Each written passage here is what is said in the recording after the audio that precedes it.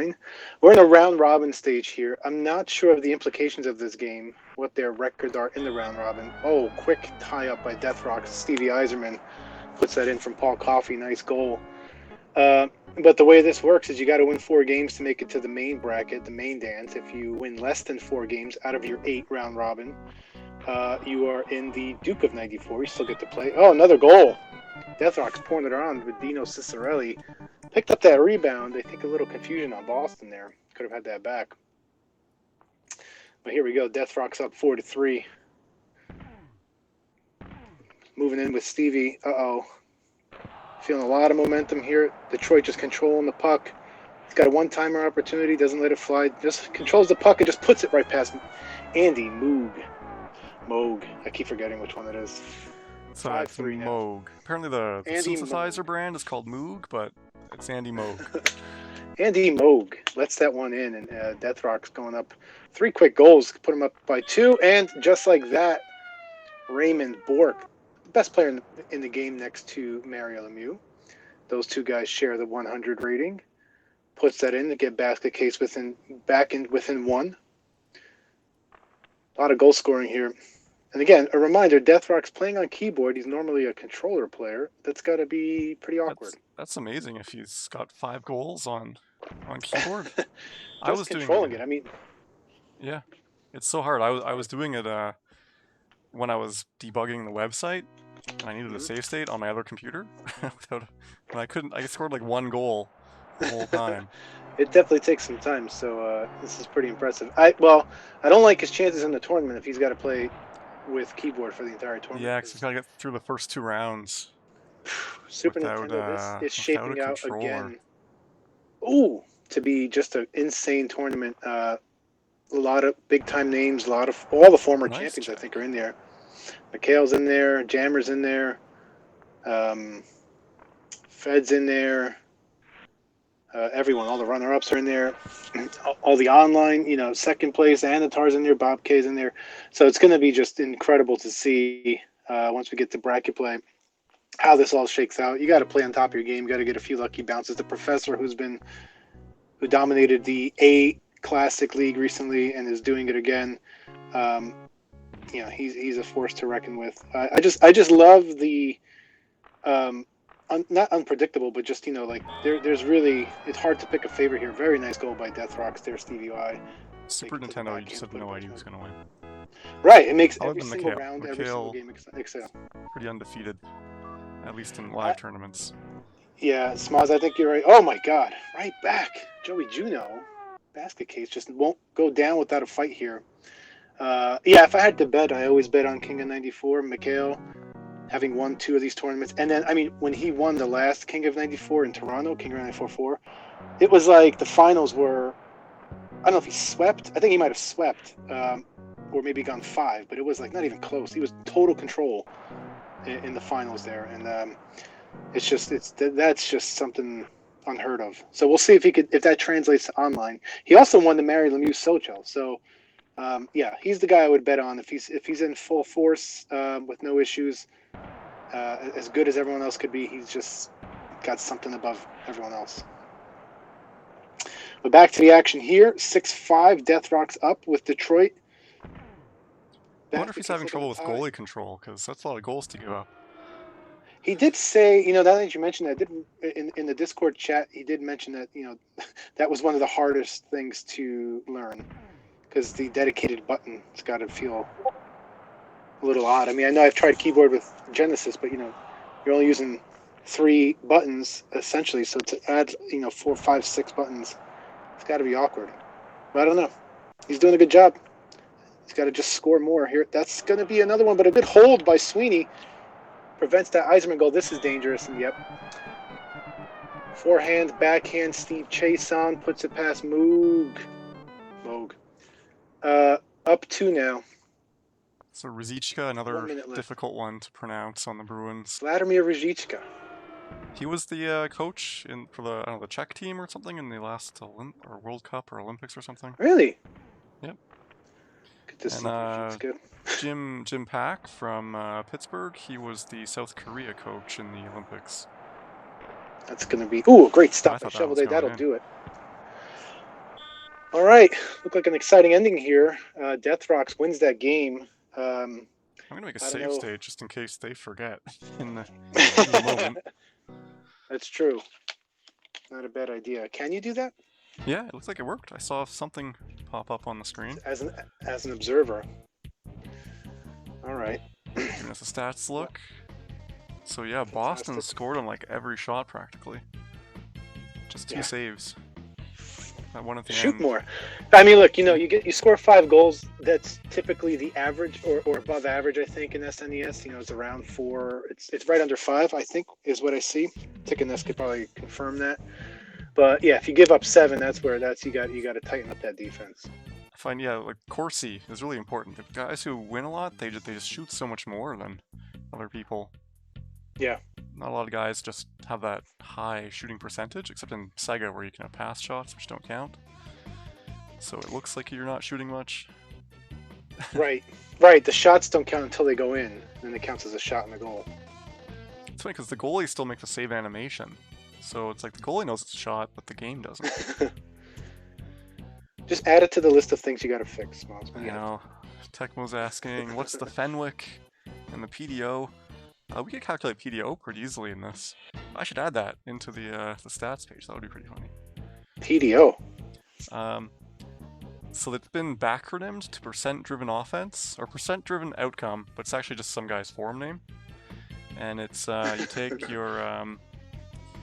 your shooting percentage and your save percentage.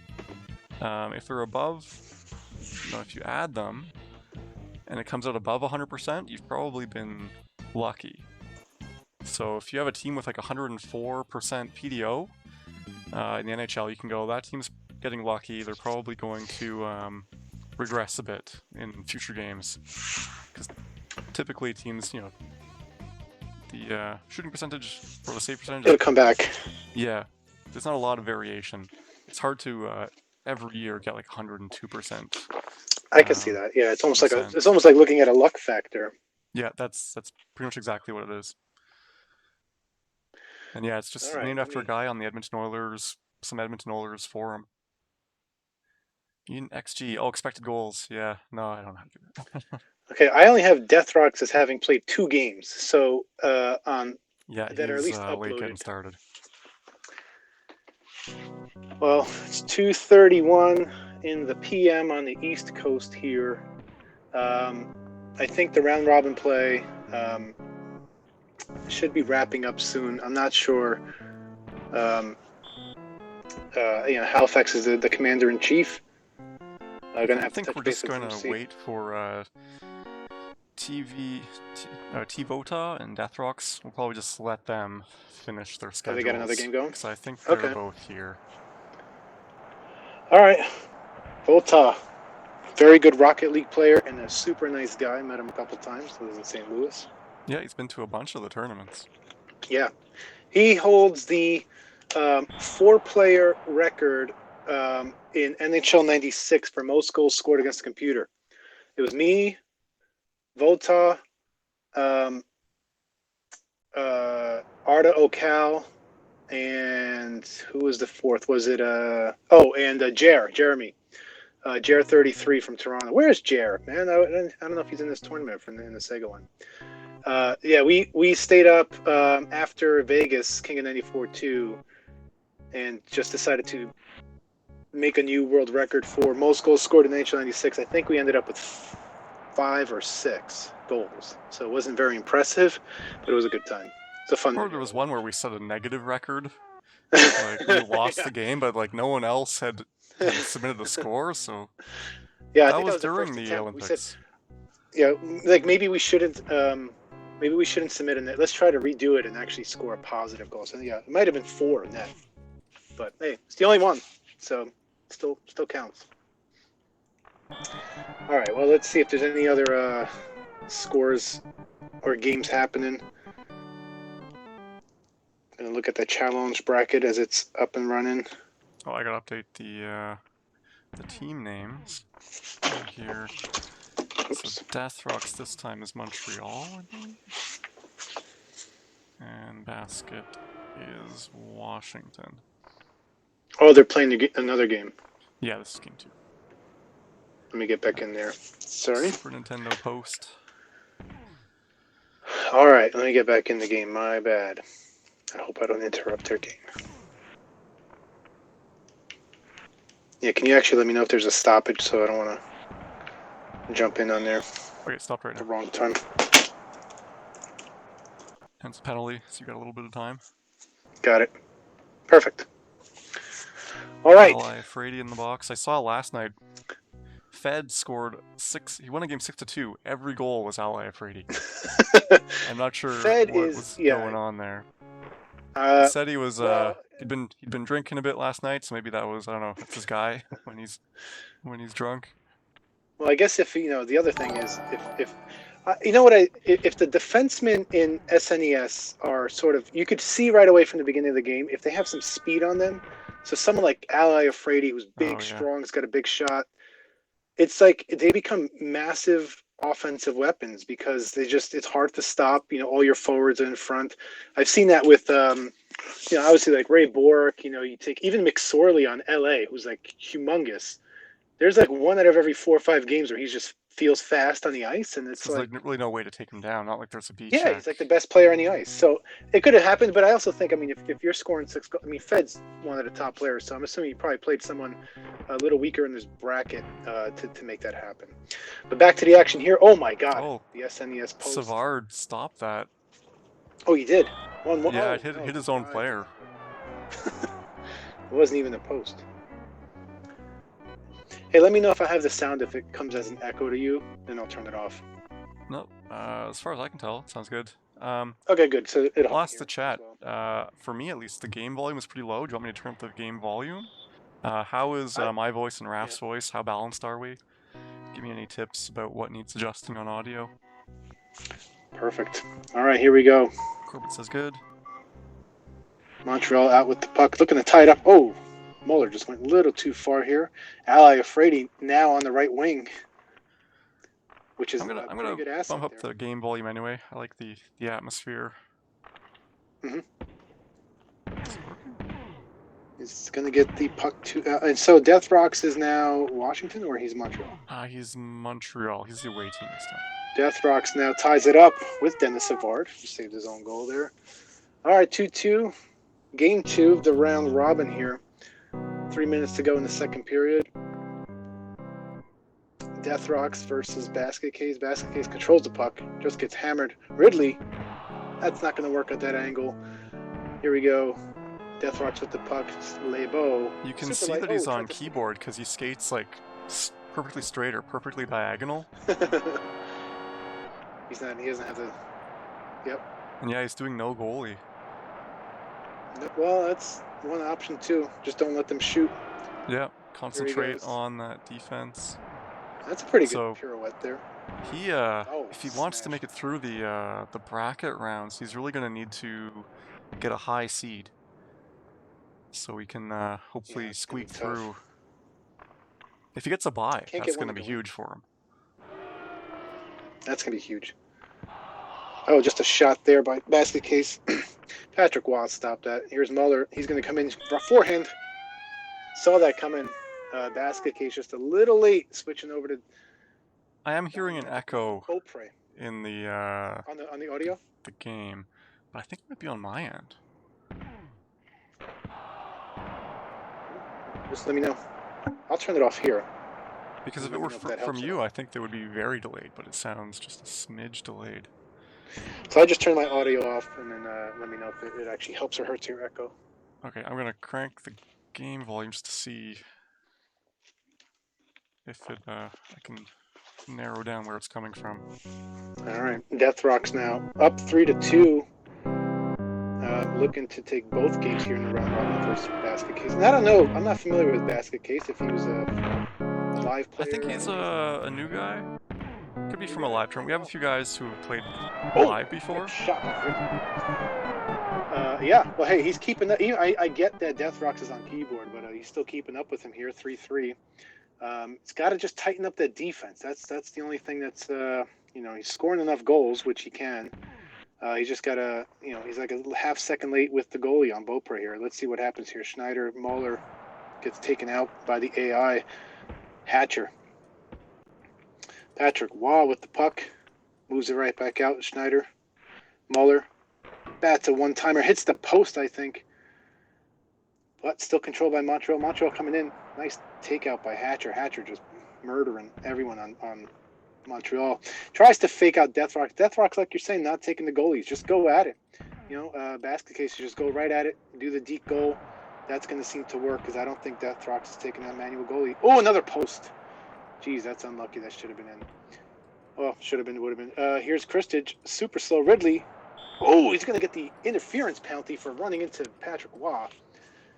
2 minutes in the box with only 2:24 left, tied game. It's going to be a critical period now. 32 in, what was that? Hunter for Washington is in there. No switch for basket case. Deathrock's patient. Oh, tried to get Savard in there. Savard now, another one. Just controlling it. Great patience. And puts one in. Putting up Montreal 4-3. Now you got just under 2 minutes to go here. Back to full strength, even strength.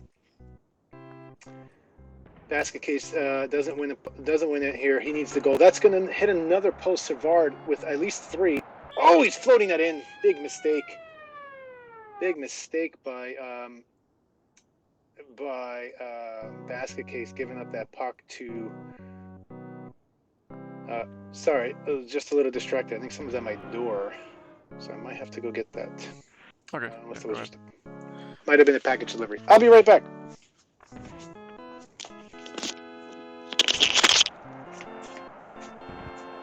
Alright, so 1 minute left. Deathrock's leading 5-4. Basket case could tie this up, send it to overtime, or 2 quick goals. He could take this one, split the series. Coke says basket case played at King94 Vancouver, probably. Here is again. Ridley just sends that wide. Oh, but Patrick Waugh is out. Oh, and that goalie control still troublesome for Deathrock's 5-5. 27 seconds to go. I'm gonna check to see how many wins basket case has. What the stakes are for him. Here he comes again. Oh, couldn't get the deke to go, but he's got the puck again. Ridley blocked that shot. Wasn't gonna win though. So we're going to overtime. Basket case currently is 1-5, so he is eliminated. But this is kind of a pride game for him. See if he can get 2 wins in the tournament. Oh my god! And of course he can always come through in the consolation bracket to still get a prize.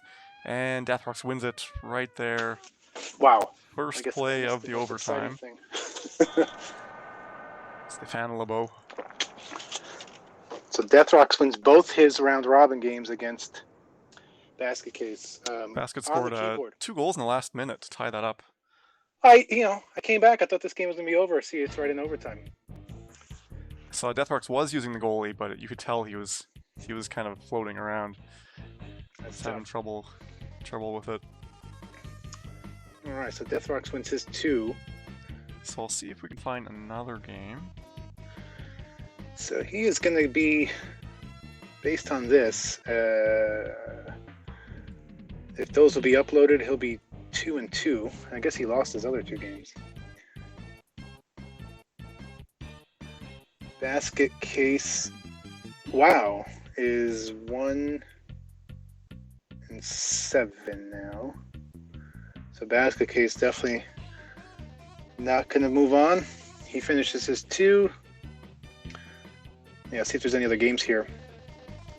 We still got some games from Volta, DPS, who I know is around.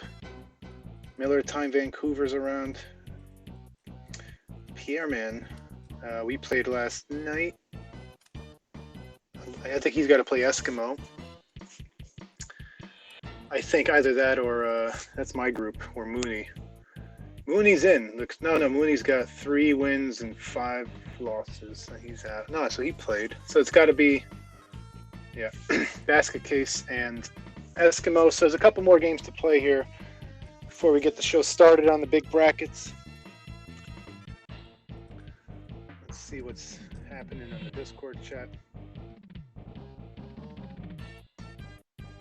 Just talking with Basket Case here. Get those save states uploaded. I wonder if Deathrox is doing it. All right. How do I report? Okay.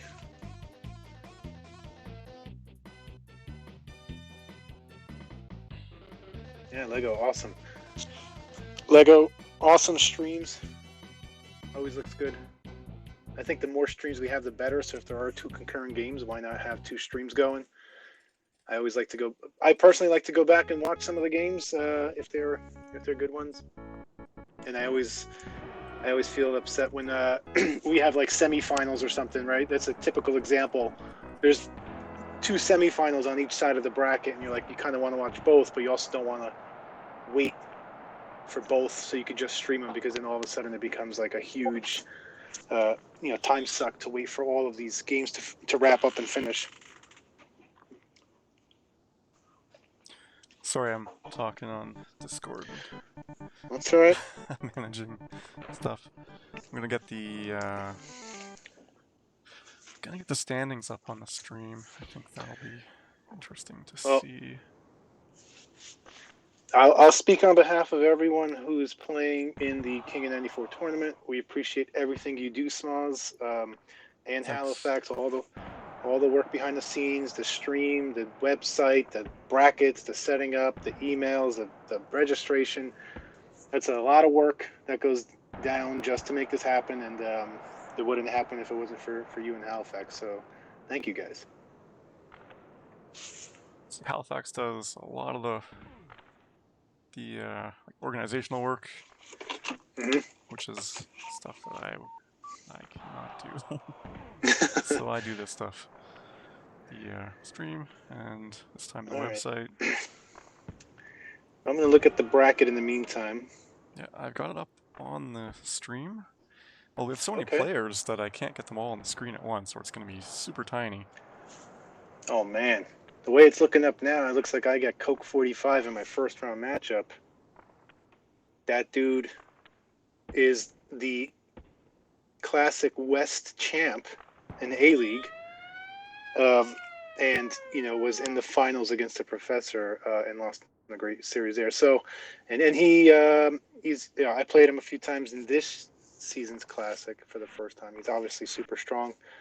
I'm already nervous about my first round opponent, which is not typical in these types of tournaments. Usually, you get the first round bracket, you're like, okay, I feel pretty confident that I can make it to the next round, but not this year. And again, if the way this is shaken out, Chongo versus Corbett. Corbett's been playing great SNES.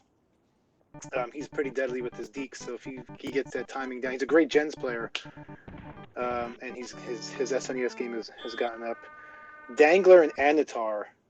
I mean, that's just I honestly could see that something like that in the finals, to have that in the first round match. Assuming this all stays.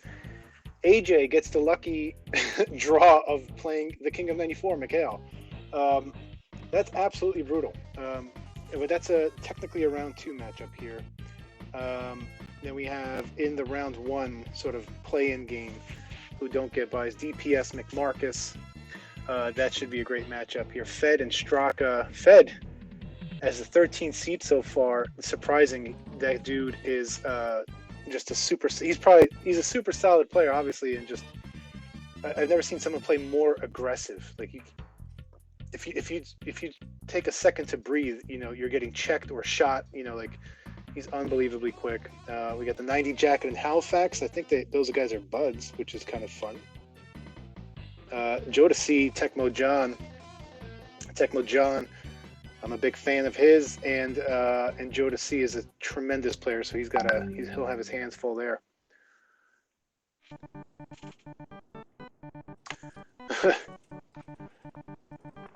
All right, what else we got here?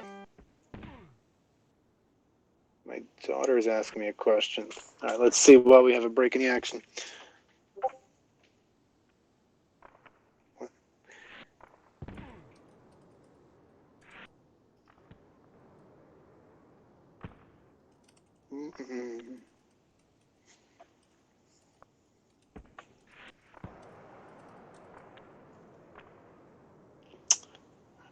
Let's Zoom meeting. All right, hold on. All right, well, I'll be right back then if we don't have any games.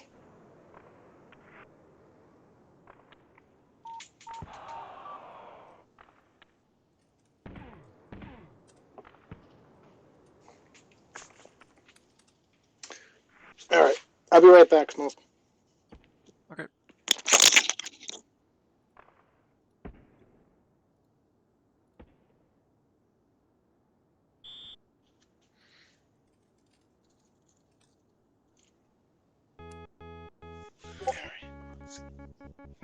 Anator's asking, how does the seating work? I think we're doing eight buys. Oh, hold on.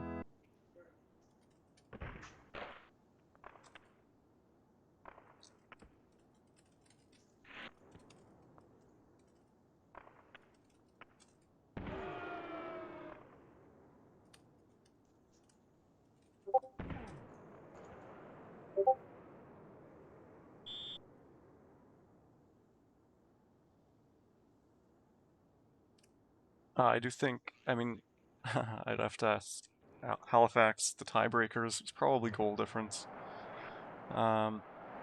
Points goal difference, and then we just seed them that way. And I think there's buys in the first round for the top 8 probably. In fact, I should get the bracket up. It's a little bit disorganized. We didn't have a lot of time to get things set up. Like super convenient. Here are the latest scores on the screen. Make that bigger.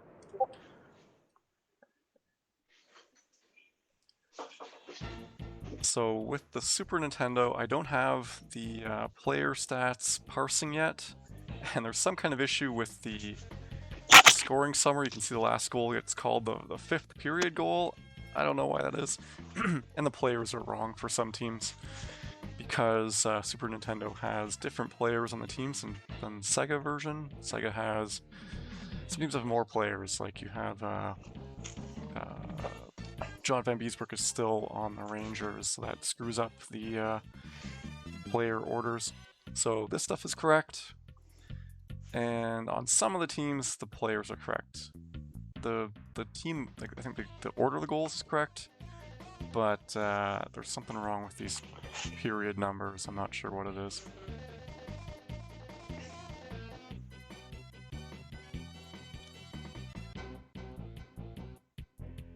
But that can all be fixed later, and I can just reparse the games.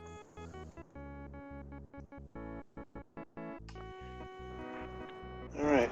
Well, Bob K, you don't have to report scores because you already have all 8 in there.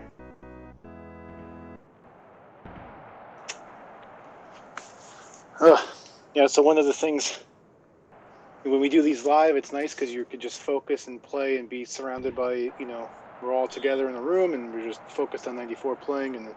But, you know, we're home. People have things to do at home. Get packages at the door. So, Smalls, where are we now? We're Halifax would know better. I'll check in with him to see if I can get like yeah. a summary. Let's see where we're at, Halifax, because I'm getting anxious that we're going to go into the wee hours of the night.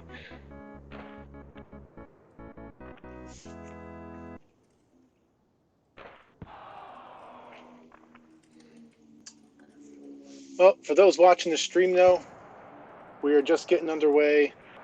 I think we're very close to starting bracket play. You know, at some point, Halifax is going to have to call the round robin.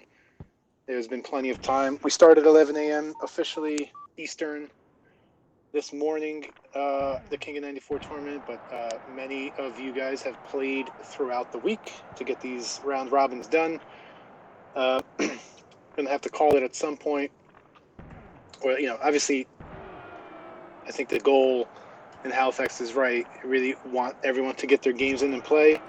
But, you know, there's 20, 30 other people anxious and ready to go. So we'll see where we are sitting there. But excited to see this unfold and see how this bracket ends up being here as the bracket gets updated.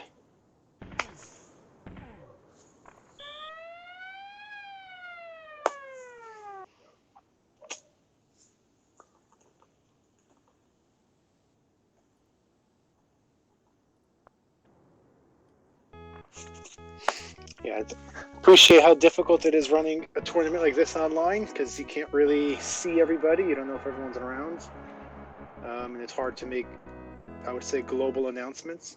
You know. Yeah, and you know that everyone is right there. So an issue we're having right now is just not really sure who is here and who isn't. Like, our Tyler Vota, is he playing? We don't know. Mikey V, I know he was asking earlier about people. It's hard for him to. It says Tyler Vota's playing Rocket League, I think. I don't know what's going on. Right. That's what Well, Discord says. you got to. You got to at some point, put in some time frames to get these things done. He does have his schedule is kind of tough because I know he was hurt before, but the guys he's playing against, like other guys who also haven't played very many games. So Right. I'll try to coordinate them to get things going.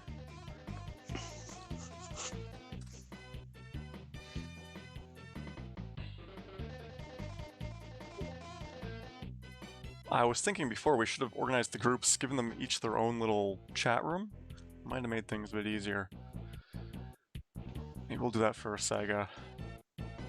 Yeah, or even a separate Discord, like we did for that's Sochel, true. which was nice because it doesn't, the main NHL94 Discord really does get clogged up with with so much Classic going on. There's there's Flaming Pablo Burry's football picks, are always creating some noise there. I have just completely blocked that channel.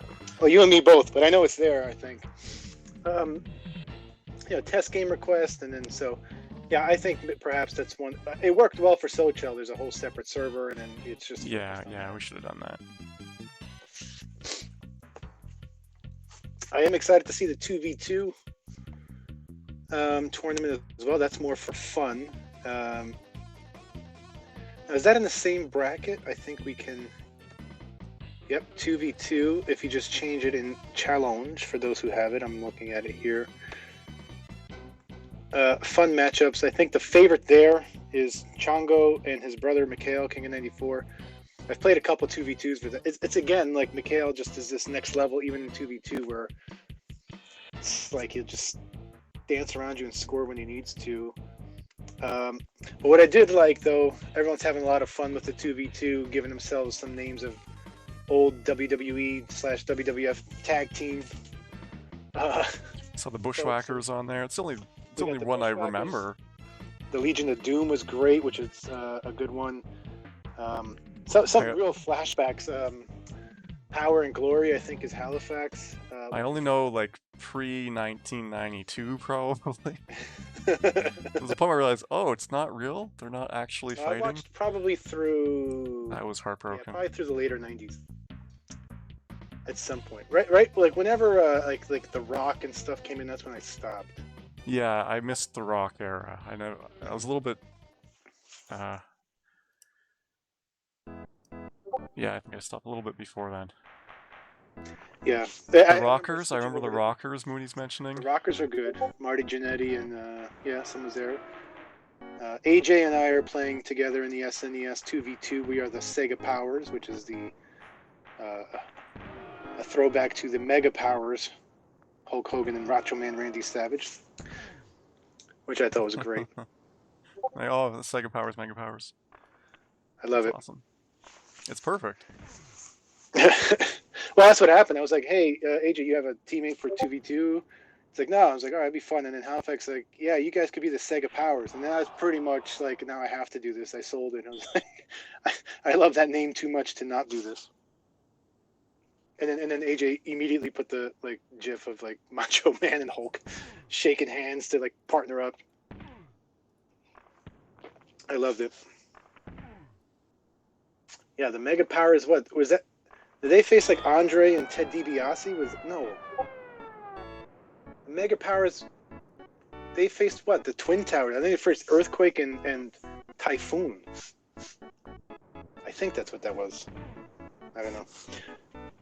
Maybe someone in the chat can see. I should get a separate computer to have your stream up here. So I'm really finding that my website does not work on Firefox. You can't upload on Firefox. I don't know. That's weird. It's such an old site. Yeah. I gotta figure out why that is. Well, I mean, I think if there's technical difficulties, as long as you have the save state, you could clear all that up later. We just need to know who won, who lost, right? So we could update the. Yeah, and they can upload them to the Google form, which still exists. Yeah. Well, look, I don't know if we could. Yeah. Because if Votos still has 6 games to play, I mean, So that's he's like actually, he seems to be around now. At 2:55, he has come back up to life. Yeah, that's going to be. But I don't know about his opponents.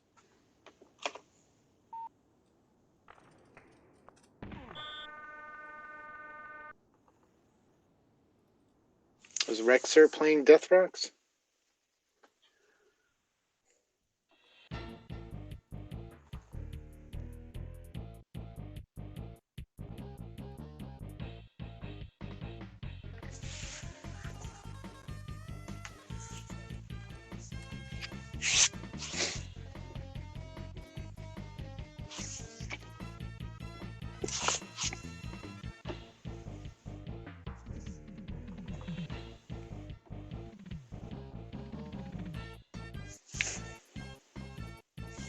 All right, so we are just waiting for round robin to wrap up here.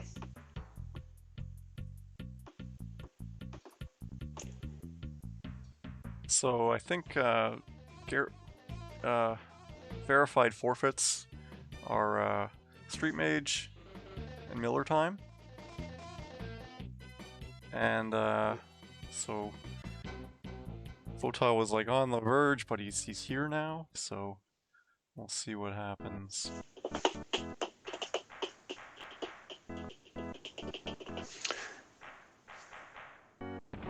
But I know that it was supposed to be 2 and 2 supposed to start at 2. So at 3 o'clock right now, this is kind of like when the bracket play should be beginning. What's the estimate, Smiles, on bracket play length? So the format for bracket play is best out of 3 in the winner's bracket. If you lose, it's a best out of 1 in the loser's bracket until you get to the semis, where it's best of 3 again, or the final. Halifax would know. I'm not sure. I thought he said it was if you're in the main bracket. It's just I won't say anything. I'll leave it to Halifax. I'll look it up. I think it's in the pins. Let me look it up. But I want to just get sure that we have. Here we go. Double elimination format, best of 3 series in the winner's bracket. Loser's bracket is a best of 1 until the final 3, which will revert back to the best of 3 until the final 3, which will revert back to the best of 3 for the loser bracket side. What is the final 3? Is that it's an odd number? We have to confirm with Halifax. I don't know if he means the final 3 is in the final 3 rounds, which is quarterfinals, quarters, semis, and finals, or if it's the final 3 matches, which is the 2 semifinal matches and the final match. Maybe that's what he meant. So we'll have to get some clarification from him on that, unless someone else knows. So I know that like Vota's got 3 series to play. That's like an hour. Well, that's my concern. Is There's a point where we just gotta cut it off. I think so. I think so. You know, and trust me, I am like a big fan of making sure everyone gets their games played. But you know, we there has to be at some point, you know, some point you gotta get started with the bracket play, or else you know, we have 20-30 people waiting another hour for a couple games to get played. And you know, and at the same time, it's as much as I want people to play their games, you know, everyone else got them done during the week and took the time to get them done. So that's also got to be fair to them.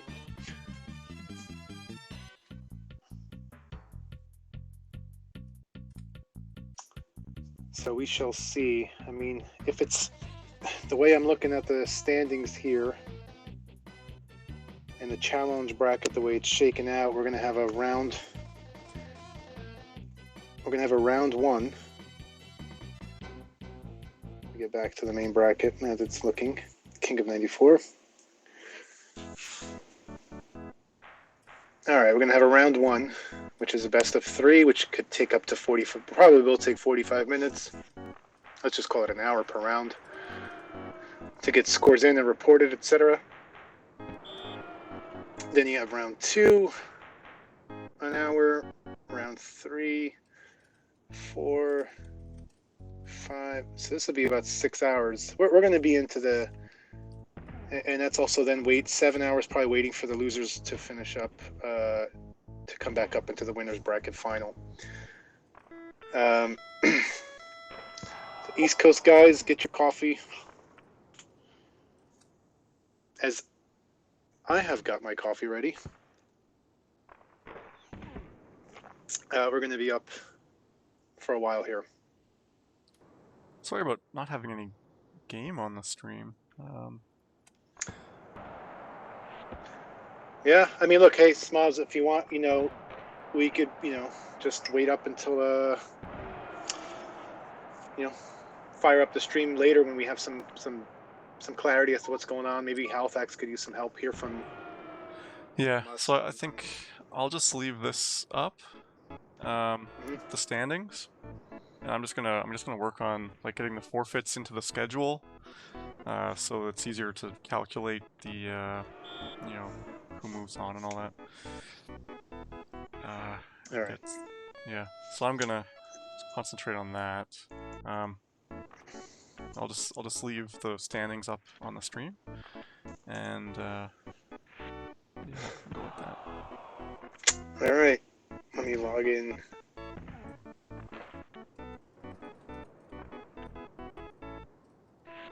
Crap.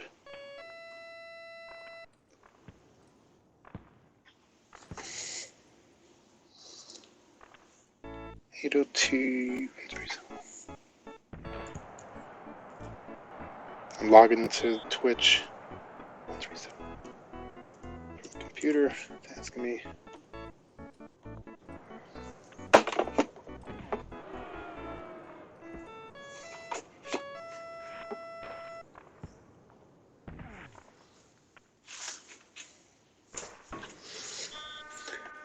All right, let's see. King of 94 is on. Okay, we've got, I see Mikey and Straka are here. Maybe we can get them on the stream.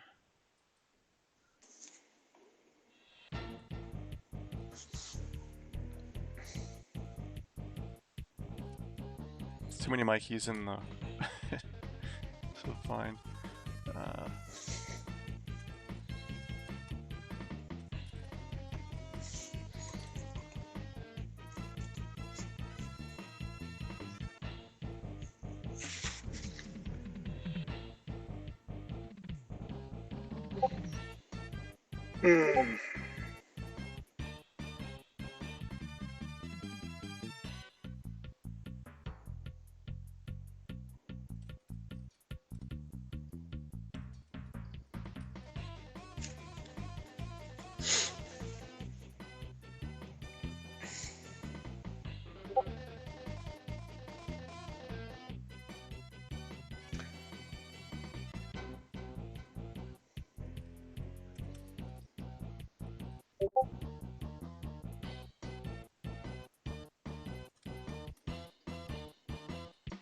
Yeah, I think, there's a lot of,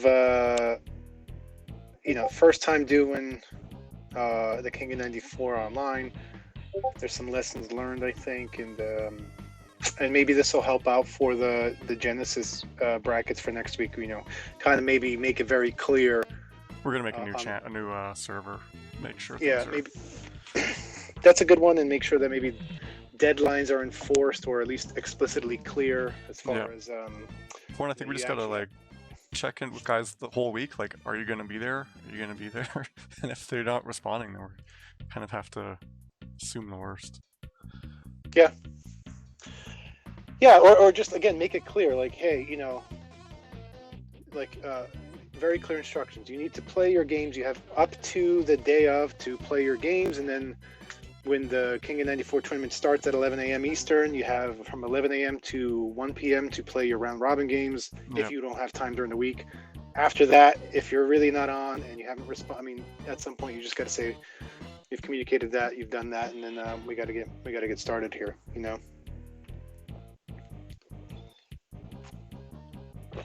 Yeah. So I just saw Straka and Mikey in the chat. I don't know if they're...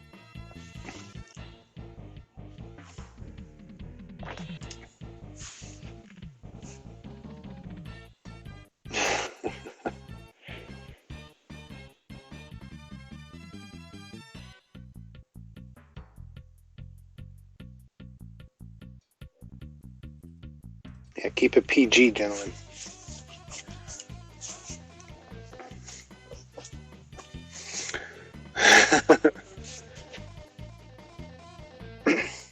Tell you what, though, I do appreciate the community just sort of, we're all in this together. We're all trying to make it work, and understanding that it's not easy. Big Val, if I win the championship, yeah, I will. That'll be. I will consider myself a big underdog, and I'll buy a cane for me. I'll buy some for you. Chaos is in New Jersey. Let's all meet up. Well, I'm happy to buy cane for everyone. Cane, for those who don't know, is a local New Jersey brewery, probably the best local brewery in Jersey, or one of them at least. Whatever you like, but it's definitely good. You can't argue that. And whoever else is in the tri-state, we stay 6 feet apart, and we'll just get some beer. Or I'll get a fire pit going in my backyard. You guys could hang out there.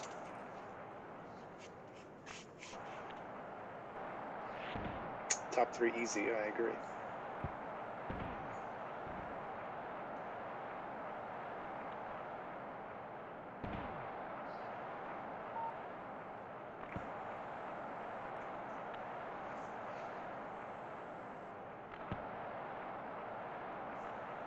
So Miller Time won 2 games and then didn't play. He's a good player.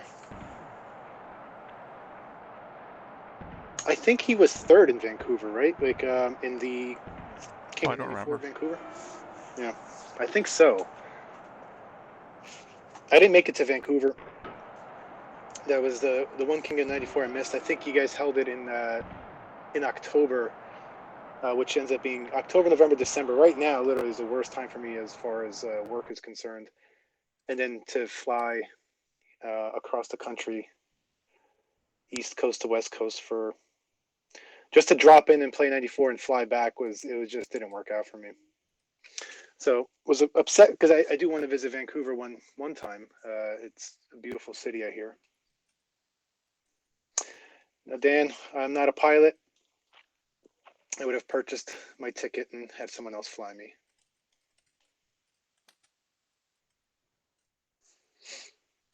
Dan TML, Miller Time. So I guess, yeah, so he gets 2 wins for that then, if Miller Time is... Yeah, Chaos, I was, I would have bought the ticket for you if you got your hotel reward points like we did in Toronto. We had that awesome suite from all your Starwood or Marriott points. It was awesome. So King of 94 won back in 2015 was the greatest tournament ever. We had, it was the first time sort of breaking the online and real life barrier between a lot of people. And it was just surreal to meet everyone. And then so Chaos ended up getting a room, from his reward points, and so was nice enough to let me crash there. And then that ended up becoming the 94 party room. We had like 2 TVs set up, a bunch of 2v2, Everyone was hanging out in there. The sledgehammer made it in there. It was a good time. Oh, that's true. Yeah, I'm also down to drive across the country. That'd be fun. Good road trip. Got to get a good playlist going. So I think something that's I happened is guess some people didn't realize that we wanted, well, how it was. I thought they had the whole day to play. So some people just didn't show up. They think they can show up at 7 I, and play or something. I don't know if within the rules it was stated what the expectations were in time So wise. round I don't know. robin, that whole thing was definitely supposed to be done by 5, and actually we Hmm. were supposed to be done earlier because you're supposed to be there at 11 to start playing. So I don't know if guys didn't understand that kind of thing. 95 tourney. So Yeah, I know one guy here is dropping his games. it's a tough call, man. Yeah, If Tecmo John saying it was posted, so like if it's posted and you missed it within the rules, then that's yeah. I mean, maybe it's an issue with we're not pushing things directly to people, and they're also not monitoring. So yeah. it's I mean, there's a lot of communications out there, and I get that things can be lost, but at the same time, you got to read through it. And the way I look at it is, if 30 people got it done and 4 people didn't, then clearly the message was received from the other 30 or for the majority, and then you're in the minority. If everyone missed it and everyone's thinking they got all day to play today, then it becomes on the organizers to that they made a mistake.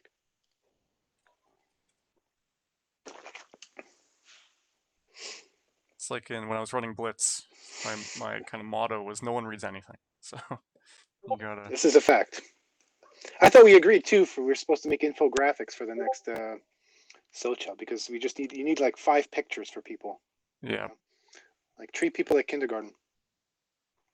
I do the same thing at work, by the way. I don't type more than 3 sentences because it will get lost.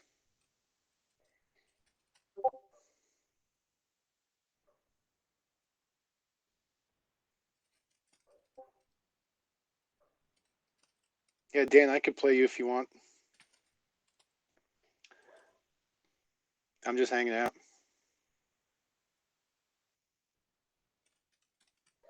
2v2, why not?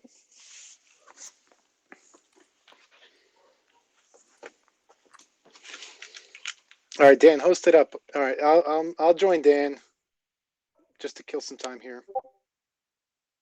Oh, apparently, I'm still on Dangler's thing. Hold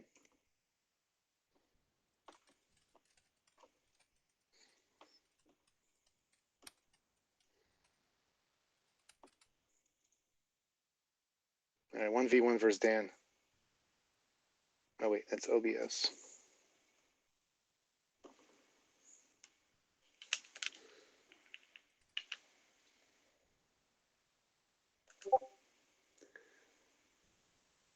All right. I'm on my way. Dan's password is I love PENI. Hold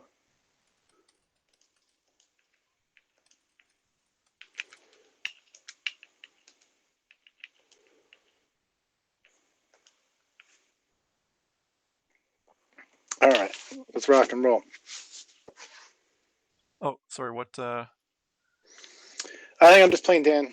Do you want me to drop in on the pro streaming? You could do that. What was the password? Yeah, pick Was it whatever. I don't think Dan has a password. I was just joking. failed to only Dan. initialize Only net Dan play? Chelquin. Yeah, Dan K picked it up. Who was a member of the Pen 15 Club? Yeah, all right, Big Val picked it up too. All right, I'm gonna go full screen, so I can't see the chat. I'm just gonna play Dan. Pick your teams.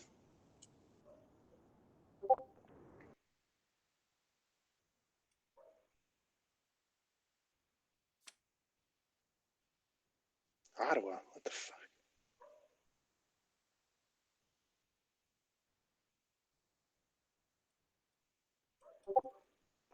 Look, I can't type or read or anything, Dan. So whatever teams you pick, I'll pick the weaker one.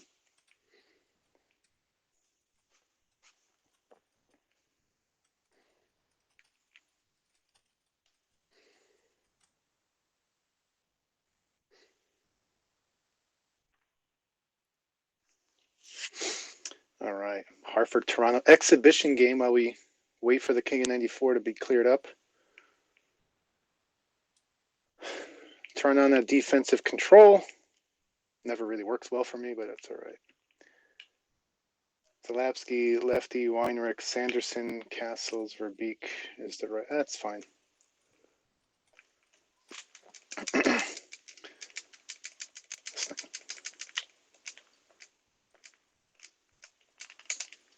Oh, that should have been in.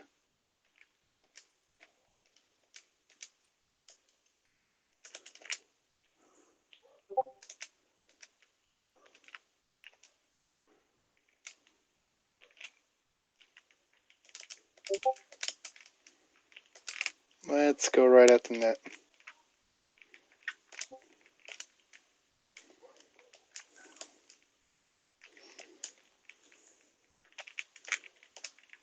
Oh no, what?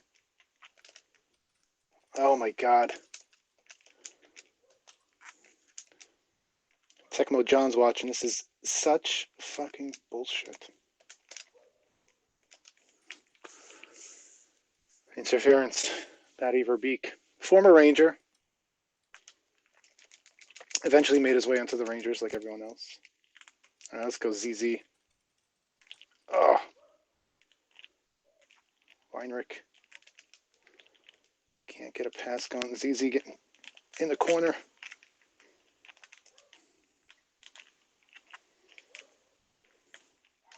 Where's my center?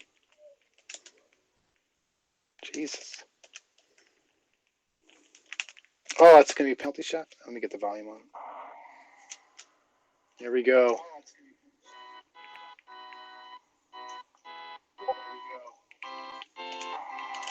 What the fuck? Oh, sorry, I'm going to keep it PG. Who are you connected to? Dan Timo. Oof.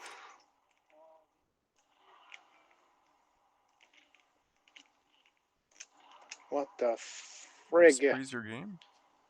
Uh-oh. No, no, we're good. My emulator froze up. Let me just kill it. Down 2 men here. I don't even know who the hell 38 is. Get the puck. ZZ, let's go. You're the star. Slow as molasses.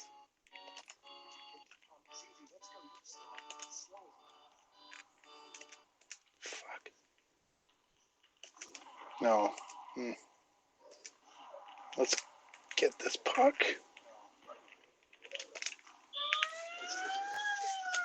Ah, Kron. Robert Kron, the Chronic.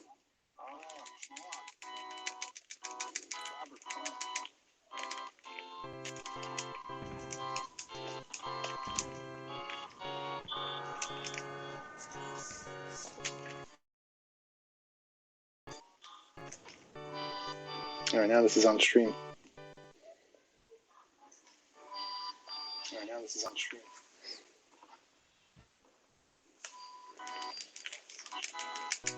Smells, did you drop out of the game? Oh, sorry. Okay. I have a habit of doing that. No, yeah, no problem. It was slowing us down.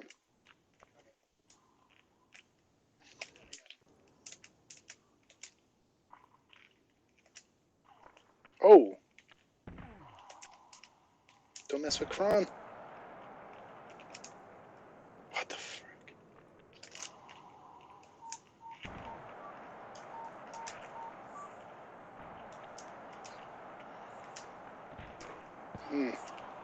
Oh, ref.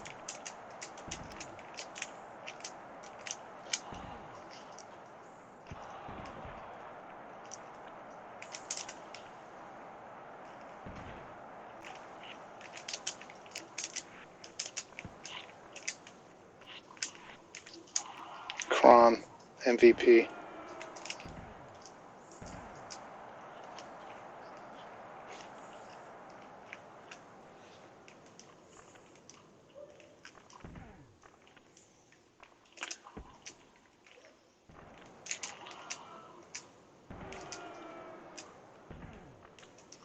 What the hell?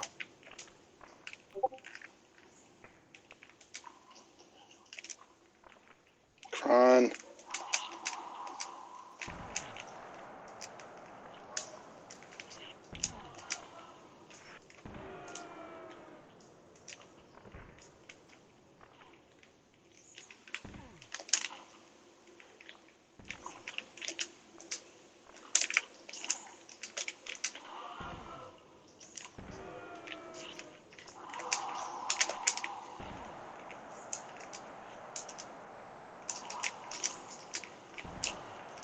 I'm going to pick Hartford for my teams.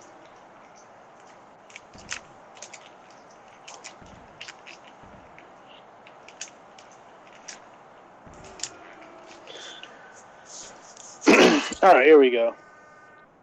Got to get a couple goals. Put this way early in the third.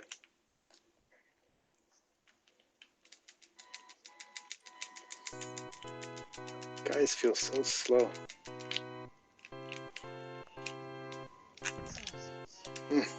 Oh, CZ. Oh my God.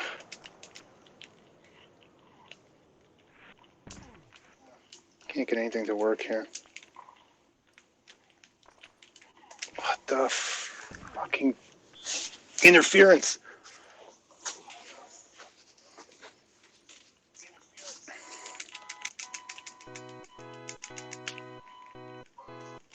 Oh shit. Come on, where's the interference there?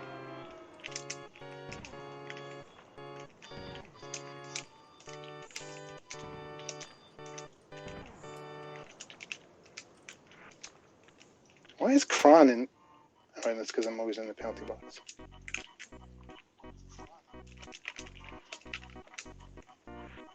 Weinrich feels fast.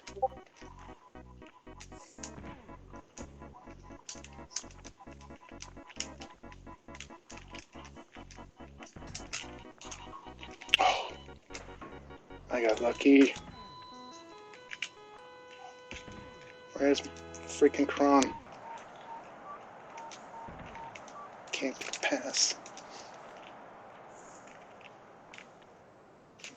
Oh, the trouble.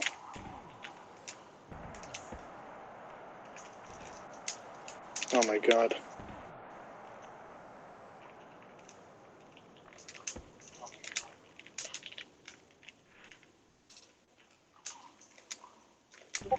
That angle doesn't work in SNES, Dan.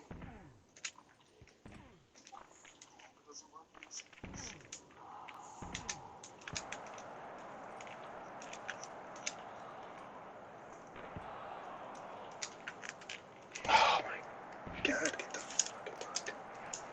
I'm gonna give this up. 1-0 game, very good game. Kron, MVP. I did not like Hartford there.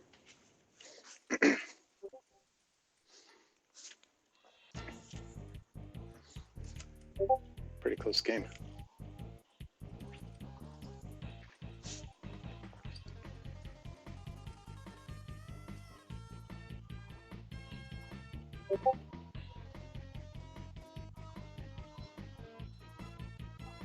Ooh. You want Detroit? I'll take Vancouver.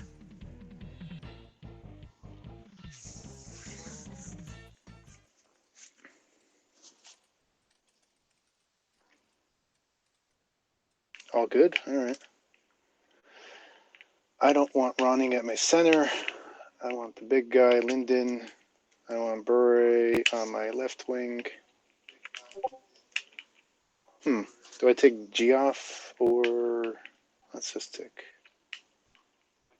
Where is... Ronning. Lidster. Lume. That's fine.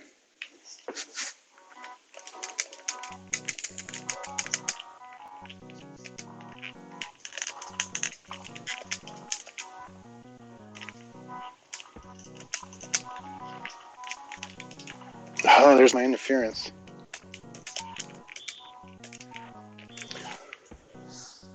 I should stop doing that. That's not helping me at all.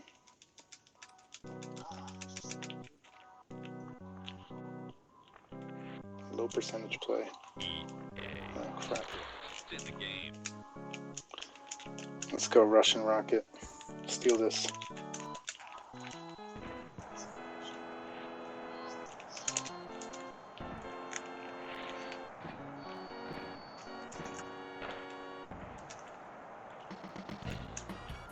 Here we go. Oh.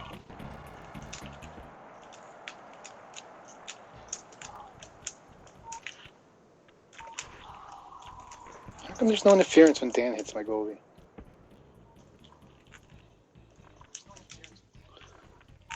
Fucking smashes into him and then I just breathe on his and then I get a penalty.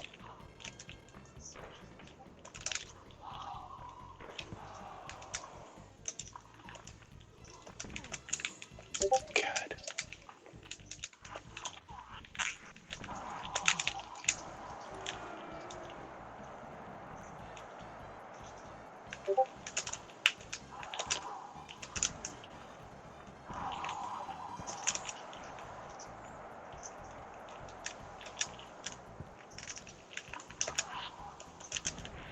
There it is.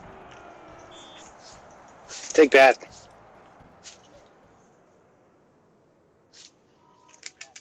Alright, let's get a goal here. One freaking goal in like almost 4 periods. Stink.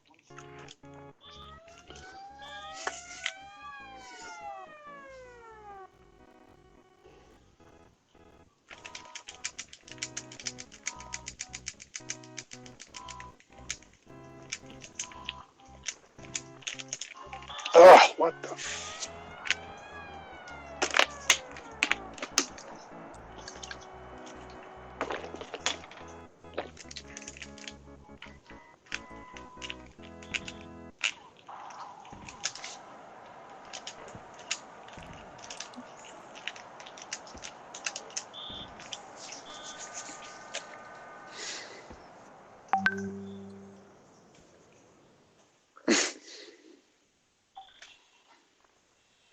Smiles, while we're doing this exhibition, any update as to what the situation is with the bracket?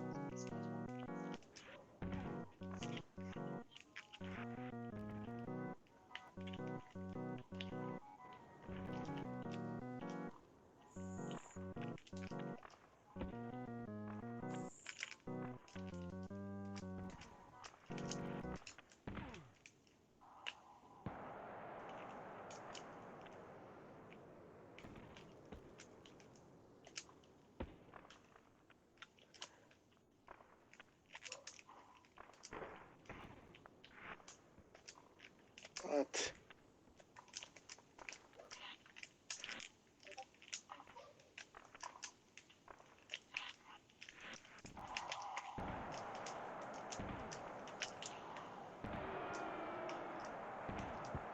Interference?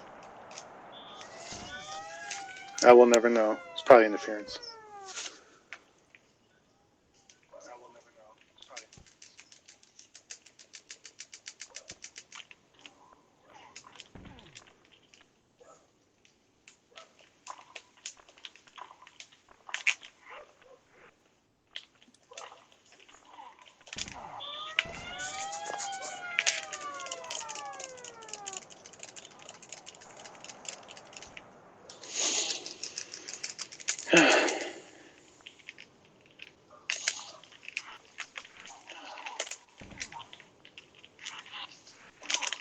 What?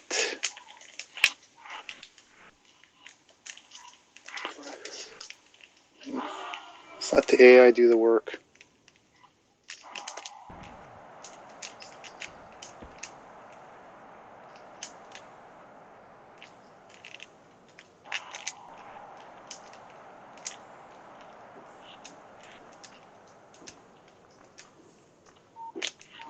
Penalty shot.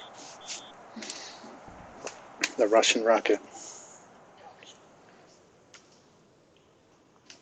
Let's see if we can do a pass shot on Dan. He'll be happy.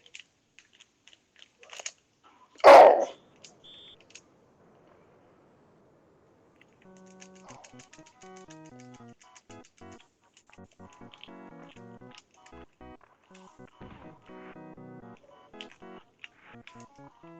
Oof, pay the price there.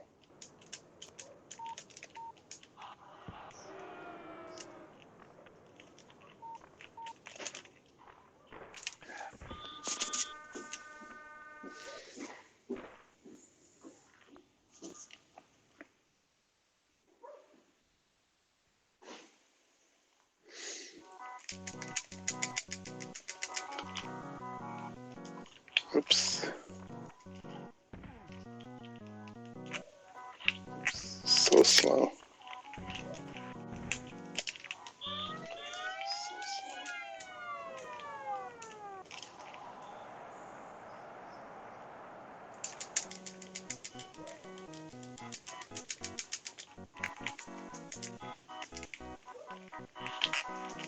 Steve Chase on.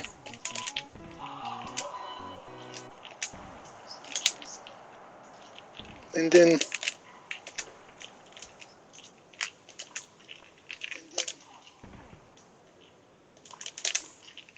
oh, I thought I had that. Oh, the Bob Kudelski.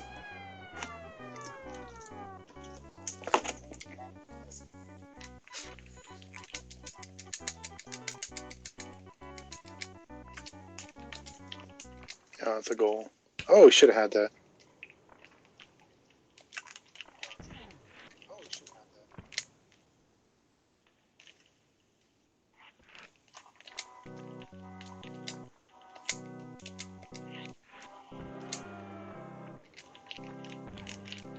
Oof. I had to pump these brakes. Not falling for that.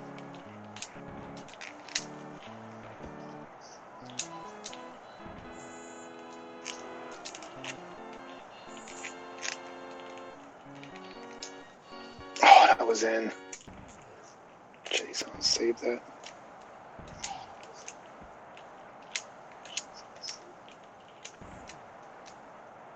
Nice. No. Save it.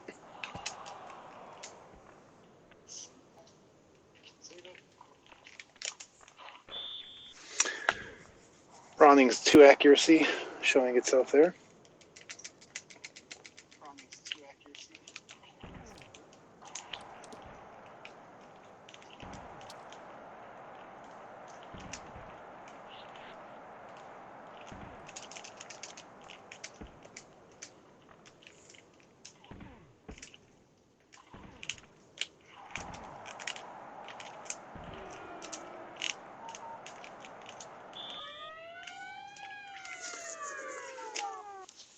Hey, Smalls, if you're there, any update on the brackets? What's happening?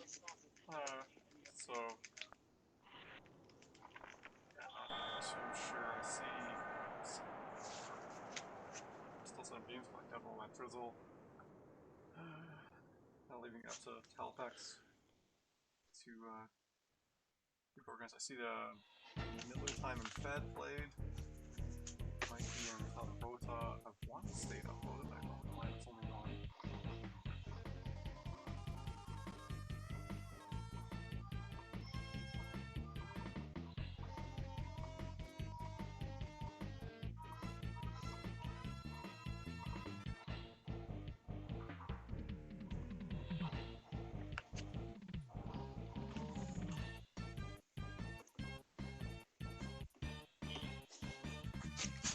All right.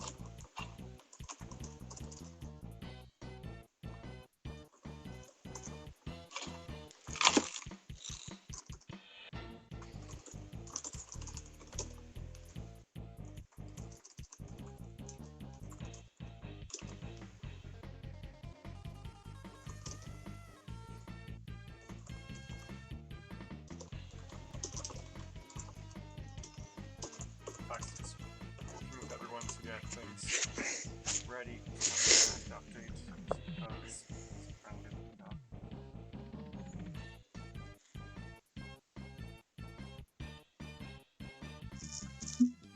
Oh, there we go. That's why the mic's slow. Don't have the microphone in place.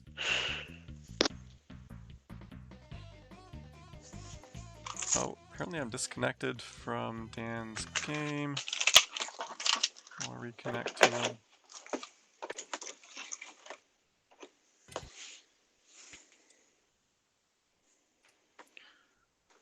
I don't know if this is a series, like a...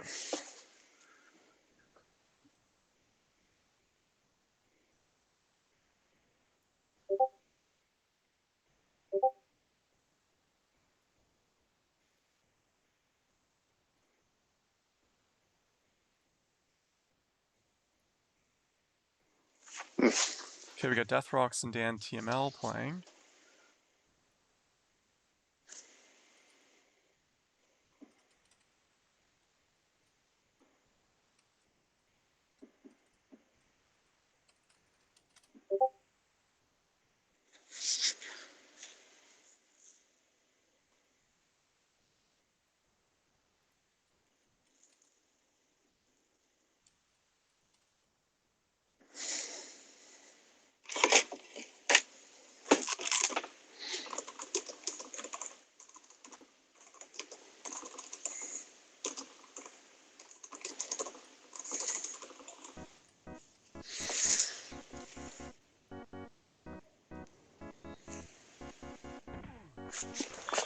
All right. I'll be right back. Wait, this is Death Rocks and Dan Timo playing. Yeah, I think it's an round. official game. I don't know who is who though, and they're in the game, All so right. they can't reply. Gotcha. All right, I'll be back, and maybe I'll join, but Okay. just need to take a break. I saw a goalie save. That's got to be Dan then.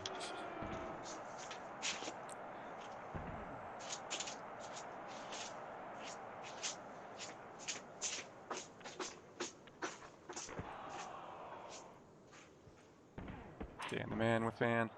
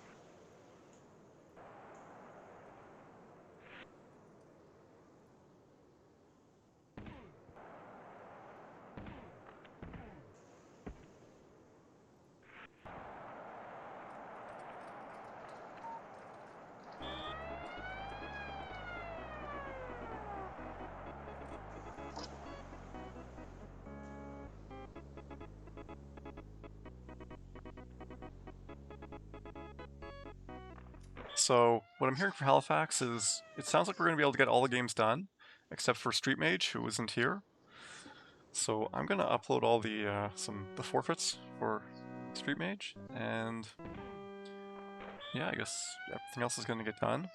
Sorry for the delay. I think it's kind of our fault. We didn't. I mean, my lesson that I learned when I used to play um, the Blitz League, when I used to run the Blitz League, people don't read anything. So I think we had people who thought, they had from like 5 until or 11 to 9 p.m. to play, when really it was supposed to be here at 11 and start playing. If you haven't played your games ahead of time. And yeah, you have one guy who is having trouble contacting someone and he kind of gets discouraged. So it just kind of snowballs. But we've got everyone here now except for one player who is definitely forfeited. So I'm just going to go into the standings, put those... Oh, the microphone is still too low. Are you sure? So I think, Dan, it's probably the overall mix on Twitch is very low. I think it's because I have a whole bunch of different audio sources, and the way it figures things out is it kind of every source makes the overall volume a little bit lower. So I can fix it a little bit. Let me go into things and start discarding audio sources.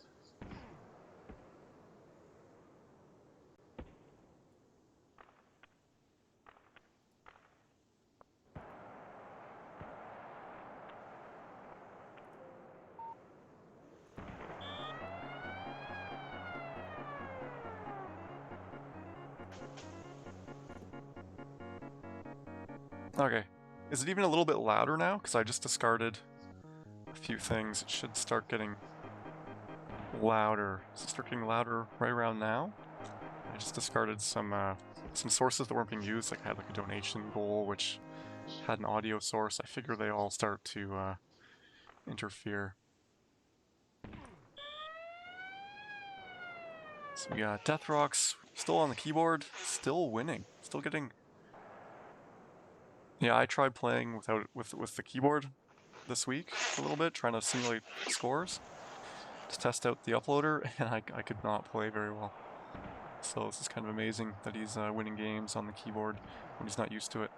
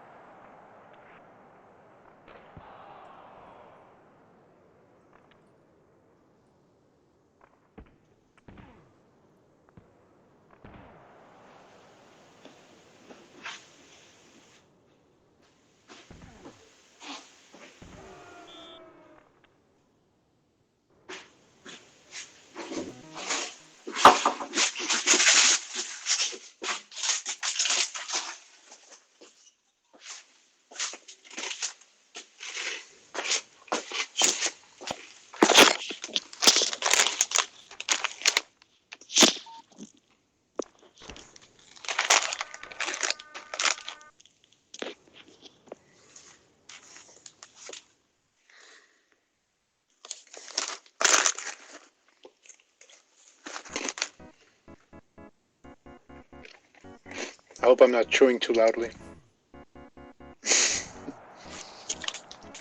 I can mute myself.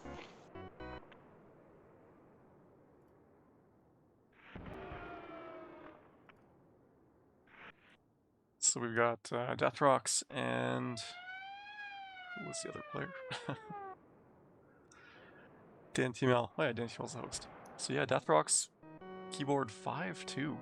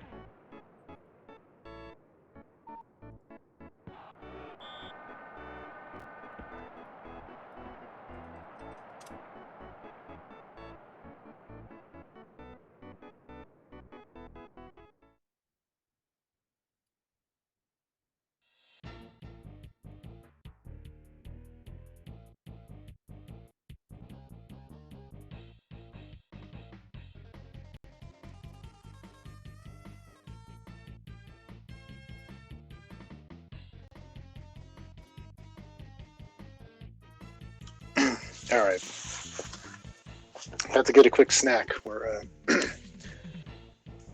coming up on 5 hours in this tournament. Yeah, that bag of Fritos had no chance.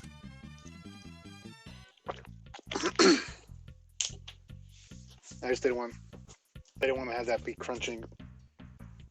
So Death Rocks, are they playing game 2 now? I don't know. I don't know if they're just thinking about their matchup right now. Yeah. Let me join in on them while they're waiting, just in case, so I could do some commentary during the game, make it a little more exciting. Oh crap. And is Dan hosting, I guess? Probably, since Death Rocks is in the woods or wherever he is.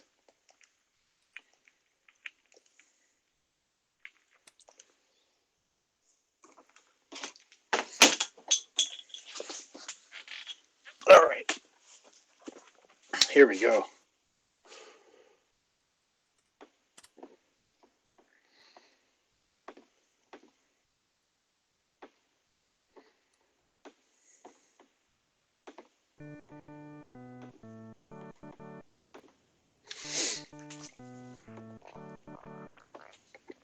All right, we're not sure of who the teams are here, but we got LA, New York.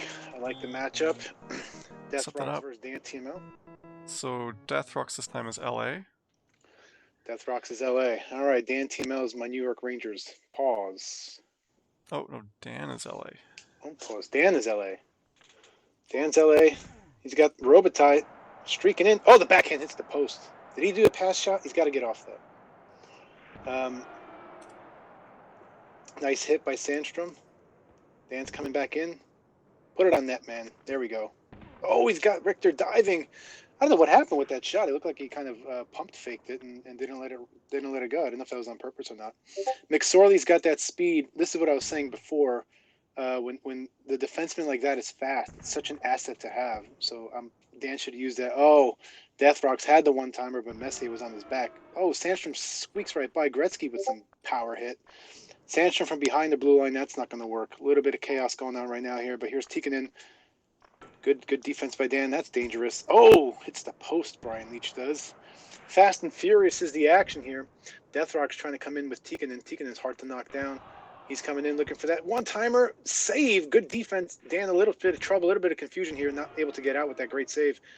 There we go. Blake taking out Tikkanen. Gartner taking out Blake. Messier coming right in. He gets taken out. Rudy with the puck. Outlet pass to Sandstrom. Sandstrom's going to come in. He's going to get... He squeaks by. Oh, there's a fortunate bounce to Gretzky after the McSorley one-timer. Leach coming back the other way. Gartner with the puck gets leveled out by either Robitaille or it might have been Sandstrom. Gretzky.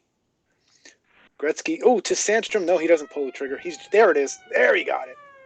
Good eyes by Dan to get Gretzky to Sandstrom.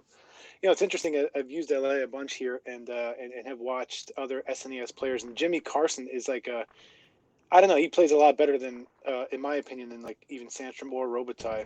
But you know, unless you play a lot of NES, you don't really think to sub out anyone else there. Great save by Death Rocks on that one-timer. He's got one chance here, does not get it. Looks like Dan's going to escape this first period with a 1-0 lead over Death Rocks. And I think he's making some changes here.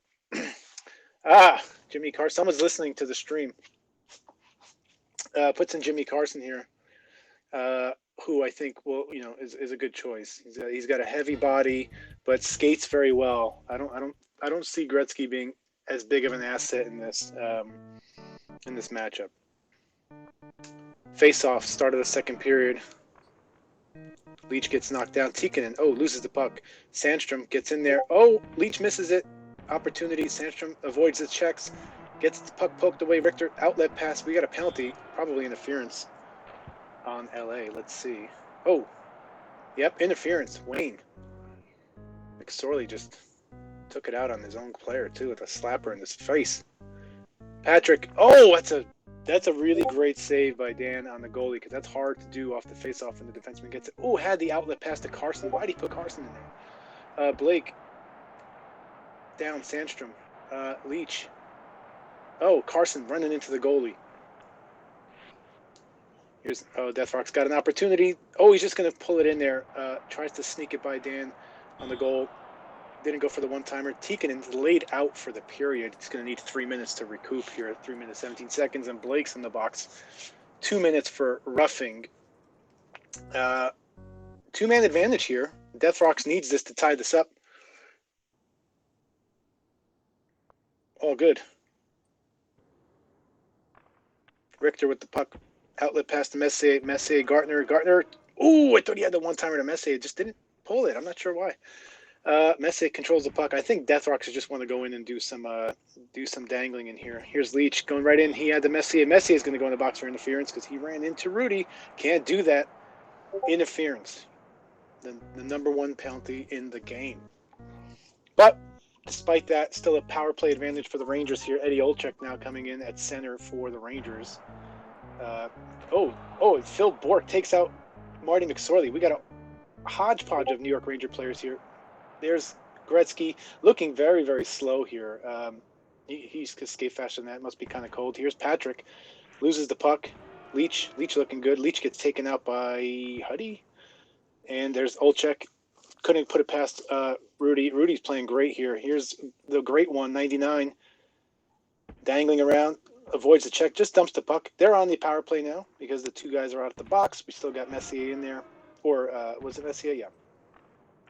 Blake on the right wing. Gretzky back to Blake. Blake looking. Tries to get Gretzky. That's going to be too short of an angle. Richter gobbles it up. Gets out. Gives it away to Sandstrom. Sandstrom, gets laid out by Leach. Leach playing great defense. He's going to go for one final rush here. It's a 1-0 game. No one on the right side. Phil Bourque busy knocking people out. Got an icing call. Big opportunity for Dan. Dan, he's going to put in. Why is he putting in Rick Nickel? What is happening here? No goalie. There we go. All right. I see what he's doing. 10 seconds. You got to have some stones to take out your goalie because there may be an opportunity for Deathrocks to throw one down the net. Because you could do, what's interesting in Super Nintendo, you can do one-timers behind the red line, meaning you could execute a one-timer in your own zone. It doesn't go like ripping all the way to the goal. But you can't do that in Genesis, but you can do that here. So let's see. Dan trying to put the pressure on here, get a face-off with 6 men on the ice. Wins it, gets it. McSorley, great one-timer, great save by Richter. Good opportunity. Good scoring chance there. We're going to get Rudy back in there to start the third period. 1-0 tight game. Great game. Dan playing very well. Deathrocks playing very well. Deathrocks on the keyboard. So we're going to get a handicapped Deathrocks. Normally, normally he'd be the favorite over Dan. I think everyone would know that. But this is a great showing here. Here's Carson. Danglin gets held, knocked out. James Patrick going to come right in, but he's going to be taken out by Blake, who's going to go on the breakaway here. And, he throws one in. Pass shot? Was that a pass shot, Dan? I think he wants to prove that. Yeah. No, he has like stock in pass shots. Like he just wants to make sure that we get them in there, which I enjoy as well. But here he is. That worked. 2-0 now. LA over the New York Rangers. Deathrocks coming back with Mike Gartner gets taken out by Sandstrom. Really, not really a lot of offense Deathrocks is able to generate here. Good defense by Dan. That's a one-timer. Messier shot it wide. Dan gets lucky on that one. He's out of control with his goalie. Doesn't matter because his defense takes out the controller. There it is. Messier squeaks in. Had a really good, fortunate wide shot to go back after all that chaos. Messier finds it back and just sneaks it past Rudy to make it 2-1. Cuts the lead in half. Dan now has to hold on. Feels like the Rangers have some action going their way. Tikkanen gonna look for the one-timer. No, goes around the net. Nope. Back the other way. Gets taken out before he could get that pass off. Jimmy Carson to Sandstrom. Sandstrom in. Gets laid out by Patrick. This is another one I see a lot in SNES where you guys just come right at the net and what a save! The defense just kind of knocks everyone out at the last second. It's really impressive to watch. I don't know how you can do it. This is a cat and mouse game here, and Deathrocks wins it because we're just waiting for who's going to pass where. You're going to deke. Dan had to cover that one-timer. Deathrocks waited and then snuck it in again to tie it up 2-2 now. Feels like it's falling apart here for LA. It really does. You just feel like the Rangers have the control of the puck, have control of the pace of play here. Here's Patrick. Dan can't get to his defender quick enough. Patrick still holds it. Oh, good save there. Now we got under a minute to go. Dan trying to control things. He's got Carson. He's going to come in. Oh, he's going backwards. Breakaway. Messier, dangerous. Deathrox is going to get a penalty shot. 36 seconds left. Tied 2-2. Here we go. Now, what are you going to do? He's going to pick one side. He's going to pump the brakes. Oh, nasty backhand. I don't know how you stop that without just picking a side. Dan kind of leaned left. Deathrox went right, and he's now 3-2. Messier with the hat trick. Just an onslaught in the third period here. And just feeling here's another opportunity. The defense just parts ways. This is going to be the last hope. Can't even get it out the zone as his players are on. And that's going to do it. Tough loss for Dan. A great comeback. Good resilience by Deathrox to come up with the 3 goals. And I just really turned the tides in that third period, I thought. Just tale of two games. Just felt it completely shift the other way. So that'll do it for the Deathrox Dan TML round robin games. They're both played their 2 games. I think I did see Halifax post in Discord saying we have some updates here. I think we're going to get through. We're going to get through something. Going to get through the round robin. Yeah, it sounds like everyone except Street Mage is here and playing. Is here and playing. All right, well that's good. That's a good update. Yeah, I mean we're behind, so I think we're not going to get perhaps through all as much as the bracket as we wanted to today. Mm-hmm. Or we just start 2 and 2 later. We kind of overlap them a bit. So, not a total disaster, but could have been better. Yeah. Well, it's 4 o'clock. I estimate that the bracket's going to take about 7 hours. That's which one is that? I think the bracket play is going to take 7 hours. I mean, just the King of 94, if you get it all done. Oh, so that'll be mostly tomorrow. We're just thinking play the first round or 2 today, just to kind of get it out of the way, get it narrowed down a bit. Maybe some guys just don't want to put in 2 days, so if you get eliminated right away, or if you're probably not going to get too far, you're not looking forward too much to playing Sunday at 11 a.m., so just get them in now.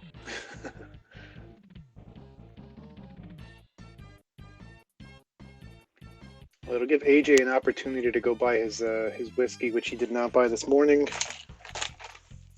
So if he makes it past the first few rounds, he could stock up, calm his nerves.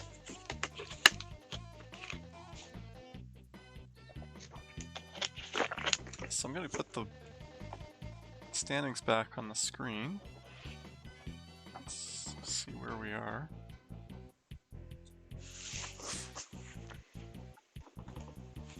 Sort it by games played. So we got Talarvota, Straka. Pierman has a series to go. I'm not sure who he's against. He is against Mooney, I think, because they both have 6, and that's my bracket. Okay, Mooney's here. Oh no, I'm sorry, Mighty Eskimo and Pierman, those 2 guys. Black Devil and Let Drizzle are both at 7 games. I know they were playing around now. I wonder if they're just kind of in between, or they're uploading right now.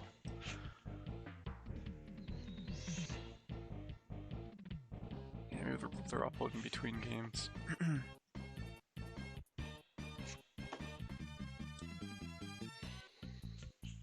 They're playing. Big Val says they're playing now. Okay, I guess they upload their game right away. And then the next one they're doing when it's over. I guess if we have, I didn't realize we had 2 days. So.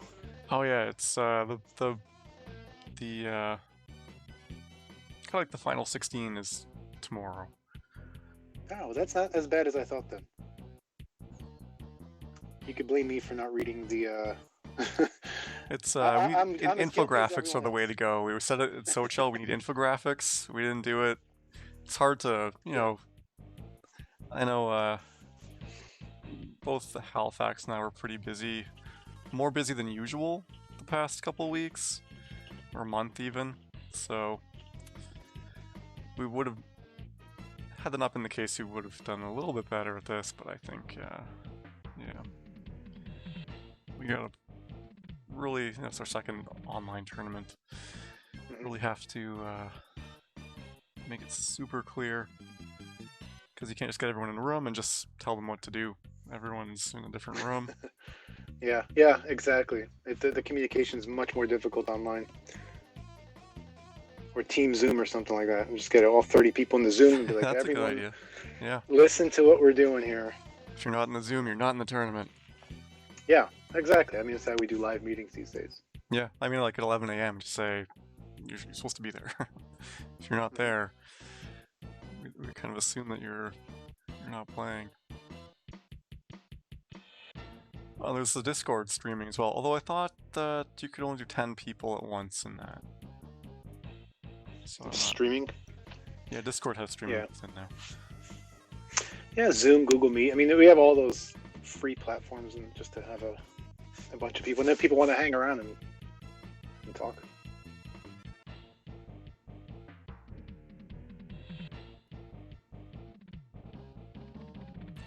So what I need to do here is I just have to build some fake states to upload for StreamMage isn't here. I tried doing Anaheim for Anaheim, but I discovered that the way my website code works, I guess if you have the same team against the same team, it creates two versions of that game in the database. So that's not right. So I gotta redo that with different teams.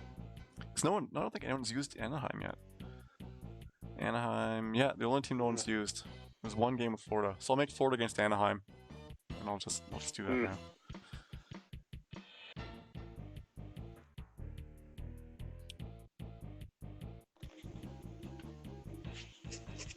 GDiff. Can I put an old stream in the new stream so that people can just watch that in the meantime?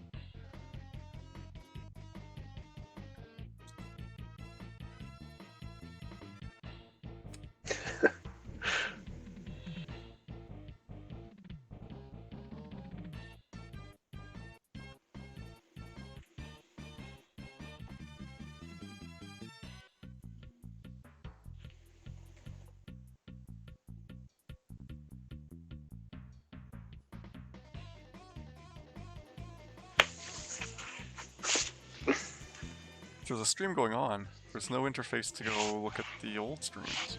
Doesn't make sense.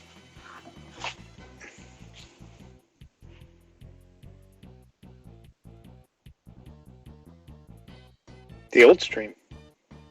Yeah, I figure we can just stream something else in the meantime. Yeah, I guess it's like when games have rain delays, like, let's take you back to the classic old highlights. 1979 championship game.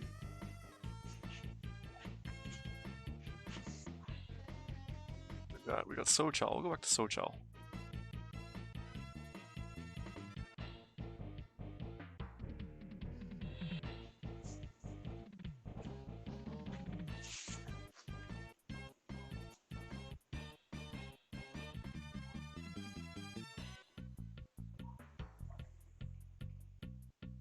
Here we go, the 9-hour finals stream.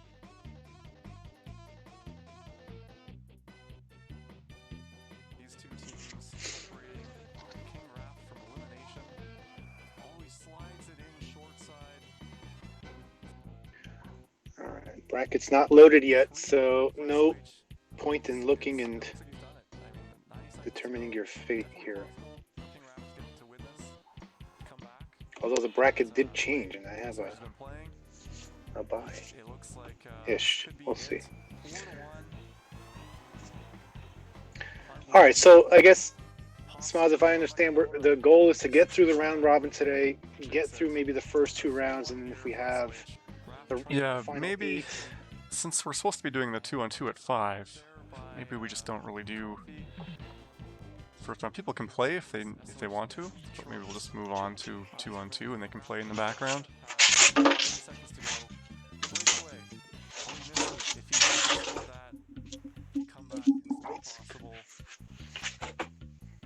we've got a pause. Wow. I think 2 on 2's at 5 yeah, o'clock. good job for SNH Alright.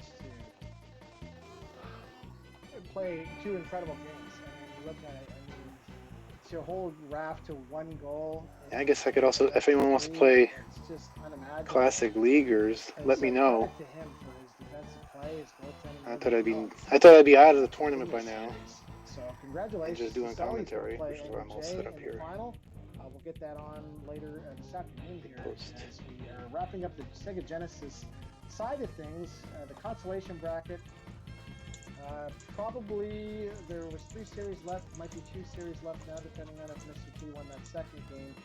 And we'll try and get some of that on for you as well. If we don't have any other streams. We have 4 series left. Pardon me, 3 series left. We have 1 championship final, and then the semifinal and championship final for the consolation. So congratulations to So, and an amazing run he's had so far. He's beat some incredibly talented players. He beat Kars, who is one of the best, and then King Raft, who is the best right now. So it's going to be interesting to see a final with Angry J and So in the final. I'm sure Angry J has been taking lots of notes, and we'll see what kind of result we get for the last 2 best of 3. Okay, I've got Pistol Pete here. AJ just said he ran out of paper.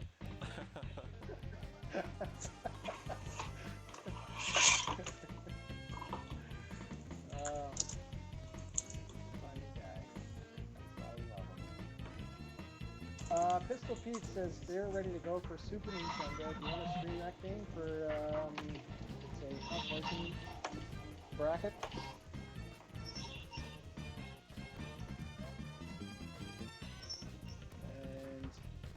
Update as well, King of 94 beats Stantnator 9-5 and 7-5, so he's going to move on to the semifinals in the Super Nintendo Championship bracket side. Stantnator, really good player, but not surprising on the result. King of 94 was favored to kind of make it to the final in this bracket, and he's almost there. He's got 1 more match against the Professor, which is going to be an exciting match itself. That is the first place and third place finishers in the King of 94 in Toronto. So that'll be a really good matchup. On the other side, we're just waiting for Jammer and Death Rock's play, as well as Jammer, former King of 94 champion in Vegas. Death Rock's as well, top 10 player in the world. And Anatar, top 10 player, and Federline, King of 94 champion. So we have literally just like the best players remaining in this Super Nintendo side of things. It's going to be fun to watch as we move along throughout the day here. So confirmation, Mr. T did beat Labs 7-4, 3-0. So now the Corbett and Mr. T series will get underway, and see if we can get one of them on here on the stream here shortly. So.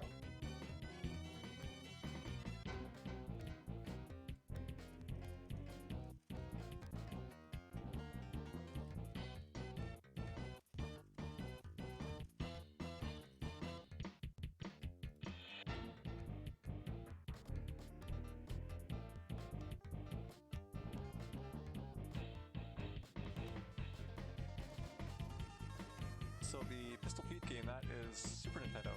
Do you want to join that game? Sure. Who's hosting, do you know? It's going to be Pistol Pete. Okay. Let me find him here. Let's see if I can get in. Cross my fingers. I joined as player 2, but I left the game, so he might be just waiting for somebody here.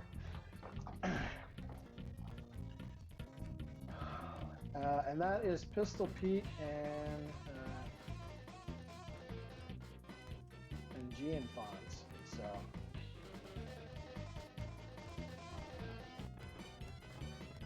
I was just messaging Limpin, and he says, "Okay, thanks for the update. He's not home at the moment, but he will be back for the final within an hour." So he's got some time there. Him and the winner of Corbett and Mr. T. So whoever wins that series is going to play Lincoln in the final. all Detroit teams that are remaining in the Sega side of things in the consolation final, and right now we're just waiting for Pistol Pete and Gian Fonz to play their series. So I'm just going to take a quick look here. This is a quarterfinal matchup. On the Super Nintendo side, Gian Fonz beat me earlier today. Kind of sucked. I won the first game 7-3, lost one 4-1, couldn't do anything in the second game, and then the last game he went ahead 5-4, and then I tied it late, and then I lost it in overtime. So had a breakaway with McGillney in overtime, couldn't score, and he scored a really nice one-time on me that I had no chance with. So he's moved on. Gian Fonz is from Toronto. Pistol Pete, I'm not entirely sure where he's from. I'm just going to double check, pull that one up here.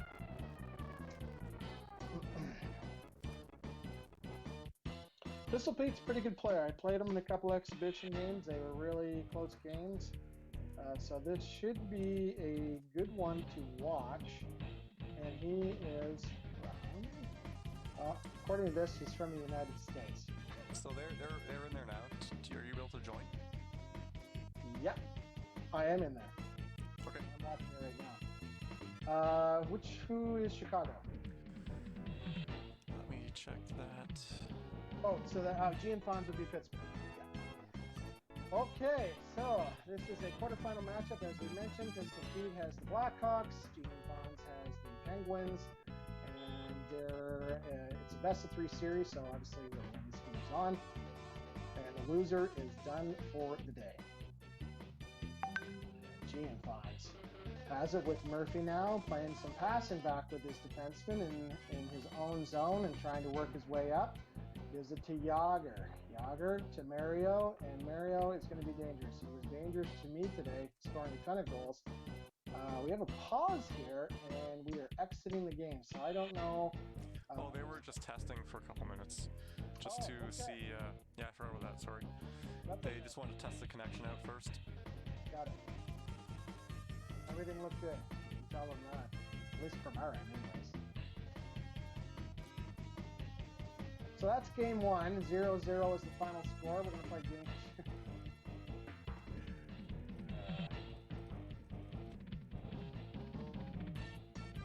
Corbett just mentioned to me that him and Mr. T are playing right now.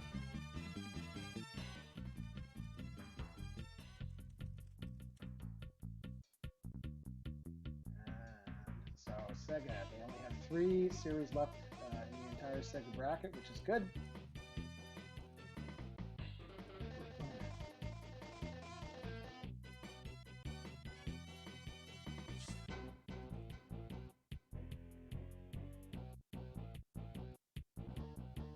Okay, line changes here. Stevens, Francis is going in. Yager on the left wing. Line changes there for Gian Fonz, making sure the defense control is turned on. If you're not familiar with the defense control, because maybe you're used to Sega, it is a feature with the left and right triggers on the controller that allows you to access your left and right defenseman without having to press the B button or anything like that. It just activates them automatically. It can be very valuable many times during the game. So nice little feature that the Super Nintendo version has. And these guys like to make sure that it's enabled. Here is Gian Fonz with Murphy, and he lost control of it there. There was a whistle. I'm assuming that the net might have come off. I'm not sure exactly what happened there, but okay. Pistol Pete takes it in behind with his goalie. Puts it out to, you know what, I missed the change there. Who's 19 for Chicago? Who did he put in?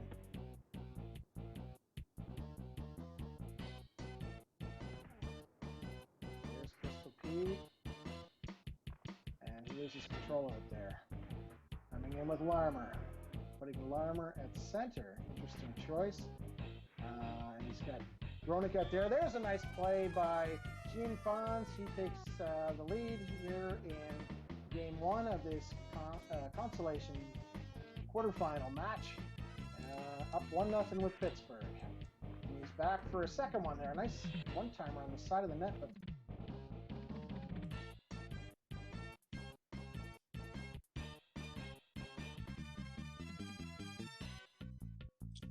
Okay, I got rid of the other stream audio, so it's just showing it.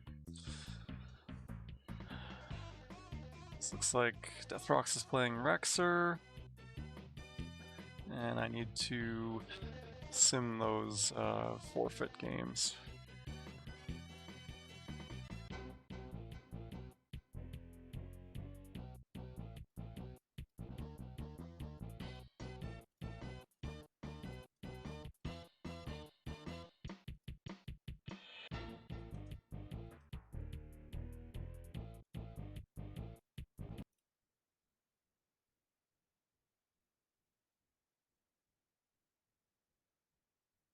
He didn't get the move there that he wanted. He was trying to go backhand second one. One last chance by Barrasso as Mario Lemieux picks it up, and he tried to get the back. Oh. Don't think it's just how we're. The had psyched him out, but he didn't. He psyched me out. Oh.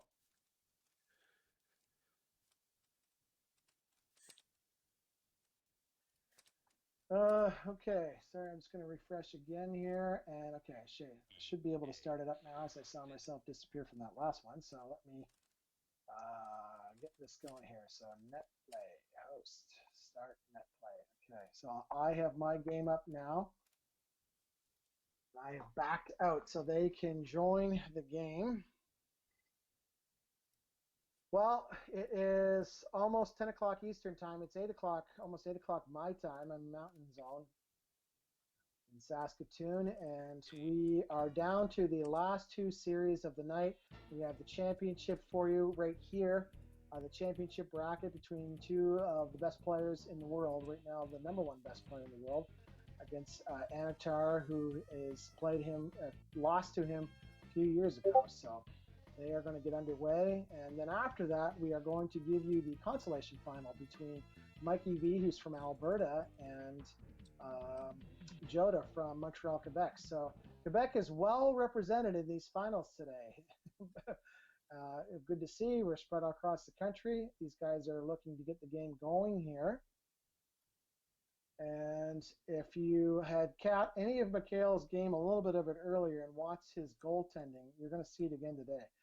He makes some amazing saves where he can dive across the crease just at the right time and make it frustrating for his opponent. So Anatar needs to be aware of that and try and time it right so that he can take advantage of it when when those plays do happen. So here we go, championship round. We are underway, and almost an early goal there again. I thought it was coming again, another early goal. But here is Mikhail, and he scores, make it 1-0 here with Vladi Ruzichka. Nice goal there on the forehand, and you're seeing him as King of 94 on the screen. I'm going to call him Mikhail for the Boston Bruins as much as I can, so try to reduce a little bit of the confusion. Bruins with Mikhail. He's got Neely there, the one-timer across, and the play was there, but it didn't quite go. Here's Lemieux, and we are going to get a penalty shot. What is Anatar going to do now? Let's see. Comes in with Mario. Mario, and nice save there as the Bruins keep the shutout going. Quick save, and it was nice to turn that one around. Okay, oh, and then there's a chance there, and a one-timer again by Moog, as I thought it was going to be a one-timer in the front there, but that didn't go. Here we go, 3:28 in the first period early on. Boston is up by 1. Ruzichka moving around. Ruzichka with the play there, and that was a nice save by Anatar. He gets dumped from behind as Mikhail comes back with the Bruins to Oates. Mikhail circling with it, trying to find his way to the net. Still circling with it. Still hasn't lost it yet. Going again. He's still got it with Oates. Finally, he gets cross-checked there by Samuelson. Mario picks it up in the center of the ice now. Penguins trying to make their way back in. Anatar looking for that tying goal, and it didn't go there for him. He still has it. Nice play to come out with Moog to cut that off as the Bruins come out with Adam Oates. Pittsburgh. Oh, geez, that play went back into his own end there. That was kind of close. Penguins. Here's Mario. Stutter step. Oh, and see, and there it is. There's that sprawling save that he does. You just saw it there that he did to keep that puck out. I'm telling you, it is a very difficult move to score on, and he just showed us there how to make a save off the breakaway. He is very good at it. Anatar So we're getting to the end here of try and take advantage. the round robin. I think we've got 3 series left to go. I'm just about to. So Straka's going to get a couple of forfeit wins against Mikey. Mikey's got to go. So I'm just going to add that now. I'll turn the sound back on the old highlight. When you're trying going at a fast pace, so but we'll see. Maybe Anatar can figure out a way to beat it. So here is Ruzicka, one-timer across there, saved by Moog. Play goes down to Yager. Yager into Mario. That play was red as it was stopped by Andy Moog. And there is a one-timer chance. 3 passes there. Nice play. A nice save by Barrasso as Penguins try to get one there. He hits in the hole. Tries to hold him up. Bruins are back in the zone. Pittsburgh and Anatar with Stevens. One-timer scores. Wow, what a nice one-timer on the corner of side of the net. Very nice play for Anatar to tie this game at 1.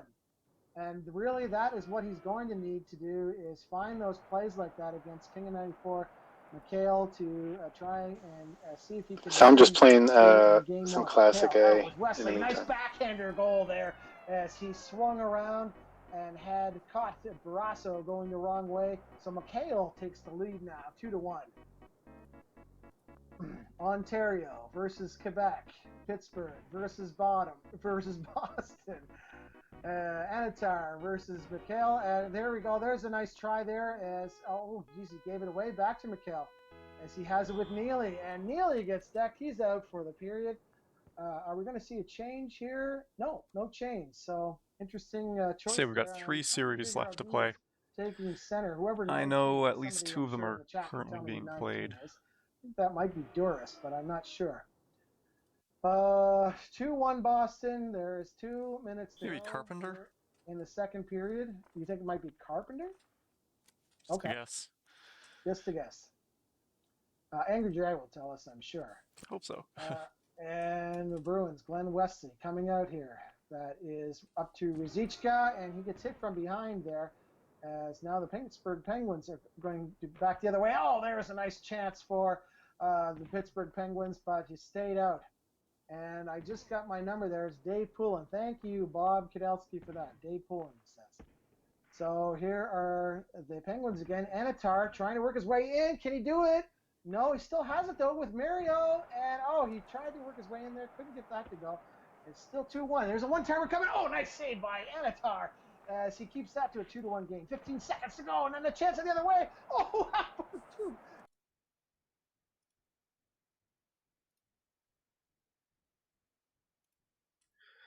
So here's where we are. With the round robin standings. I'm not sure this is the official order because it should be ordered by goal differential after points. But looking at the games played, we just got these series left to go. Rexer and Death Rocks, I think, are playing right now. Yeah.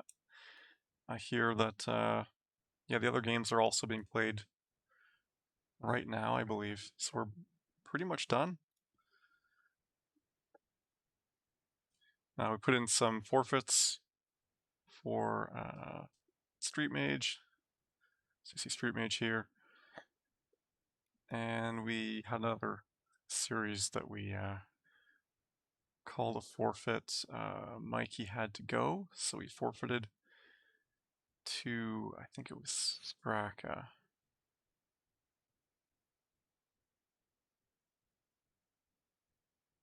So that put Straka into the bracket. A little bit lucky that, you know, gives him 5 wins instead of, say, 4 wins.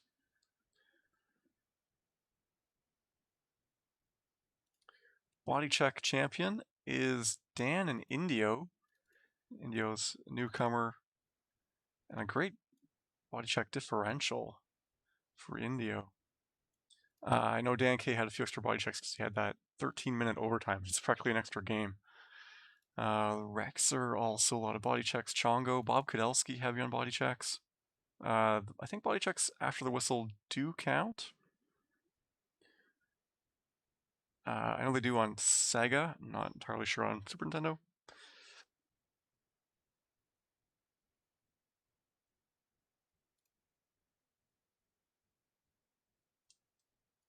Just checking with Halifax.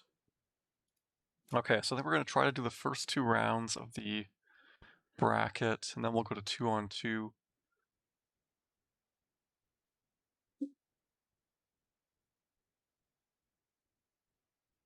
That way tomorrow when we do the rest of the bracket, everyone's kind of on the same page. People already played a game in the bracket, so they know what to do. So tomorrow's day should go a lot better. We've kind of eliminated a lot of the unknown issues at that point. I'll put the classic game back up. 2 big plays there, and Mo kept it out. Wow, I thought Anatar had psyched him out, but he didn't. He psyched me out. And it was 2-1 is how it goes here. We are heading into the third. Something I've noticed is that Anatar, if he gets the goal, he tries to pass up to the wing. And I think Mikhail is actually getting up there to block that, like way out at center ice. So he's really predicting it. Might see that again. Interesting analysis there from Smaz. We'll have to watch for that for the rest of this game. And there's Anatar. Oh, geez. I thought he had that one there. It was a nice backhander. And nice play by Mikhail as well to keep that out. There are the Penguins. The Bruins have it now as they just fired down Brasso, putting it up to Mario. Mario to Yager. Yager. And, almost like a one-timer. It was almost like a one-timer pass shot. It was weird there. Oh, nice play by Anatar to come out and cut that down that angle, because if he didn't, Mikhail was going to make it 3-1. Icing call here. 2-1, 3 minutes to go here in game number 1. A very tight battle between these 2 teams. Pittsburgh wins a faceoff. We're going to have a breakaway here for Stevens. He tried to put it back to Mario there, and it went right to Neely instead, but Mario has it. To Yager, back to Mario. Mario with it. One-timer. Oh, he just missed the side of the net. That would have tied it. Very close. Bruins back the other way with Neely. And another big save by Barrasso to keep it to a 2-1 game. Some goaltending clinics. Here's Pittsburgh. No, he gets dumped around. Can he get back up? He gets it up. Mario has it, and he gets decked in front of the net. 1:35 to go here. 2-1 as the Bruins scores, and he makes it 3-1. Mikhail takes a 2-goal lead with 1:25 to go.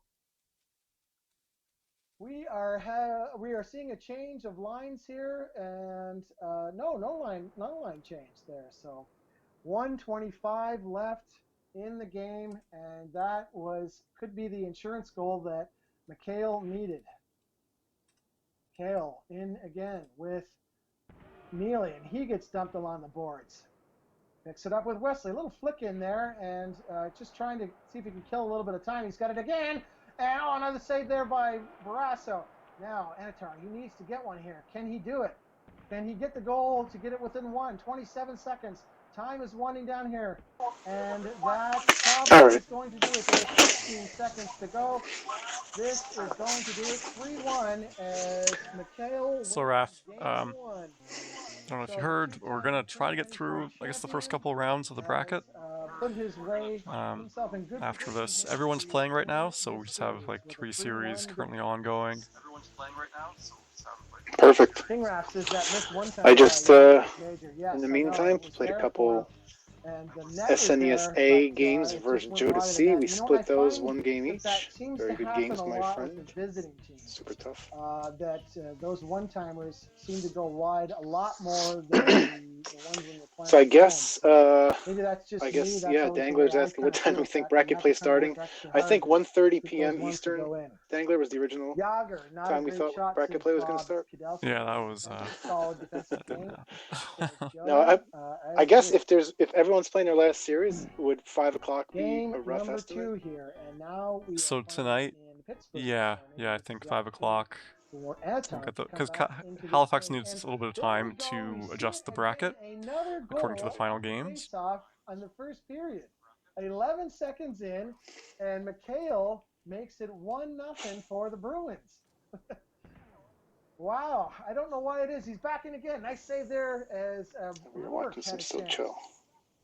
There is Anatar, and he tried to This is stick it in the the corner. finals Back from you go. The Sochaux. Bruins back the other way with Oates. Oates turning, shooting, and So he that puts it in. was King of 94, So McHale. just early on here in this And game 2 who did he play? with McHale. It's Anatar. The Oh, the man, first that's game. right. Oh, nice backhanded play there. It was a nice one-timer, but That's right, I this remember was this series now. There's Yager. That one goes off the post. Lemieux gets it back. Now the Penguins trying to find a one-timer. Is it there? No. Couldn't try to get it in on the corner, but he gets it back. Breakaway. Wait. And none of the it round was robin final games are streaming? McHale. He waited him out I too guess we're not and kept it out, and he jumping comes in on them. back, and Verzeetz No, makes it a 2-0 didn't know. game. Well, Oh yeah, boy, people didn't really that tell was us. a Here's nice my game. play at one end. It seemed like Anatar was going to get that first goal that he needed, but instead comes back down the other way, and it's 2-0 now for the Bruins. Pittsburgh just dumping in here, trying something It's different. fine. I'm Anything assuming that they can do to get something going in this watching game. this, the Just trying King to of get on the 94 board. is Oh, there's a Boston. nice You can save just by tell the Anatar. style. There's He something keeps it to about that 2-0 his game, but he's really the way having he a tough skates time and trying stuff to that you get can tell in this anything going series. against There's a difference in the McHale, gameplay who's between playing Anatar great and King of defensively, 94. great goaltending. McHale, one-timer, good save by Anatar there. Yeah, I know. I remember at one point I was That's listening and I Murphy. noticed that he was actually Canario. predicting the play. Like he Canario would cut gets off passes in the on neutral Mason zone control. from And a little defense. play there. Unless it was just an accident that one time. That down, but he did. Picked it up, and Pittsburgh gets it back. Here's Anatar looking for that goal. Is this it? Oh, he had the Goalie's down he had him beat, ahead of time. but it couldn't Oh, go for him. That was right there to yeah, end he's a next level. one-goal game. Still 2-0 though. Here is a nice goal there by Adam Oates. Yeah, I think it was Daff who was just saying, you know, he feels like he can play against anyone, but McHale's just, yeah, different level. Mm-hmm. I think it was Anatar or maybe Bob Kelski from King of 94 1. They were saying like he just didn't really make mistakes. Like his play was not too flash or anything, but just very effective. It's interesting because during the online handicap OHPL league that Dan TML runs for Genesis, I remember playing it, and the question was, you don't when you watch the games, you don't really see anything that makes some of the top guys any better than everyone else. Like what is it that they do, in the game? It's not like they all have some magic skill moves that they do that no one else can do, right? Everyone does one-timers, everyone does everything else. It just becomes... It's not like you can skate faster than the other guy. Nothing, right? The teams are the teams, the goals are the goals. It's a part of it is, I think, just reaction time and predicting time. When you've played it enough, you can see what your opponent's going to do, what's possible, and then what you can do to position yourself on. I think it's defense, to stop your opponent from scoring. And then the other thing, it's what you said, Smalls.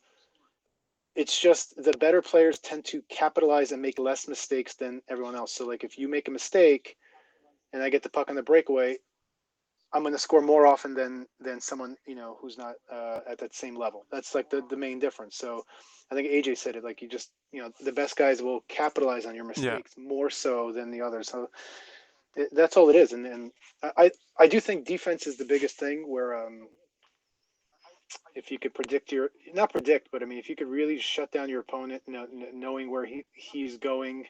Yeah, because at the highest levels, you can score on any opportunity. So, like, if there's not defended, you're going to score.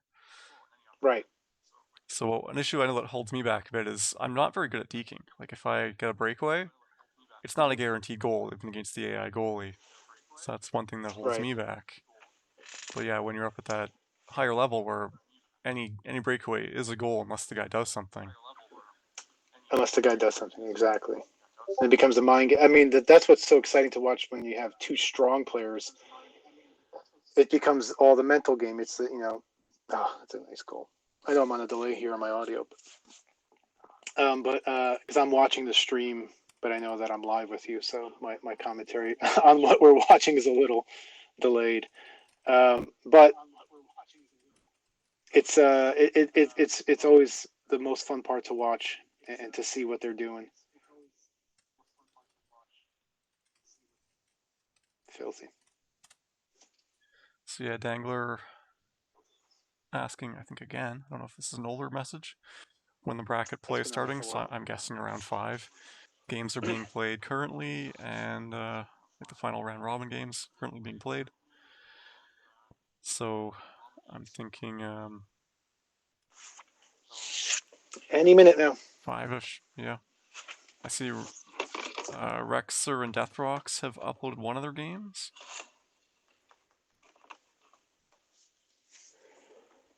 Three minutes ago. I don't know if that means they're playing the next one and they'll upload it afterwards.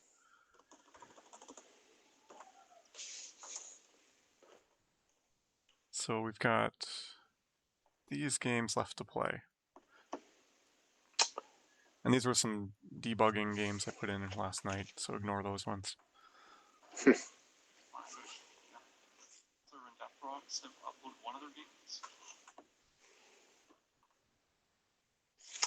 All right, it's looking good. I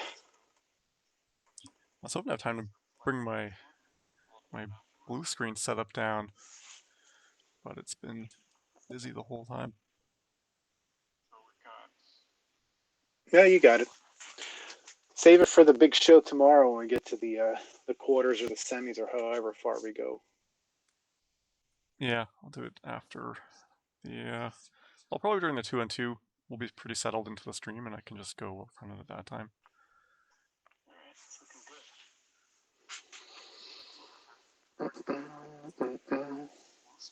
It's quite involved. I have a bed frame that I carry downstairs, prop up against the couch.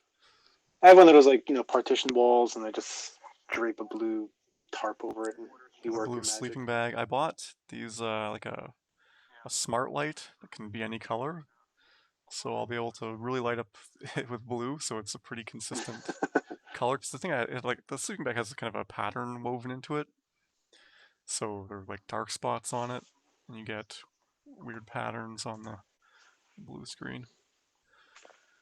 So light up the blue screen in blue. I think Dan bought a legit green screen thing. I think so, yeah. His big Twitch lights. channel's looking nice. Yeah. Yeah. The lights. He's invested. I like the TV layout. It looks good. Yeah, that was pretty cool. Yeah, I noticed he wasn't using that lately. I'm not sure why. It looked pretty good. I think he's got 2 computers, and for whatever reason, he was switching one from the other, so he doesn't have his full setup on the old computer. Oh, we got some messages from Halifax. Okay, so Deathrox had to forfeit the final game. So I'm thinking that Deathrox is probably going to be not playing tonight. He doesn't want to play his bracket games on from the farm. What the fuck? All right.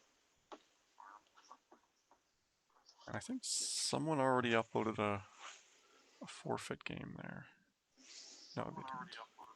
Vota and DPS are done their games. They split.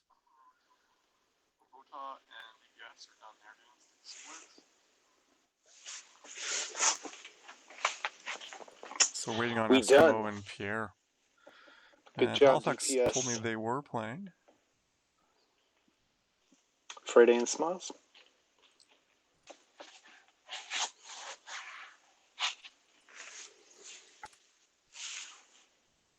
Fun fact, Friday actually started playing SNES. I didn't know that.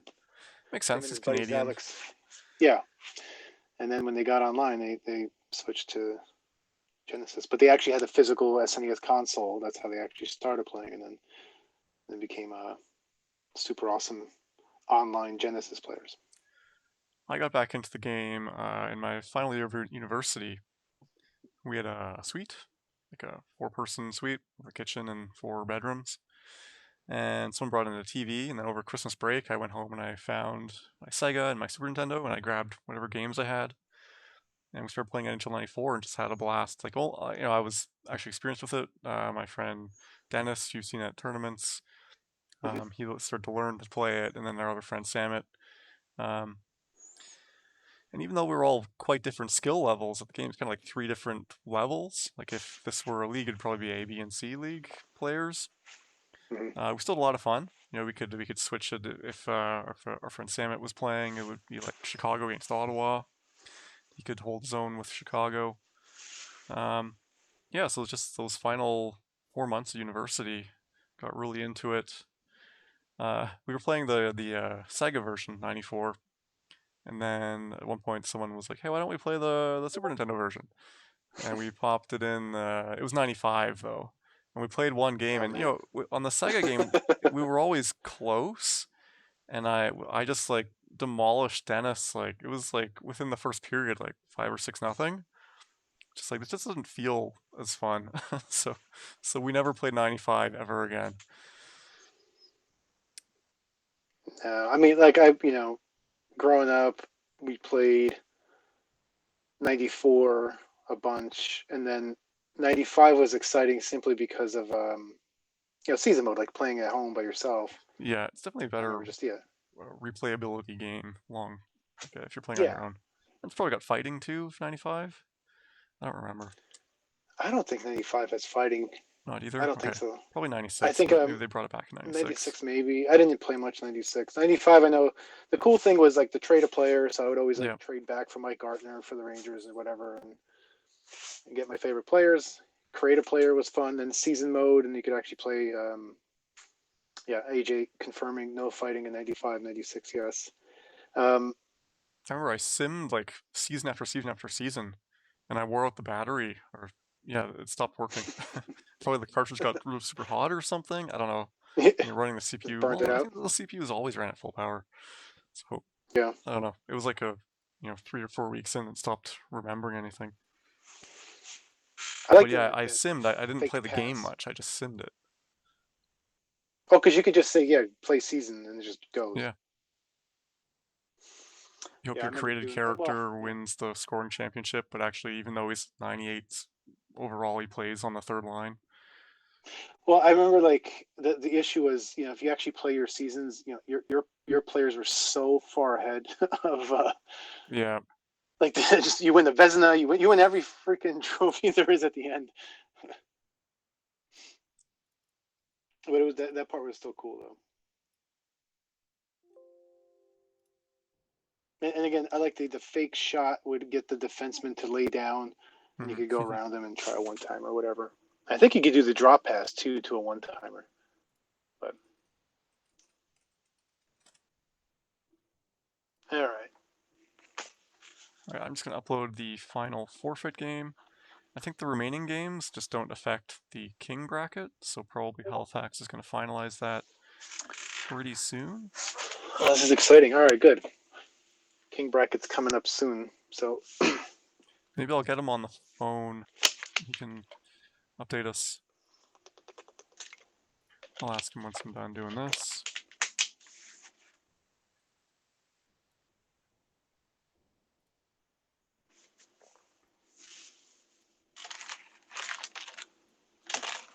I might go get another bag of Fritos to demolish. I'll be back. I got some Pizza Hut to warm up.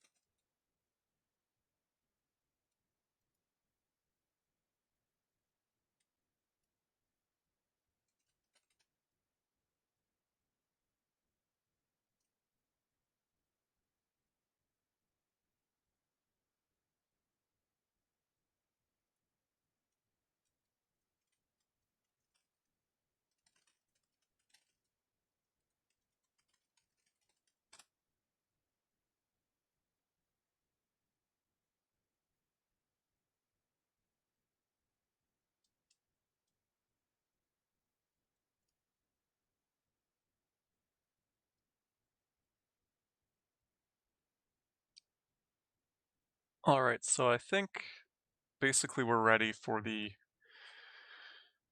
King bracket. At least there's a couple games left to upload that will affect the Duke or the Constellation bracket. So Halifax probably quite busy with finalizing that right now.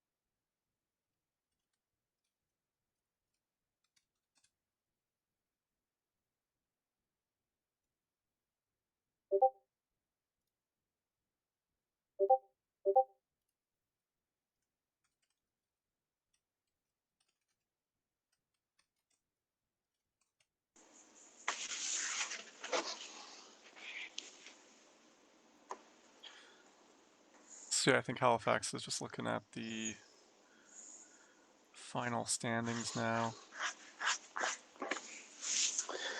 Elvis. You want to put the brackets up? Yeah, See if we do this have is right. one series left to go, but it's only relevant to the Constellation bracket, Got it. which is probably going to be a smaller number of players. Well, if what Halifax has up here is right, he gets to play McHale round one.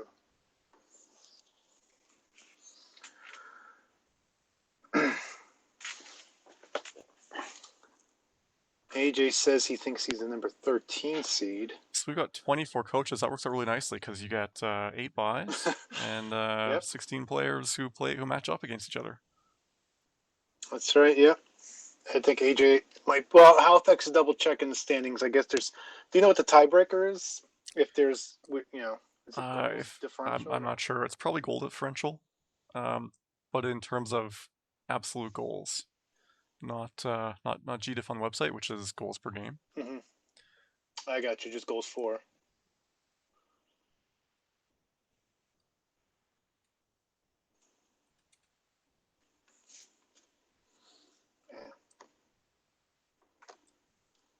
So number 1 seed, the professor, man, kicking ass, like from his classic victory. Number 1 seed here, Token Toma. I've not played him before. If we're looking at like Corsi, the advanced stats, you had the highest shot differential, and then Angry J, you and AJ had the highest shots per game differential. You were plus 5.75. AJ probably not. 5.5. It didn't translate into goals though. Probably. Let me check. You had a lot of goals. In fact, you had the most goals. And let's see, where was your defense? All right, that looks pretty Pretty good. good too. I mean, your goal differential was 4. You had the highest goal differential, even with a loss. That's interesting. Yeah, I think my Dangler and I, when he was in our bracket, I think we were pretty tight on it on my loss. Yeah, I go for rebound goals. Well, I always say in NAS, I lead the league in hit posts because I take a lot of shots that are not high percentage. But I'm learning each and every game these little differences. I learned from the professor playing him. He just got there's these freaking shots that I just would never ever expect to take, but they work in just in the angles that they have in SNES, and it's just getting used to that, like coming from behind the net, and it looks like there's no way that's coming in. They just floats one by anybody here. Oh, we got spammers. How do I get rid of that? I mean, that means you're famous. There's enough. Yeah. There's enough activity that you have spammers. We got 2 spams. Yeah, it must be the same ones though. I can't delete them from within OBS. I gotta go to the actual site and find them. Can I delete? Am I unless I'm a mod or something, right? I can't delete these. Yeah, Click I gotta to reply. I'm so not Twitch savvy. I need to set up some channel mods. I think, yeah, I'm not either. I think Chaos was able to do it one time. He just deleted it. I don't know. I don't think I can do it.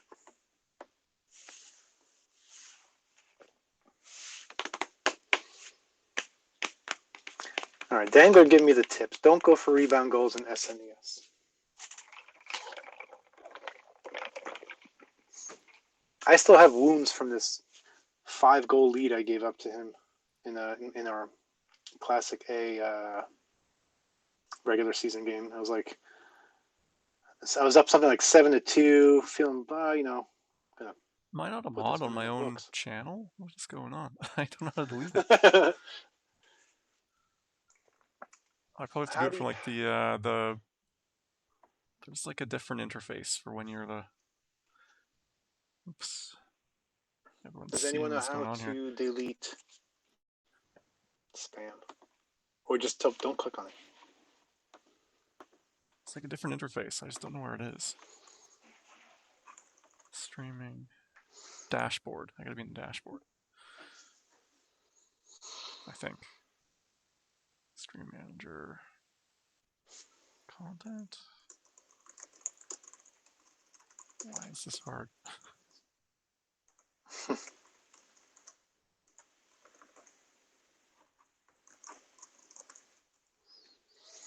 The spam's getting worse.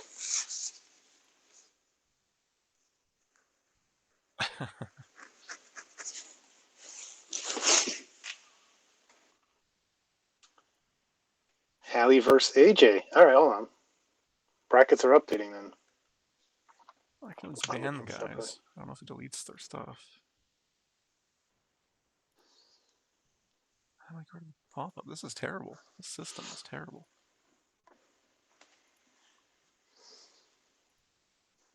Oh, yeah, it looks like you deleted it. Yeah, I have to ban them, which makes sense. Let's do that anyway. It's just kind of weird that you can't.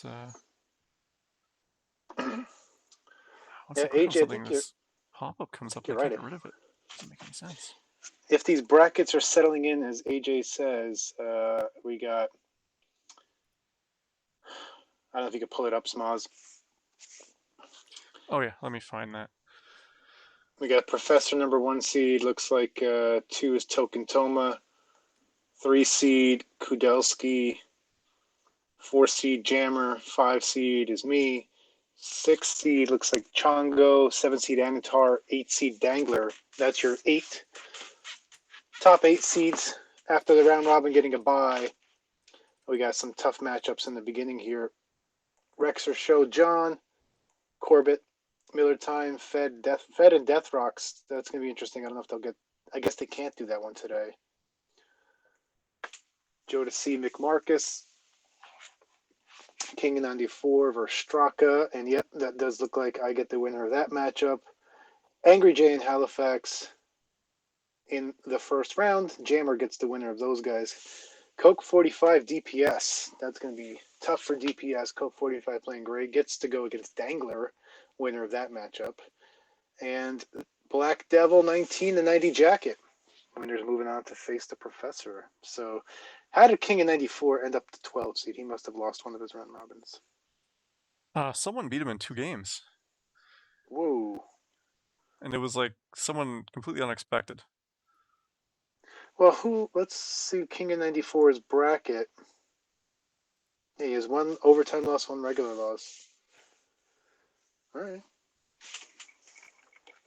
Still got my money on him, though.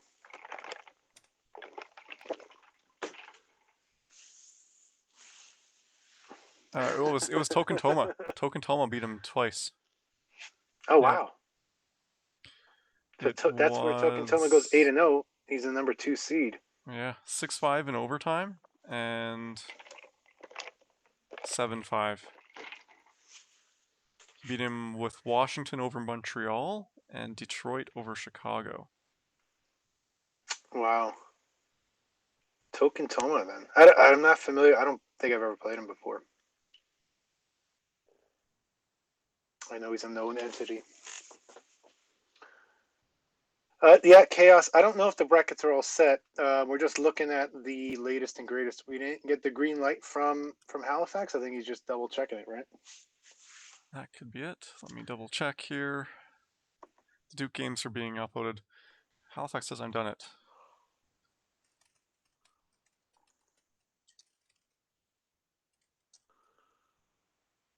I want to make sure I get this right before we start playing games.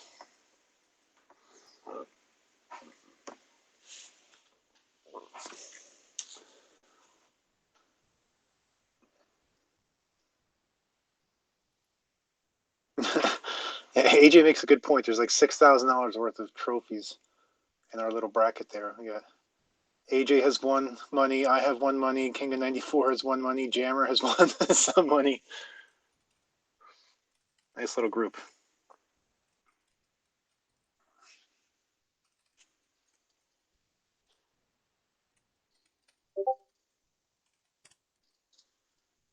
So even though we're on challenge for this, people should still be uploading.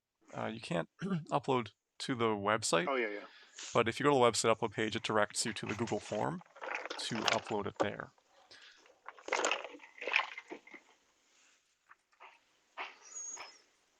All right, yeah. Not $6,000, but six King of 94 trophies. I get it. 6 crowns.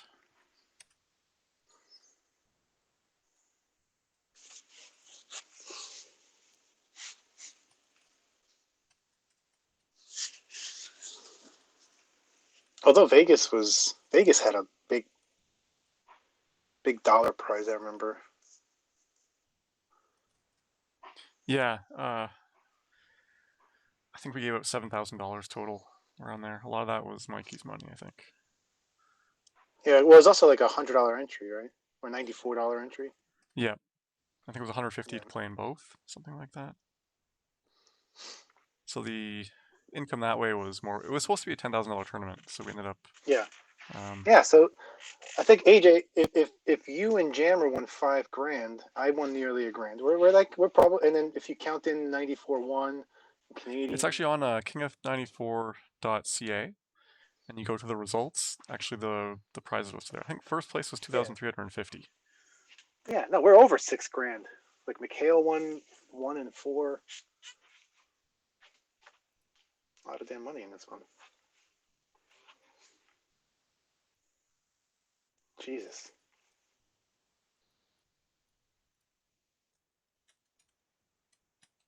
Yeah, we got to net out travel costs. So Yeah, exactly.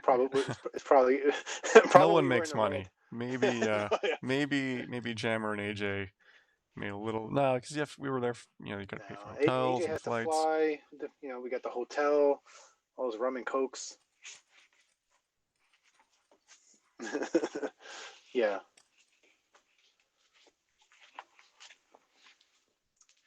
I blew my winnings on like football. I think in Vegas we had the tournament wrapped up on Saturday and it was in September. So I was like, oh my God, I'm in Las Vegas on a Sunday during football season. It's like a dream come true. But again, I know I think I had a flight later that day, but I got to put in a couple bets. It's like one of my dreams.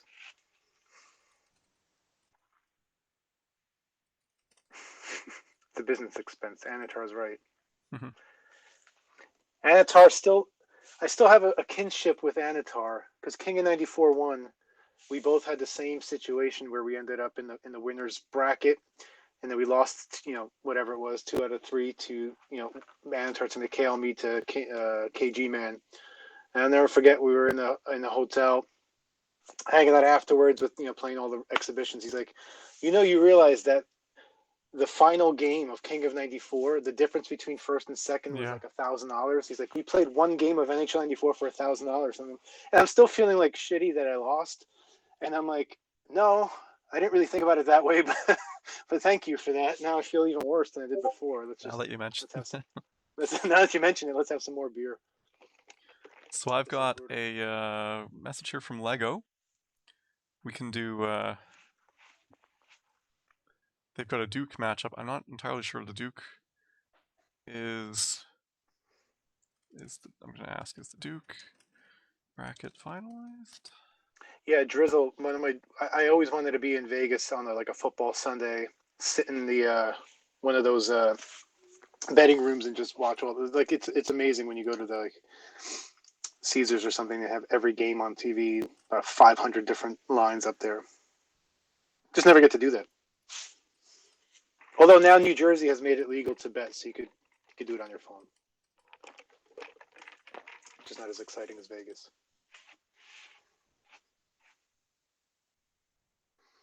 So the Duke bracket apparently is not finalized yet. So anyone listening, don't start playing your Duke games yet.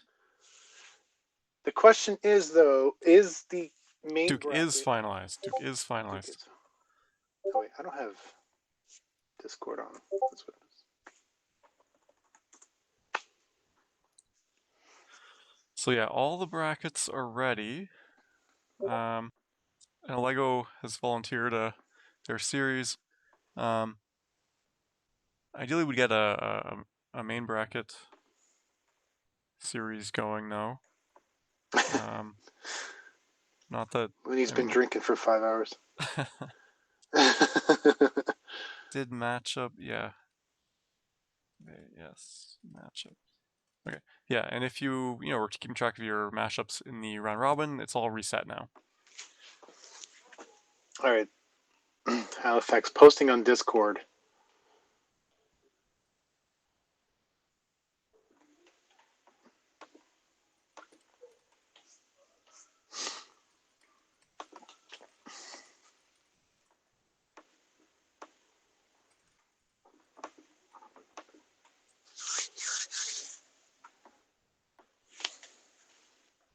Some good round one matchups here.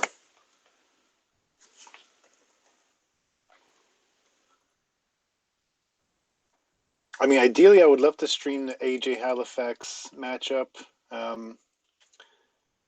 King of 94 Straka would be also good. Corbett Miller Time Van should be a good one. There's a lot of good matchups here. Whichever ones we could get our hands on and get some action going here.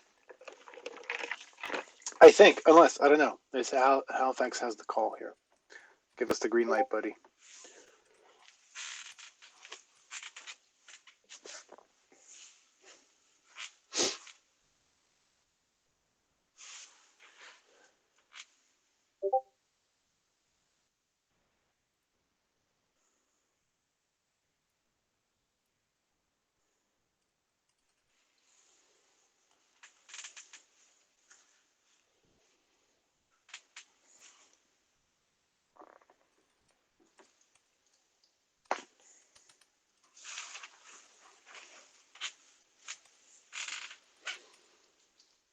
Yeah, Dan K. I do think the intent is to play the 2v2 tournament tonight, but I don't know. Yeah, I don't remember what the exact intention was. Let me double check I the don't schedule. know.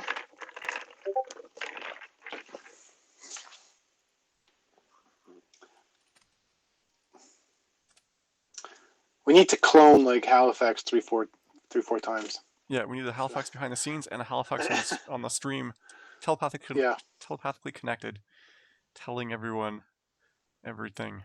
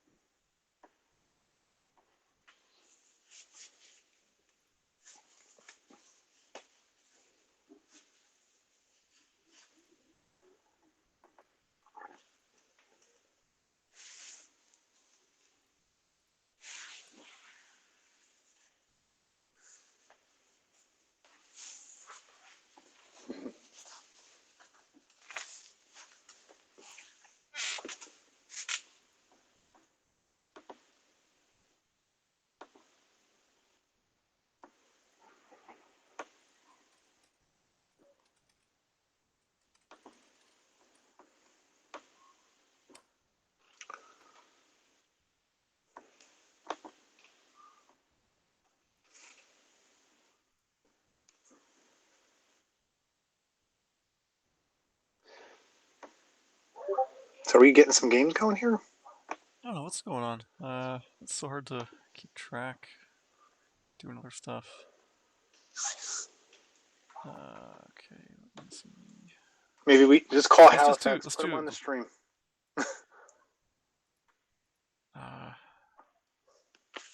Too many channels. Hold on. Let's just get Lego and Kids Wasted on here. All right. Well, he's saying Halifax brackets are set. Hooray! We got through it.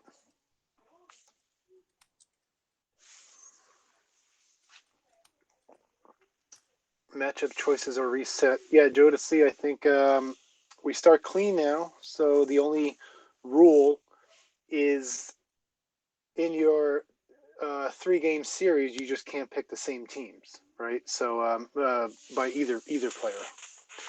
So if you happen to go 2 games, you should have 4 different teams. If it goes to a game 3, you have to use 6 different teams. And that resets each round, so you don't have to keep track of all of that. It's just series by series where you can't use the same teams in the same series.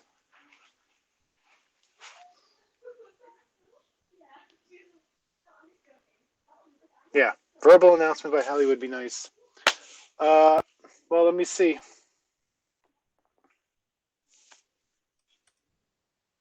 You want to loop him in? Can you do that? Or is that Yeah. Okay. Is that going to be too complicated? We can get him in on the Let's get phone him at on least. Get him on the phone. Be like, 20, 30,000 fans want to know. I think he's got the brackets set. He's pinning and unpinning stuff.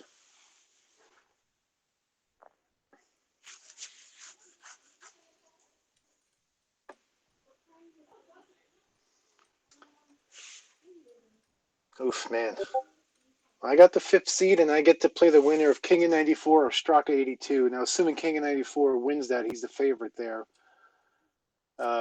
That is one tough matchup for me. Probably the last guy I'd want to face out of this group. But like I said, it's going to get real quick. I think round 2 is projected to have just super duper tough matchups here. Projected could be AJ versus Jammer. Not to say Halifax doesn't have a chance there, but I would say he's the underdog. Coke 45 Dangler is a Got likely Halifax here matchup. on the phone.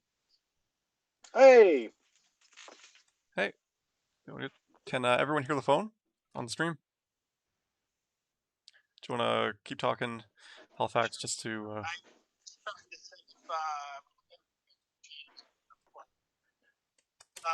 Shortly here, we're just sorting out our matches.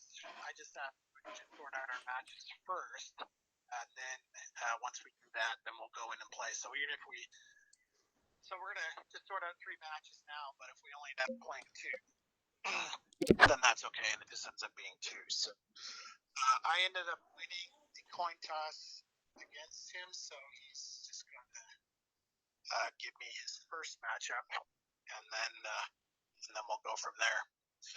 And so hopefully we can pound this out quickly, and if I get lucky, then that's great. But he crushed me in the 2 games that we did play in the round robin. So can you ask Halifax? I played him in this tournament was in Vegas, and that was opening round as well. And I lost. I think it was 6-2. And then he beat me 6-5 in overtime as well. So, yeah. So I'm waiting for him just to kind of send me a message back letting me know what his first choice is, and then we're going there. So. Oh, AJ, we're waiting for you. Right now. I'm up. What's that? What's on this? I don't have it in front of me. I was gonna join Lego. I don't know the password. Oh, okay. Just because that was a game that someone said, "Hey, can you stream it?" So we're. But he just called Toronto versus Quebec. Totally. Are we good to go? Are we good to go for the whole tournament, though? Should we all just start playing brackets? Yeah. Oh, the brackets are good. Raf's asking. So if you see your games on the bracket, just start. You can start playing. Yeah, you can start playing. And If then you- I'll start the tournaments here. You can start them soon. I just left it up for a little bit because there's an option to hit predictions. Oh yeah. So you go in, if you have a challenge account, go in and predict the brackets. It's just a fun thing if people want to do it. I think we'll just forget about it for now because we gotta. Yeah, you can start the tournaments if you want, or I can just start. You're already in there. Do you want to just? Yeah. Okay, I'll do it. Okay, And then, thanks. Yeah. So every day, you just pick Toronto versus Quebec. So I'm going to pick Toronto, and then I am going to go with. So we've got I've got Lego's game. We're already joined to it. We'll play. We'll watch the first game of Legos, and then I think we'll join into your game Sure. with AJ. Yeah. Who's hosting your series? Just so I know who to join. Who's hosting? AJ will host. Okay, and if there's a password, can you just send me the password so I can join it? Okay, so we're gonna watch Lego's game. So I'll hang up here on you. Okay. So good luck. Bye. So I don't know if everyone Stas, could can you let me know hear. when it's a good time to join Lego's game? Okay, there was a minute left in the period. Let's make What's sure his that's host? actually on. It's Kids Wasted is the host. Oh, okay. And they Okay, told me just let who me know. I was don't wanna who. interfere. I gotta figure that out. Here we go. Action. So Kids Wasted is the Rangers. So we got Lego winning 1-0 right now. I'm gonna add that into the interface. Okay, Kid Wasted's the Rangers. Oh, and you could probably send me a message of his password. Oh yeah.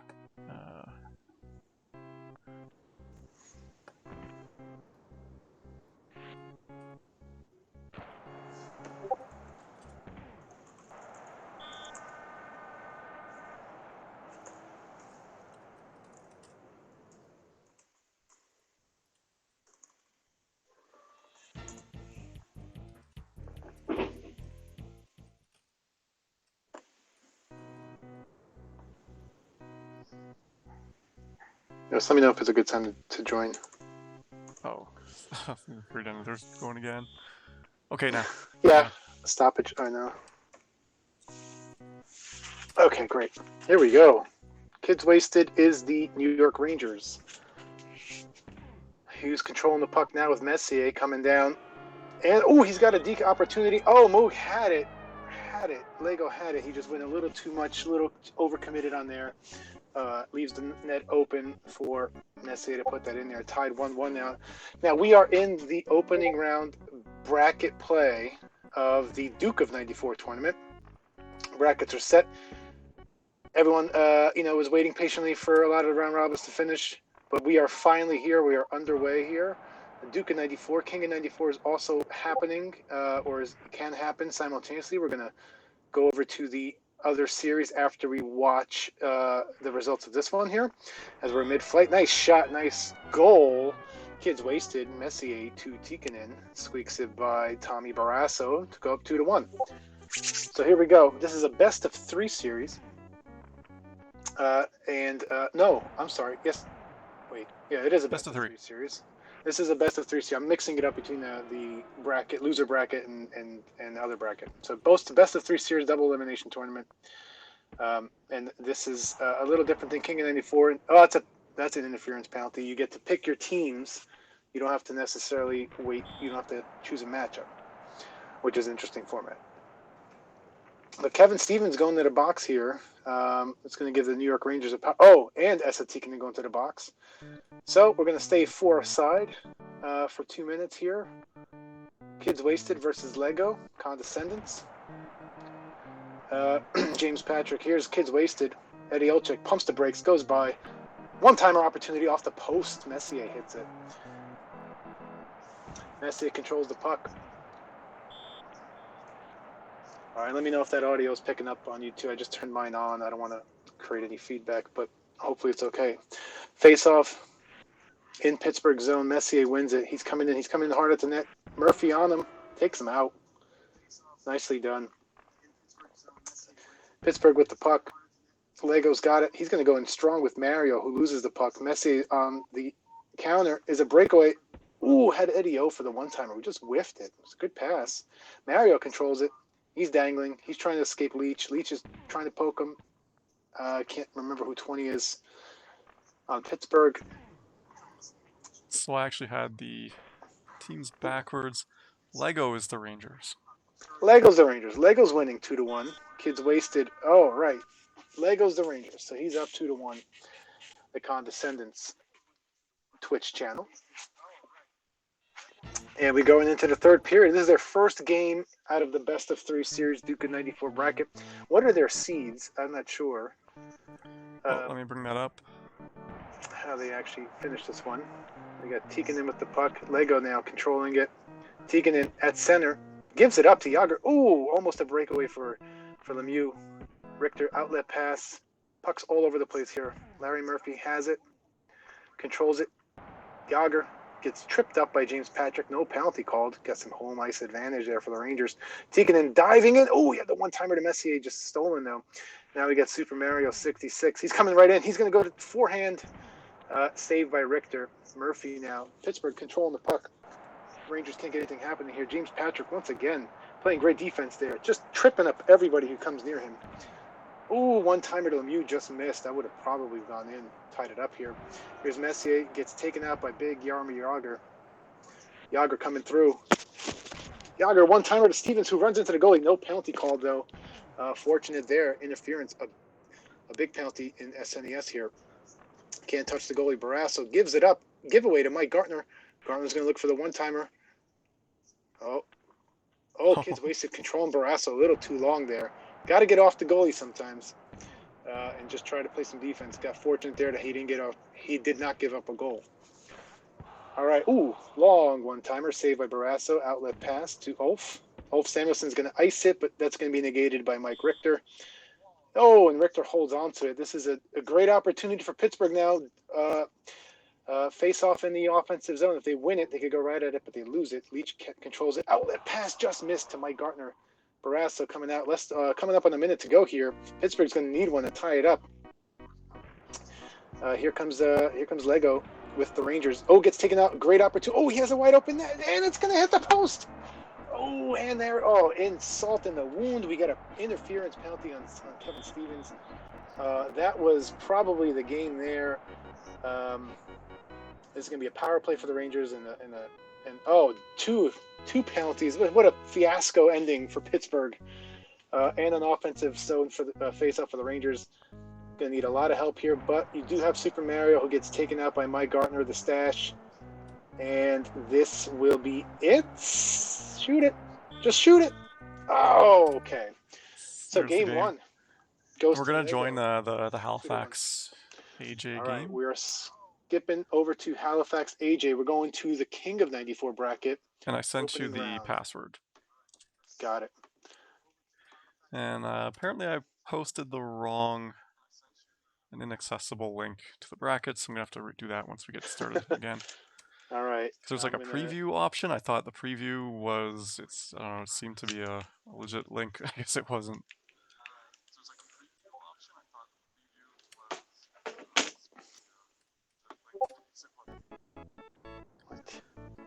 And so Toronto is Halifax, leading 2-1. I'm not joining until you give me the green light. I don't want to interfere.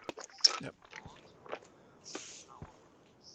Oh, the goalie almost bounced into his own net. Now it's good. Uh-oh. Oh, they were playing again. Oh, I didn't drop my controller. Okay. It dropped. All right. Toronto up 2-1. So, I'm sorry, I missed it. So Toronto is Halifax. Halifax is Toronto. Oh, Halifax winning 2-1 here. All right, AJ going to come up with Quebec here. He's got Sakic in the corner. Tries to get rid of it to number 11, Owen Nolan, right? Oh, good save there. 16, Borchevsky coming out. Oh, post. Andrew Chuck hit the post. Joe Sakic dangling. Nolan gives it up to Gilmore. Elliott. Oh, Sakic. No one-timer. Great stop by Halifax. Patient with the goalie there. And here we go. Andrew Chuck. Slow Andrew Chuck. He's so big. He's so slow. But he's big. Keep him in there. One-timer. No. Gilmore just loses it. Got caught up in that mess. AJ coming in now. He gets tripped up. Elliott takes him out. We got Gilmore. Killer coming. He's got caught in the corner here. On the other way, we got Sundin. Sundin coming in. Oh, he gets tripped up as well. McCown. Or Gill, I'm sorry. 23. I'm mixing it up now. This guy's flying in there. What a save. Hextall, and a fortunate that they got it out to Gilmore. I can't believe it didn't go in. 1 second left and 10 seconds left. What a second period. What a game. Game 1, best of 3. We are now in the King of 94 5 online bracket play opening round series between Angry J93, Halifax, the commissioner, who just comes in, tosses it in there. Halifax is Toronto.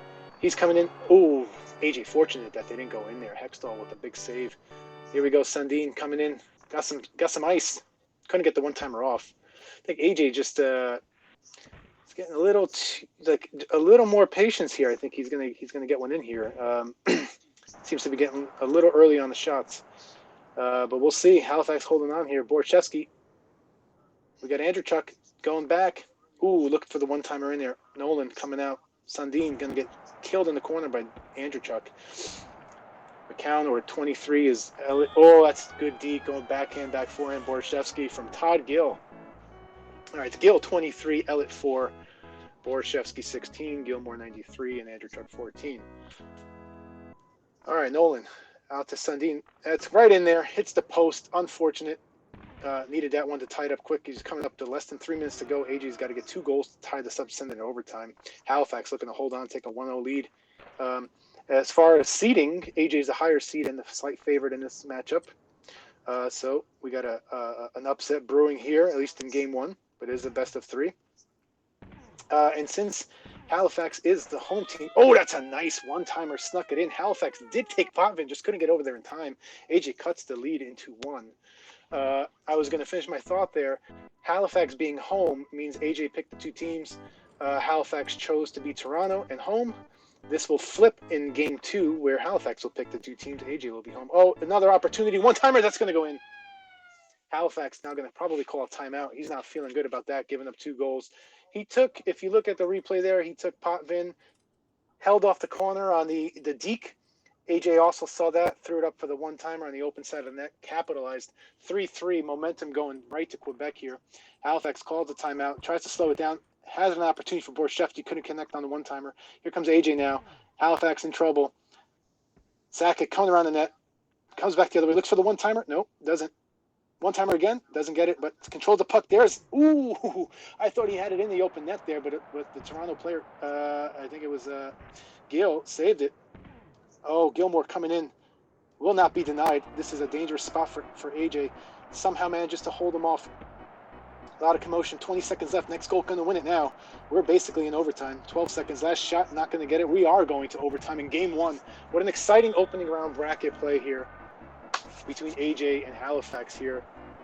Tied up 3-3. Good timeout by Halifax, I think, just to compose himself and get through there. Had some chances going both ways. So here we go. We got the 99-minute overtime. One of the benefits of doing this online, you get to use the playoff ROM, so we don't have to worry about resetting or anything like that. Here's Nolan coming behind the net. He still has the puck. AJ so deadly there. He scores. Oh, my God. I was just saying it's so deadly when you let him skate around, finds the open net, slides through the defense.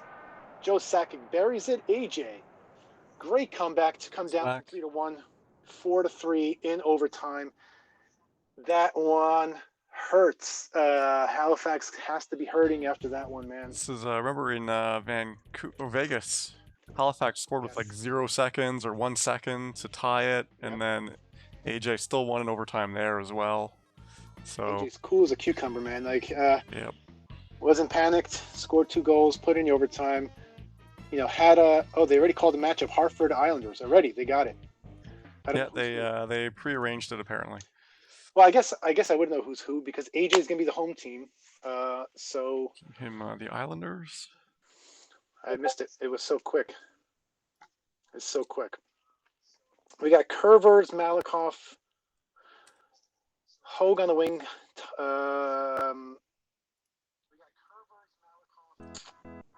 Pierre Turgeon and probably Steve Thomas on the other side. So, all right, home team is the Islanders. It's AJ.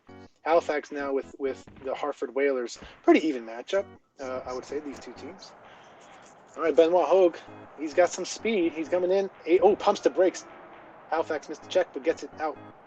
Patty Verbeek, 16. Looks for number 8. That is Jeff Sanderson. Oh, there's Thomas. That's what AJ is good at. He's waits patiently for that opportunity and has a high scoring percentage chance when he gets that one-timer off. Halifax now, opportunity. Sanderson loses it to Thomas. Thomas behind the net. Outlet, Islanders. All right, Zary Zalapsky, who's got some speed here. He's coming in. Oh, great. Oh, he had him. Oh, Halifax with a great play. He had the one-timer there, but it was stolen. Didn't execute it. Now here's Hogue dodging some checks. Ooh, Turgeon also had the open net. Was fortunate there to get through. Oh, and Steve Thomas is out for the period. Wow, what a great action back and forth. I think both players got a fortunate. It could be 1-1 right now is the way I would look at it, but kind of evens out that way. Both have some lucky bounces, lucky misses. But here we go. Ooh, Zary Zalapsky. In the box. When he's hot, that's dangerous too. He's a great player on Hartford. One of the few teams with a defenseman where you could really do some damage. Here's a breakaway sort of opportunity. Good patience. Not going to happen there for Halifax. AJ, great goalie play. He's controlling that. That's Derek King, I think, 27. I think lets him in there. Here we go. Another. Well, 23. No, 23 is. I don't know. I don't know. I can't keep up with the Islanders. 28. I don't know any of the defensemen. They're basically useless. Kasperitis is 11, though. Held. Here's Hogue. Oh, he's going to sneak that one in there, and Malakoff is 23. Thank you. So, Hogue from Turgeon to Malakoff just does the old deke. Backhand, forehand. Sneaks it by Halifax. And we got ourselves a 1-0 game here. Hogue pumps the brakes. Still has the puck. Islanders controlling it. Can't get it out. What do we got here? Weinrich dumps it out. Can't control the puck. Hartford just not able to get synced up here. Here's Castles. Oh, he waits. Pumps the brakes. Forehand, backhand, forehand. Almost a reversal of what we just saw up top. A little more patience. Nicely done by Halifax here. To tie it up 1-1. He's going to need this second game to force a game 3. That's what he's looking for. AJ looking to put this one away here to move on to the brackets. Here's Castles again. Ooh, loses the puck. 14 seconds left here. He's going to go straight up and try to put something in, which is the only thing you could do. Smart play. Not enough time to set something up. So if Halifax misses that check, Curvers in Malakoff. Okay, that's who Curvers is. 28. I almost need like a little cheat sheet next to me here. I got a great game here after 1-1. Opening round play bracket. All right. Castles versus Turgeon. Castles. Turgeon wins it. No, it wasn't. Yeah, Turgeon wins the face-off. Dangling behind the net. Tries to sneak one in really quick. Oh no, Burke! What happened here? Was that a legit? Do we have a desync? Did Halifax just he just messed that up? Halifax is doing the replay. I'm assuming this is him. I completely forgot about replays. Halifax takes it and decide he just wants to show that he's. Oh, the side of the net thing. It can go in through the side of the net. I've seen that before. All right. I would say if you have the goalie with the puck, don't go down. Yeah, definitely. Just go the other way, man. It's funny because it's unfortunate. He wants to put it inside of the net. I'm not sure why you would go down and left like that. Maybe he pointed the way to the boards, but it just for some reason went the other way. It could be. My guess is, because AJ dumped the puck on the net, he didn't realize he had goalie control until it was too late or something like that. Ooh, one-timer opportunity. Weinrich's got the outlet pass to Sanderson. Good defense by AJ. Sanderson dumps it to the corner. Still controls it. Little razzle-dazzle play. Still controls it. Great. Oh, he snuck it by. Wow, Sanderson just all sorts of puck controls it, ends up finding Verbeek in the center for a one-timer that literally just rips right through Glenn Healy. And we have a 2-2 game. Halifax, great goal to come right back there. Here's Zary Zalapski, the late Zary Zalapski, rest in peace. Controlling the puck, one-timer opportunity. The puck is dangling in front here, controlled by Curvers. AJ just getting the Islanders set up. There we go. Nice passing here. Steve Thomas just waited. One-time opportunity. Tried to get Turgeon. Intercepted. Halifax coming back the other way. Pat Verbeek gets laid out by Turgeon. Turgeon going to go try to tick it up. Oh, Hoag's got an opportunity. Tries to sneak it back in. Good patience there again by goalie control Halifax. Castle's coming up. He's got some room here to dangle. Comes back out. Everyone's going to come back out with him. He's trying to reset. Gives up the puck. This is dangerous. Weinrich, though, good defense. Still gives it up. He got a partial breakaway, but not enough speed by Verbeek. One-timer. Save. Healy. This might be an icing if depends on who gets it, and it is.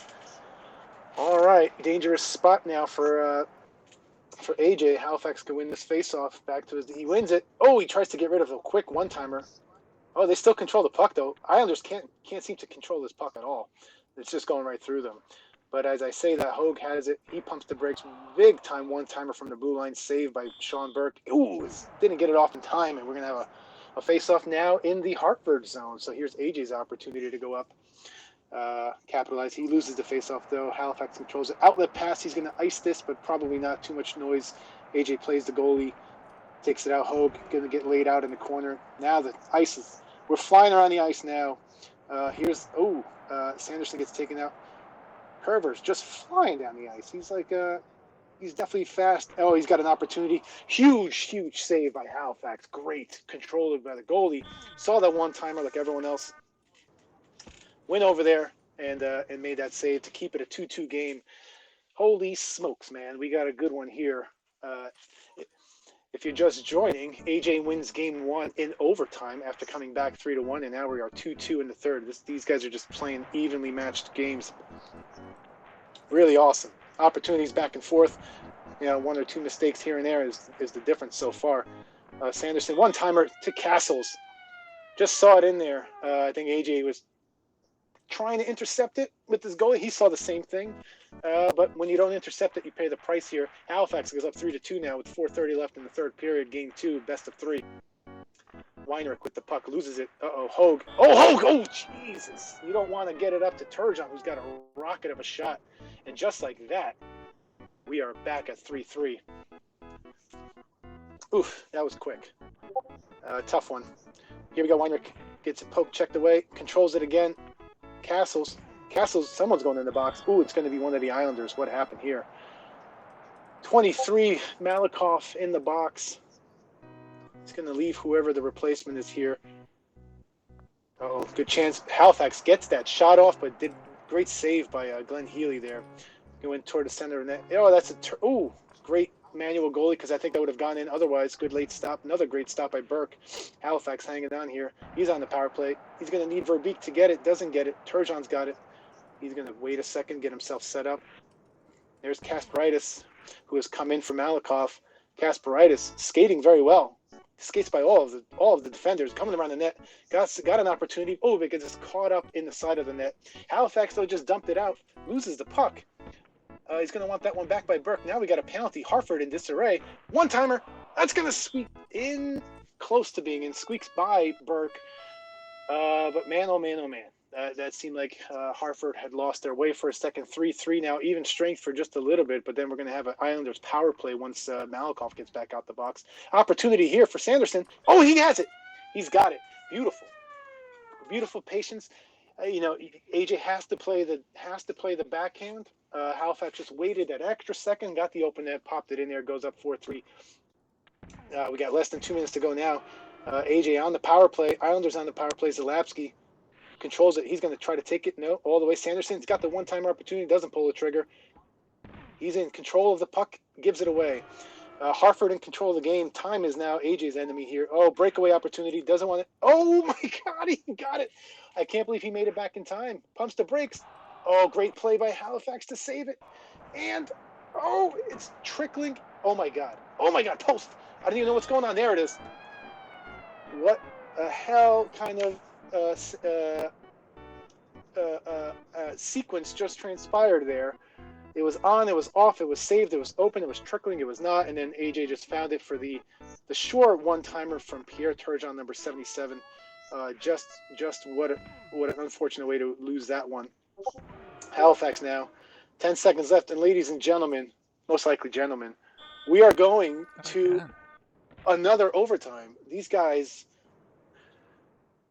back-to-back overtimes, intense. Now Halifax wants to make sure that this doesn't end up like game one. Overtime pretty quick. AJ skated behind the net, found a one-timer opportunity here. So here we go. Good play by ZZ. He's going right in. This is going to be a great opportunity. He scores. Wow, just like that. 11 seconds into the game, into overtime, I should say. And Halifax has tied up the series 1-1. 2 overtime games. Man, did we pick the right freaking stream to watch here. This is great. Can't ask for a better opening round play in the King of 94. I'm sure right now, both, look at it. New York dominated the time of possession there in attack zone. And I think that's a lot of the play style AJ likes to set up in the net, dangle around, wait for the opportunities, gets a lot of ice time. We got Vancouver is home. Halifax will be Vancouver. AJ will be Winnipeg. Very, very, very interesting. Speed is what I think of when I think of Vancouver. And of course, you got Housley and Solani on Winnipeg, assuming that AJ keeps them in there. But he may not. Shamnoff, Steen, let's see who he goes with. Huge game 3 here. Both players, I'm sure, are already sweating in their palms because that's what these types of games, this environment makes it happen when it matters this much here. So here we go. Halifax at home with Vancouver. AJ controlling. Almost one. I thought he had it in there with Winnipeg here. Here's Pavel Bure.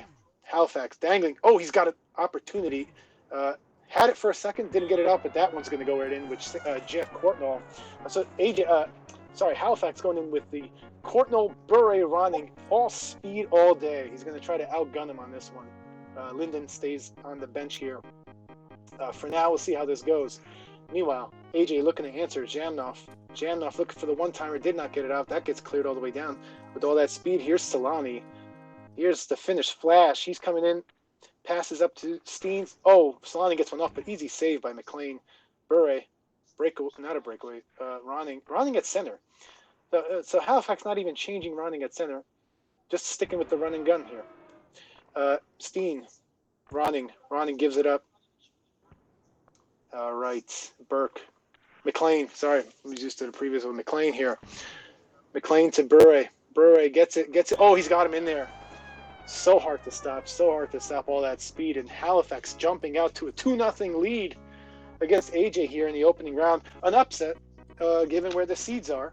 But given what I've seen from the first 2 games, these guys are so evenly matched. 2 overtimes here. Winnipeg just looks so slow here. Here's Solani, who's the fastest player. He can't get any open ice. Good defense by Halifax here. Housley got an opportunity. He's not going to trickle through. Save McLean. He's going to hold on to it. Play it safe. Good idea, I think, from Halifax. No need to rush it. You're up 2-0 here. Just don't give up something here off the face-off. Good opportunity for AJ. They win it, though. Lume out to Rocket. Russian Rocket. Bure. Oh, my God, what a save. Oh, it gives it away. Here. I'm going to mix up Linden, Lume, and whoever who are the Vancouver defensemen? Lume and, oh my God, I'll find out right now. No, Lume is 21, and Lidster and Lume. Hard to keep track of all these guys. All right, well, Halifax here, up to a 3-0 start. Got an opportunity one time. I can't believe Essendon got that. I thought that was ripped right in there, all that wide open net. That could be huge. AJ's got one opportunity here. He's not going to make it through. Cliff Ronning takes out Housley, and that one just hits the post at the very end. Huge period for Halifax. Got to feel really good right now. Now, I'm not going to count AJ out. No one ever should. But he's got a lot of work to do here in the second period to try to at least cut the lead into 2, maybe 1 here, to try to give an opportunity for the game 3. Goes right in, and was poke checked away. Here's Solani. Solani right in, one-timer. That's too far of an angle. The only time that would have worked is if Halifax overplayed the goalie. McLean in there. He has a stop. Giveaway, Zhamnov. This puck's bouncing all over the place. McLean. Ooh! Almost a penalty on Zhamnov. You can't touch the goalie. Bure loses it. Courtnall. Bure. Now, here's... Ooh. Checks everywhere. Puck's dangling in front of the net. Look out. Lume. You got to be careful here. Good passing here. One-timer. Oh, good night. And Vancouver looks crisp. They're passing the puck. It's flying all over the place. And I just think Winnipeg is just looking sluggish out there. It's going to be very, very tough for AJ to come back here if this continues. Like, everything is clicking Vancouver's way here. Look at this. One-timers everywhere. It's moving essence all over the place. AJ's going to try to go right at him. And he's going to sneak it in there, but he does not. Shoots it wide. Here we go. He's going to keep pressing here. Gets hit by the puck. Courtnall breakaway, and we got a penalty shot. Halifax could look to go up goal number 5, very close to getting a forfeit here, which would be just surprising. He's going to go forehand, and AJ reads it all the way. That looked easier than it was, especially with all this pressure now. All right. Now we got clear. It's going to bounce. No. McLean gobbles it up. Lume. Burry in the corner. He's going to look for the one-timer. No, he's just going to control it. Looking around, dancing. Can't touch him. Winnipeg just can't. There's no one who can get near him. AJ getting knocked down by the AI Burry. I mean, that's how. No help from there on AJ's part. He's going to have to do it all himself here. This is a great opportunity, and that's going to sneak in. Halifax got it. You can't get complacent there. You've used the manual goalie all series. I thought that one you could have switched over. You had enough time. So let's see if you want to. Those nerves start getting a little tight. You start trying to second guess and protect the lead. AJ's the king of comebacks. He really is. I mean, he's got one of these things where he just starts playing at a super aggressive pace here. And what you don't want to do is you don't want to let your foot off the brake either. I mean, off the gas. If you're Halifax, you still are up 3 goals. It was 3-0 after 1, 4-1 after 2. You got one more period here to move on. You just don't want to get tight. Play loose defense. You want to stay aggressive here.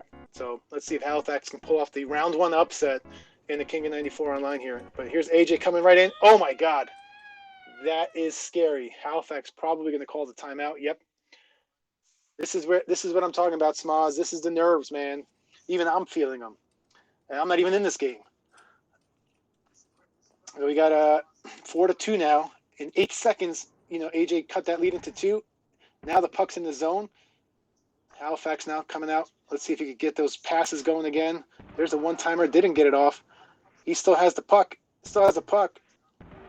But he doesn't do anything with it. Steen. Zhamnov scores. I am sensing the tightness. I could tell the difference. I mean, if you're watching, Halifax was clicking and shooting and getting one-timers, playing manual goalie, much more aggressive in the first 2 periods. Here's an opportunity. And again, just gets right in the front. Didn't really capitalize on that. I just, you got to settle down here, and it's easier said than done because, that was a great opportunity from AJ, the give and go. Good save on McLean. But here, 3.5 minutes to go here. It's a 1-goal game. That's a great shot. Great save by AJ, taking the manual goal at the end. Good shot by Halifax. Steen coming in. He's just going to hold on to it. Goes around the net. Doesn't hit him. Look out. Good save.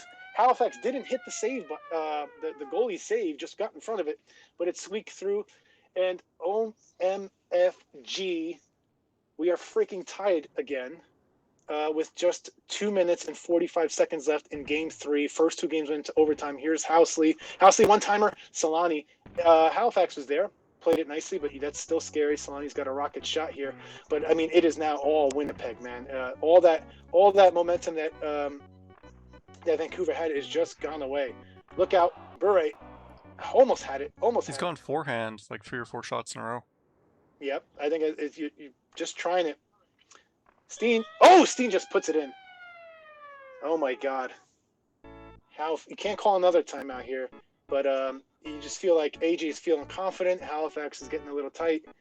But Vancouver is feeling good. Here's right forehand again. Smodge, you called it. It's going forehand all day. AJ knows that.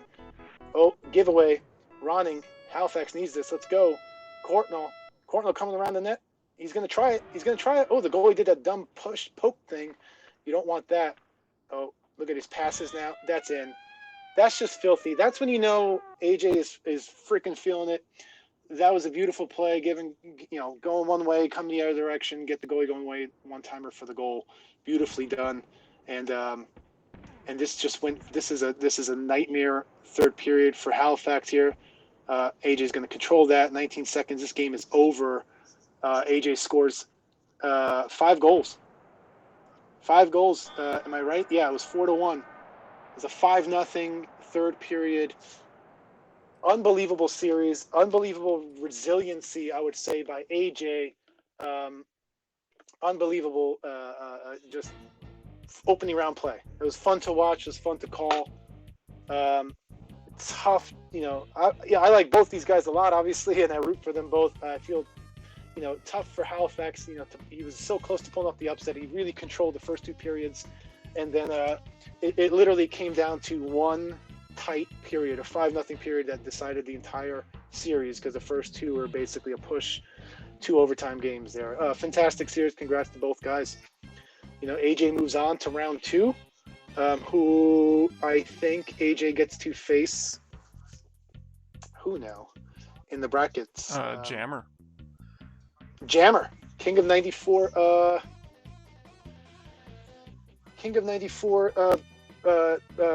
Vegas winner over Bob K. That was amazing. Amazing first round. AJ's going to have his hands full against Jammer, and just a great series by Halifax as well. Halifax moves down to the losers bracket, and based on the way he was playing, I wouldn't count him out. That's gotta hurt so much. 4-0. Oh my God. I know AJ's done that to me. It's like one of the things I remember from my early days of playing online. I was beating him like 5-0 or something in GDL, and he came back and beat me 6-5, I think. Yeah. Power Chuck with like 4 goals. Yeah. No, and you could look. We saw it unfold in the third period where you just you see it happening, and it's like scores with 8 seconds, it's already 2, and then Halifax calls a timeout because he knows it's happening, and then you just see another pressure, another goal, and then on the offensive side of Vancouver, you just see a little bit of it's not as fluid and dynamic and confident. You're just trying to do some basic moves. You're like, oh, I'm going to go forehand because that's a good move. You don't have the confidence to dangle going back and forth, and then ultimately AJ takes advantage of that and comes through at the end. Great series. Okay, so I'm hoping to get some word from Halifax. He's probably taking a break right now, recovering from that game, and we'll try to get a word. I'm pretty sure the idea here is to play the first winter side game, and then also the first consolation game. In fact, we could probably play 2 consolation games in a row, because the consolation. No, wait. No. Oh no, we can't even play the consolation. Yes, we can. We can play. No, we can't even play a consolation bracket game. We'd have to do first winners bracket and second winners bracket, and then we can play 2 straight consolation bracket games. Yeah, I'm not sure I'm following you. I'll get the bracket up on here. So the issue here is, so what I was thinking was we would play these games, and then we would play these games. So the first round of the winner side, first round of the loser side. Doesn't work that way though, because the first consolation match draws from this game This and round. this game. So Gotcha. we basically have to play these ones and these ones, and then we can play these ones and these ones. Or we just go My straight into guess 2 on is 2. 'Cause Smalls it's, that it's 6 the o'clock. We should play 2 on 2, I think. Is that what you're thinking? I mean, look, we'll see. You know, it's. I don't know if any of the other what the first round results were if all the other games happened. It'd be interesting to see what the updated bracket was. If there's some reporting scores. There are a few scores reported. We'll just wait for. Let's see what. I'm curious to see. Honestly, some of the closer matchups, Jodeci McMarcus, I think would have been interesting. Fed Death. I don't like Death Rocks is not playing, right? Rexer and Texmo John could be. I mean, just curious to see how this all shook out here. Yep. King of 94 and Straka. See if that's my opponent. And I'm happy to play King of 94 if he's up for it too, or if they. I don't know. You know, you tell me how Halifax. You'd say, you know, he's the commish, as he says we do. I'm just gonna give him a call. Hopefully he's. See if he's okay. Yeah. He's in the freezer getting ice cream. Yep.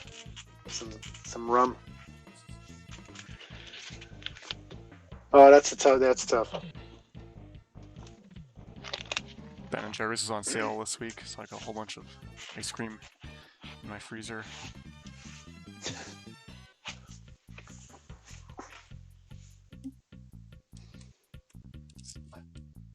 But that series of this was a rough last game. Yeah, that was some AJ, classic AJ. So what I'm wondering, yeah, Let's cook. yeah, with announcing it. So I'm thinking, do we want? I see that you put the score into bracket already. The way it works out, I guess, is we either play just this first round, and then we're kind of stuck, and we just move on to 2 and 2. I think that's kind of my favorite idea. Or we would have to play round 1 and round 2, and then we can play round 1 and round 2 of loser side. Which you want to do?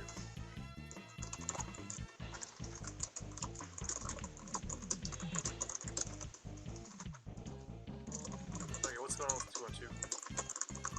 What's going on with 2 on 2? Is that just tomorrow, or?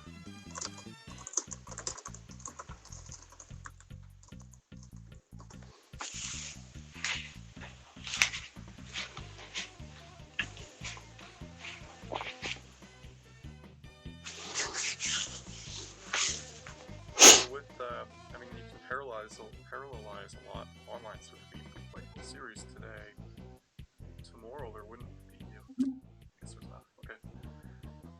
So we're kind of going to do like an hour of this, get through 2 rounds, and then okay. So 2 on 2 is set up. We just have to make sure. Chaos City's out for 2 on 2. I think he had a 3-person team anyway, so that was Chaos for 2 on 2. And City's not going to play.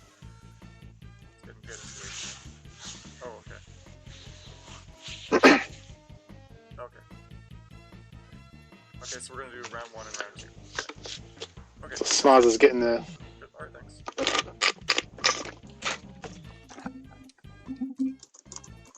So I don't know if you guys can overhear that. We're gonna do the first 2 rounds. So we're gonna do these ones and these ones. And then, if you still can, try to get these ones done too. And I can see Halifax is putting in the scores here. So yeah, next up we got AJ. I'm just gonna start messaging people.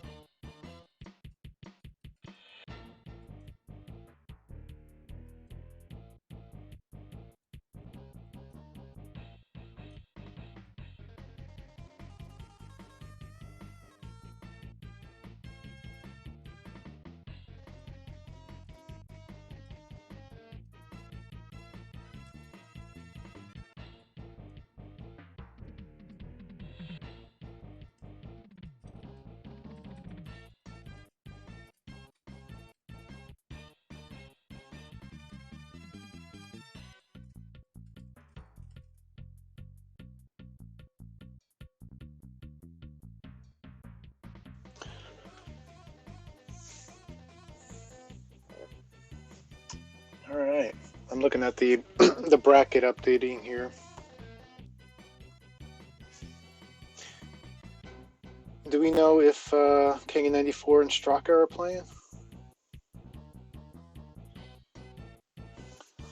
Oh, I see. Yeah, I don't know what's going on there. Okay. And if AJ wants to do commentary, I don't know if you could loop him in, because then I'll play when I play Mikhail. If he wants to do the commentary, it'd be cool. Alright, good idea. Get messages here. Oh, it's Jammer. Yeah, Jammer plays AJ90. All right, that's right. You don't believe Straka not playing? All right. I just haven't heard anything about it. I saw Mhm. Straka posted a picture in the memes channel. It's pretty funny. Maybe I can get that up on. Well, anyway, I'm busy. So I assume in that case they're probably playing, but I'll double check with them here. Let's. I'm also going to check on the retro arc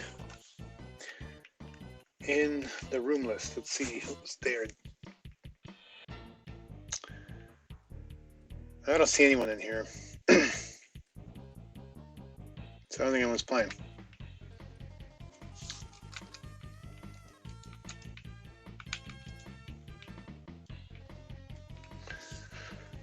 Dan TML is playing something. Player 1 from Brazil is playing something. So doesn't look like anyone's playing. King94 and Straka have already played apparently. All right.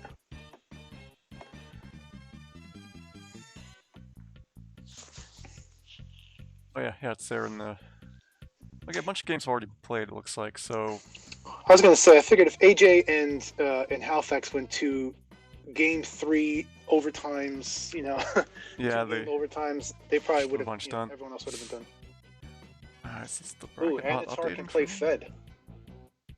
Anatar says he could play Fed. That'd be a great game to watch Yeah, let's get that. as well. All right, and I don't think I have to get my Discord back up. Shit. Just in case Mikhail's asking to play me.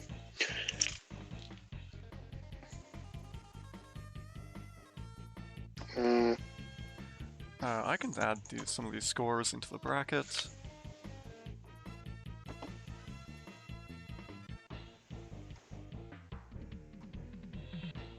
I see Poke and DPS. Okay. Oh, yeah, report scores. What is this new?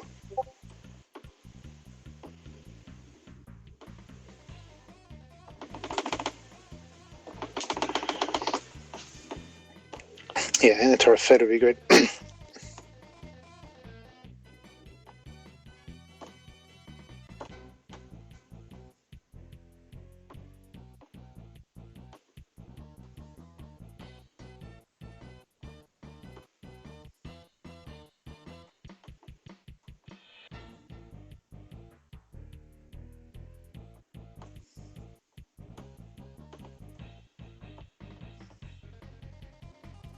Alright, so Anatar and Fed in a couple minutes. I'm gonna add some of these scores. All right, I'm gonna message King94 and see if he's up for a game. In the meantime.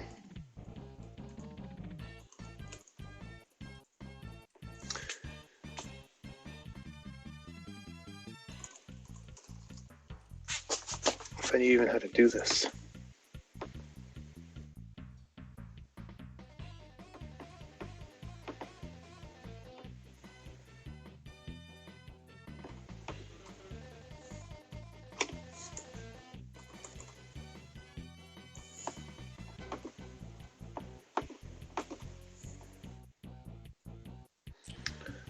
And Dangler and Coke are gonna play in 1 hour. Okay.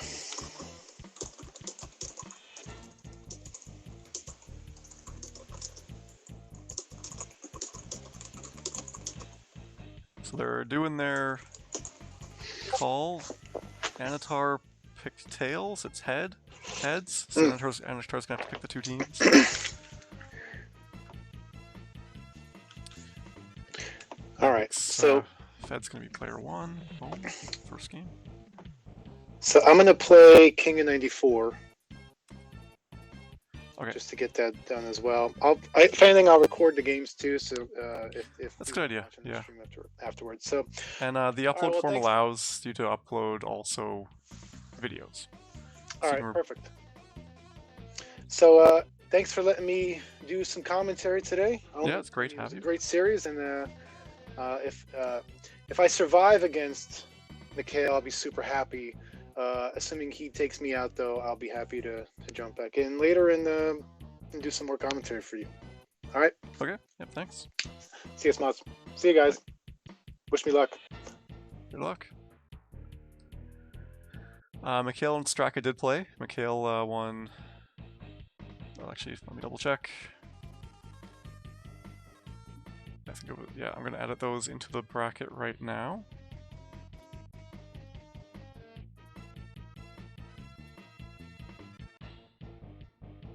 So game 1, 7-1. And game 2 was 8-2.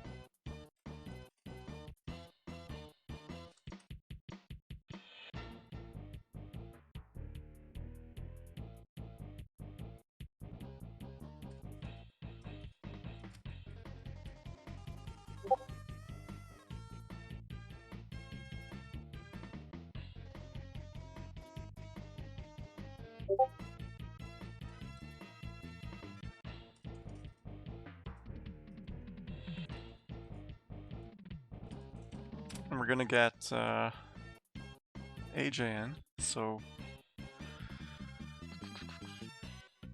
the Anatar are still setting up, and we're gonna get AJ to join the chat. Stream.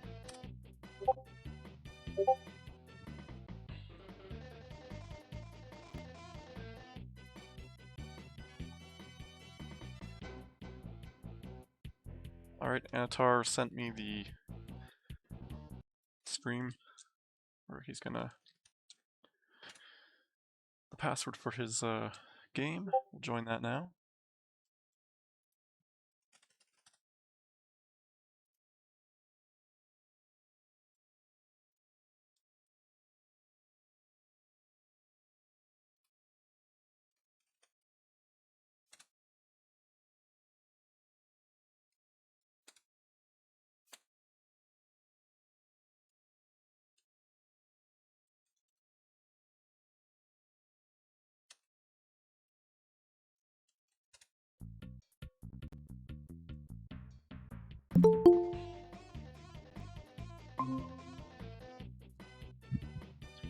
Alright, we got AJ here, and AJ, if you want to join Anatar's game on your system. Alright, I'll jump right in there. And I will just send you the password here quickly.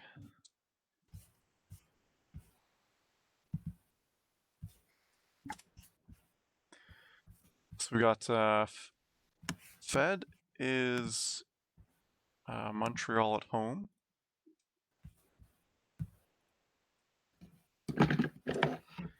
Anatar, Quebec, an all Quebec matchup. Anatar is from Quebec. Fed is from BC.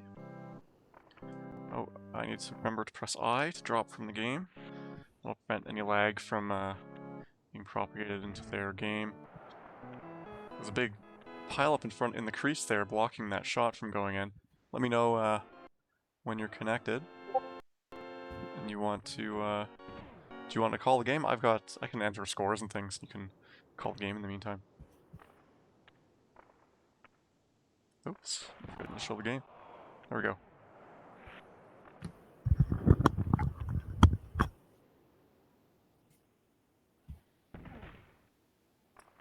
So this is fed. Oh, another shot. Hit another defender. Rolled across the crease. All right, so I think I can't really hear you, Smalls, but I can see the game, so at least there's that. Looks like we got Anatar and Quebec.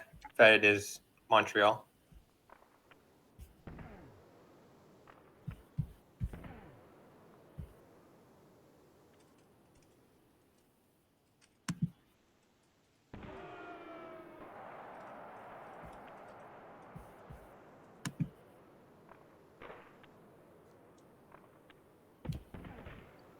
Just checking my mic. Looks All right, fine so I on the guess stream at least. Smalls is doing some behind the scenes work, so I'll take over here. Good to see everybody with our King of 94 tournament today on the SNES side. So looks like Kamensky is in for Anatar, and then there's Brian Bellows on the short side, Deke, beating Ron Hextall for the first goal of the game.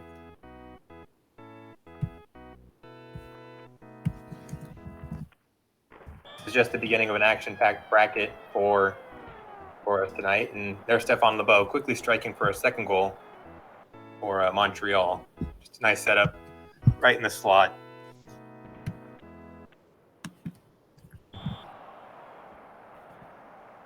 And there goes Kamensky. Looks like he's only going to be out for the period.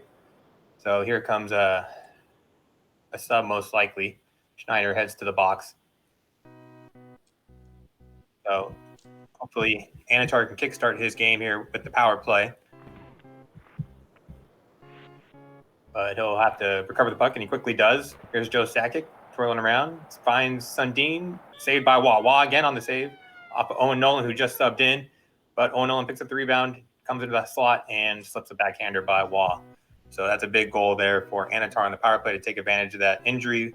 Kamensky will be back shortly at the start of the second. So a maximum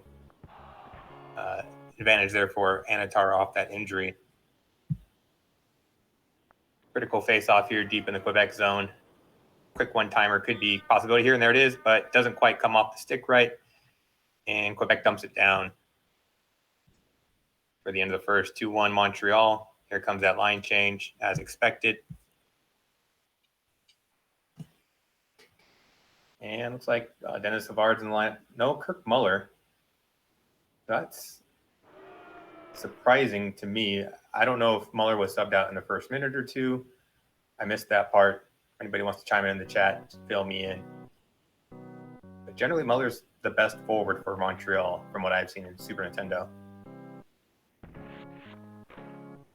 All right, here we go. Off the face-off, got Duchesne. His pass is picked off by Montreal, and now Savard comes in the zone looking for one-timer option. It doesn't really materialize. And now Bellows goes to the box.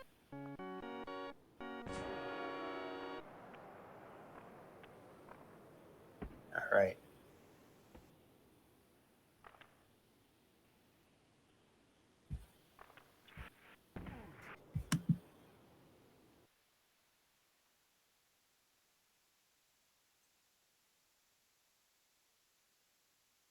Now to LeBeau. LeBeau on the penalty kill.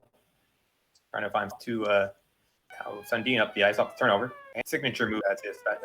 And he ties this game up. 2 power play goals now for Quebec, taking advantage of the special teams. All right, here comes Savard. And he gets decked. Up man pass to Gusarov, who dishes it off to Sakic off the wing. And Quebec looks to regroup here. Duchesne to Kamensky. And looks like a little bit of a screenplay there by Duchesne as Kamensky comes in forehand. Rifles one top shelf by a sprawling wall. So Anatar, after Fed got up to the early lead, and there's Bellows one-timer saved by Hextall. 2-on-1 materializing. Sundin stops up and gets decked by Desjardins. Now here comes Montreal on the counter.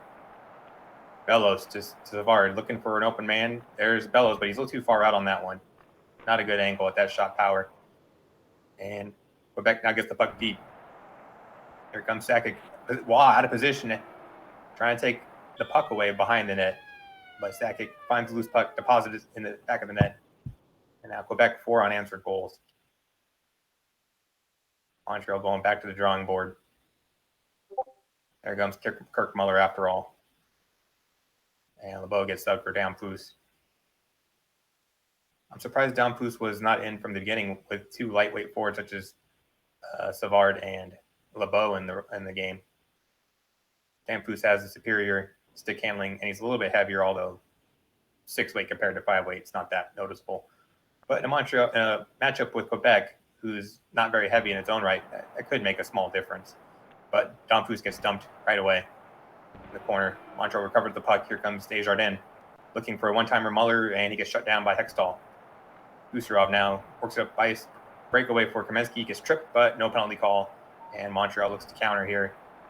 Middle was looked to be open, but Gusarov comes in last moment to pick up that pass. And here comes Bellows. He's got an angle, perhaps? No, he gets wiped out. And now Quebec looking to turn it up ice. Some turnovers on these passes here, shuts down that attack. And here comes Steve Duchesne to Joe Sakic and Desjardins, hopefully for one last rush for Montreal. They could really use a goal here to try and shift the momentum of this game. And expert defensive job by Anatar to kind of cancel out the Montreal attack along the boards. And it looks like there's some more line changes here for Montreal as they're not convinced of what they're seeing here. So just looking at the bracket, see if we have any more updates here as we have this bit of downtime before the third period of game one between Anatar and Fed. I'm not seeing anything new quite yet. King of 94 won his games against Straka 7-1, 8-2. Fed got here via forfeit, it looks like, against Deathrux, who's qualified with a keyboard. I don't know how much keyboard experience he has, but I assume he had none. And to qualify with the keyboard is absolutely impressive because it's a foreign object, really, to a controller player. But back to the action here. Kamensky, short side D, got the face-off from center ice. 5-2 lead now for Quebec. They try to tighten their hold on this game. And is that it's not Brunet. That's John Leclerc at left wing.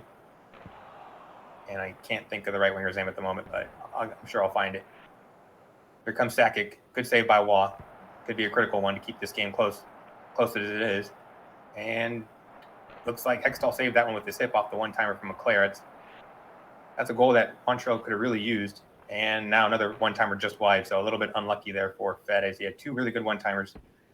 Neither one of them panned out. Slapper by Anatar, that's another one of his patented moves, but turned away by Waugh now. Quebec, 3 minutes left in this period, or in the game. Trying to put the finishing touches on this. And Sakic gets held up and dumped. Now here comes Brisebois. Montreal really using all their depth in this game to try and get a result. But Brisebois skates right into Hextall, and that is turned away. And Hextall, big user control save for Anatar. Still a 3-goal lead here. Now just 2 minutes left. All right, here comes Montreal attack and another save by Hextall. Multiple saves now by Quebec in this period, and that little garbage goal off the failed one-timer. Joe Sakic just did what you want every forward to do, stop right in front of the crease and pick up that loose change. And I think that's the goal that's going to put this one to rest. And now Montreal goes in the box as well. So impressive display here by Anatar after giving up those first 2 goals. Just really put it together and utilized a strong attack and really a quick attack in some cases to take this game over. So looks like Fed was home. He will be picking the next matchup. So he'll probably be picking 2 teams he's very comfortable with to try and even this series up moving into game 3, ideally for him. So that shot goes wide. Maybe one last break here from Montreal. Here comes Desjardins. Skates by the D, gets held up by Sundin, and now pushed into the boards, and that's the end of the game. 6-2 Quebec. Joe Sakic, first star of the game. Kamensky suffered the injury in the first to help kickstart Quebec offense on the power play shortly thereafter. Gets the second star. So 6-2 again. Not sure if they have their matchups planned out or if they're doing them on the fly. So we may have a little bit of time here. I'm going to recheck the bracket. Looks like no new updates as of yet. Let's check out the Duke of 94 bracket then. See what else is going on today in our bracket play. Quickly upload that. So it looks like Lego took out Kids Wasted in the first round matchup, 2-1 and 4-3. So he swept him. Street Mage forfeited to Dan TML. Then Dan TML played Mooney. And it looks like a couple of forfeits there. I can't tell. It's 0 to -2 in the first two games. But then Dan TML, game 3, wins 3-2 against Mooney. Oh, it's probably because it's a one game. No, because then why would the first round's games be 2 out of 3? I'm not quite sure why on that one, but nonetheless, Dan TML moves on into the quarterfinals. And it looks like Mooney's tournament, despite being the 5th seed in the Duke, is over. So I just want to thank him for being a part of the festivities today, and hopefully he sticks around and watches some more exciting NHL94 action. And he might be in the 2-on-2. Let me check to see if he's on the 2-on-2 bracket. Let's see. I don't see Mooney as I quickly scan through this. It's like Boston was part of this matchup, and Pittsburgh. Okay, yeah, this is a pretty typical Tier 1 matchup with Fed getting Pittsburgh, so might see some Rick Tocchet here. Fed, known Rick Tocchet connoisseur from his time in King of 94-3 in Vancouver. I believe there's a couple games where he had Pittsburgh and was using Rick Tocchet most expertly to acquire that illustrious King of 94 trophy that evening in Vancouver. But off the face-off, we got Larry Murphy here for Fed, and he quickly gives it away to Neely. Neely finds a one-timer, dishing it off to Oates, and we got a quick 1-0 lead here for Anatar. So Anatar looking to carry over their momentum for the first game to take advantage of a Pittsburgh team that might be a little bit slower on the road. The one complaint you could have about Pittsburgh is that they're not the fastest of teams. And hopefully with them on the road and Boston home, you get a superior skating Bruins team to take advantage of the Penguins. But great one-timer setup. Lemieux off the post as Pittsburgh draws the penalty and Raymond Bourque goes to the bench. That's the best player for Boston now on the box. Pittsburgh would like to try and take advantage of this. And Murphy looking for the crease cut, but gets held up by David Shaw. Now, Vlad Ruzicka sees the one-timer and off the post by Neely. Beautiful setup, but much like Pittsburgh's earlier one-timer, off the post. All right, here comes the giveaway to Lemieux. So unusual to see Lemieux as a winger. You never see that in Genesis. Probably don't see it that much in SNES either, but now Stevens hits the deck. Going to have a 5-on-3 for Pittsburgh, but at the cost of Kevin Stevens. Lemieux now going to move to the center, and here comes Rick Tocchet, as noted earlier. Do not underestimate Rick Tocchet, despite his lackluster speed. This is kind of the perfect situation for him. Get him on the power play. Hopefully he'll set up and use that booming shot of his to cash in. And here comes Glenn Wesley now, one-on-one.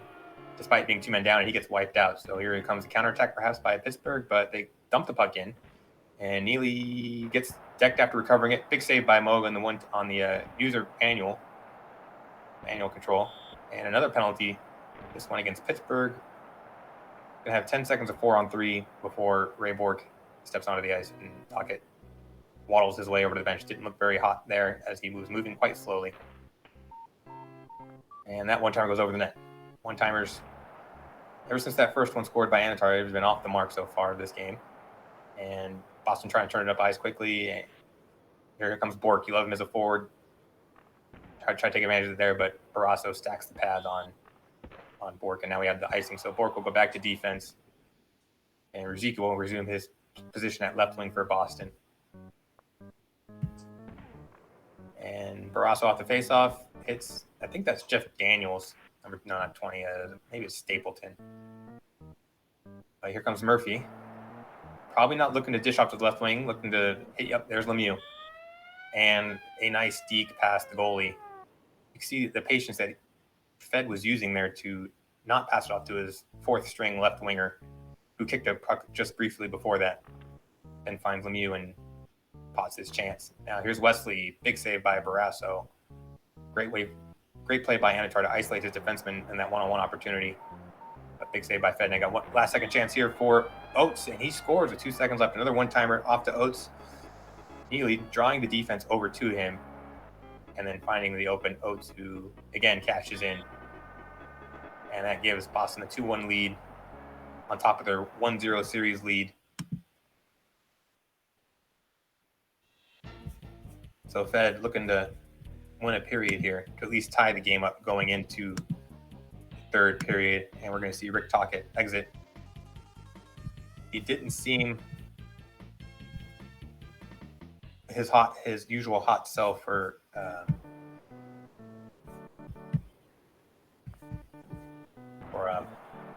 Fed in that period, so not surprised to see him come back out. Here comes Vlad Ruzicka, looking to go short side off the spin move, but he gets wiped out by the Pittsburgh defense. Now Stevens, 3-on-2, but dishes it back out to Yager. Finds the deke opportunity, gets poke checked by Wesley at the last moment. He had that far side open if he get the shot off, but precision defense there by Anitar, as now goes to the box. Ruzicka, they'll have the left wing. I think it's Juno that comes in as a sub. He's just skating. Yep, there's Juno. But he's at a severe weight disadvantage in this matchup. And Pittsburgh turns away the shorthanded opportunity now as they look to counter their own offense. And Neely gets dumped. But they can't. Pittsburgh can't turn the puck around quickly to take advantage of that, and they'll have to regroup as Boston has their defensive posture and Bork wipes out the opportunity there. Here comes Boston again. Neely trying to go far side. Can't quite slip it past Barrasso. Now we have another penalty here. And there goes Cam Neely. Not only missed the chance, but took the penalty on top of it, compounding his problems. And you have Dave Poulin at center. Slower and lighter player. Are going to be seeing a lot of poke checks here from Anitar. Good save by Moog, and off the rebound, Lemieux evens it up. Just too many Pittsburgh bodies out there. And missing Neely and Wesley. Just a little too much there to hold back the Pittsburgh offense. So 5-on-4 now. Or excuse me, there's Ruzicka in the box on that, not Wesley. But here's Ruzicka now, trying to get that goal back. And he loses the puck. Yager recovers. Spins around, waits for his forwards to kind of regroup, and here comes Lemieux. Absorbs that check and can't slip it by Moog. It's his leg pad out there to shut down the far side. Now, 30 seconds left in the power play. Got Murphy slowly weaving his way up the ice, looking for a passing lane. Nothing really materializing, so he gains the blue line. And Ruzicka dislodges that puck, and now he loses it as Boston comes back to even strength. All right, here's Lemieux, 1-on-2. Does he have an angle? No. He loses the puck. But recovered by Pittsburgh, and now we got Boston countering. Nothing there. Breakaway chance for Lemieux. End of the period. Off the post. Despite winning that period, I think Fed wanted that goal there. I mean, that would have been 3-2. Get himself a little bit of breathing room here. Now he's got to win another period. And we're going back to the edit lines. Stevens just not getting the job done, so here comes Ron Francis. You can't fault Fed for sticking with his guns for too long. He completely plays off of what he's feeling out there, and I don't think Francis was out there on a penalty kill, so I guess he's rolling the dice, hoping that Francis is moving a little bit better than Stevens. That one-timer almost came off, but intercepted by the Boston defense. Here comes Ruzicka, taken down by Lemieux. Regroups, looking for a passing option, but gets tripped up before he can dish the puck out. All right, here comes Francis. He's looking a little slow. And he draws the penalty at least. So Pittsburgh going back on the penalty where they had a power play goal earlier to tie the game. Will look to use their numerical advantage once again. Here's Yager. Hair flowing. Dishing to Francis, and the give and go one-timer read by Anatar with that goalie control. Comfortable save, despite the good creativity there by Pittsburgh. Here we go. Lemieux weaves in, and he faked the backhand to come back to forehand. We got a goal there. Another power play goal. The hat trick for the Mary Lemieux. No hats from the Boston fans. They're very stingy on a cold night. They're not in a charitable mood for the Penguins. As Fed gets that first lead of the game for himself. As he is down 1-0 in the series, he's looking to stay alive in the winner's bracket. But Bork just comes in, little backhand move, ties it back up. 3-3, about halfway through the third. Plenty of time here for this game to be decided in regulation. And Boston comes in again. Oh, I think Anatar might be the only guy that would try that slap shot. Slapper's not a popular way to score goals in Super Nintendo, but there you see one against the grain along the ice. Neely slips it by Barrasso to take the lead. So Fed's going to have to reach down deep yet again to stave off the trip to the loser's bracket. And Francis, not looking too good. Going to have to rely on Lemieux and perhaps Yager to try and get this done. Had an open net there, but Wesley takes out Murphy at the very last second again. And now Pittsburgh's going to go in the box. They lose their best player. Probably going to see Francis move over to center, and he hasn't been looking too good, so it's probably going to be Yager creating this goal here. You might see Anatar just lock down on Yager a little bit more than usual. And here comes Boston, 1-on-2. Fakes out one defender. Tries to go short side off Barrasso, but glove save there. Now Yager. Short-handed, has to go for it. Only 45 seconds left. Neely. Down. Oates look for the wraparound, isn't quite there. And Murphy takes out Oates. Now we got Francis, and he gets decked. And Murphy decks Ruzicka, who's out for the game. But hopefully that game's only 17 seconds more from Anatar's view. So I don't know what you do here as Pittsburgh. You have to hope you win the face-off, and you just kind of got to go for the goal. There's no real time to get cute. A little surprised to see Joe Mullen get put at center. Unless Yager did the injuring, then no, Murphy. Yeah, Murphy did the injuring. So not putting his best skater out there, but his best shooter at least. So probably going to look for the one-timer. Perhaps we'll see what happens here. Boston wins the face-off. Let's get it up the ice. That's probably going to do just enough. And yep, kill it in the corner. And Anatar moves on, defeating Fed in 2 games, 6-2 and 4-3. So impressive display there by Anatar. Fed really looked like he was playing well despite a cold Pittsburgh. And he moves on. So that means Anatar moves on to the quarters, where he will face the winner of Corbett, Miller Time, the Rexer, Tecmo John, Bob Kudelski, or Chongo. So he has 6 people to scout. Hope you have some tape on them already, because it's going to be tough to watch all those live games.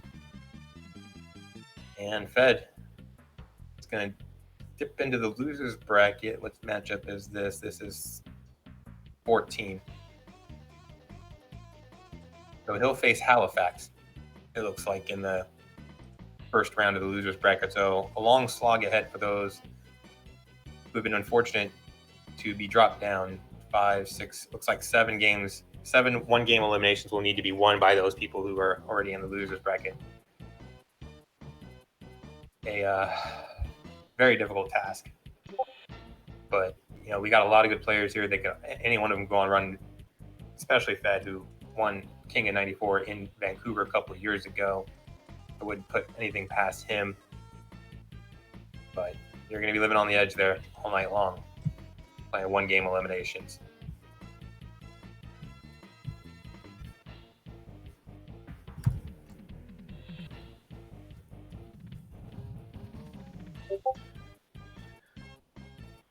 If I can get back into Twitch and see what the chat is saying. I'm sure we have lots of people just saying all sorts of stuff to me that I'm not seeing because I didn't want to mess up the connection in that game that we just watched. So let me back out of it.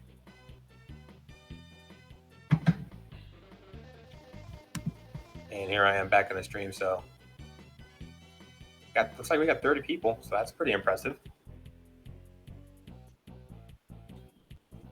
Put the bracket back up on the screen.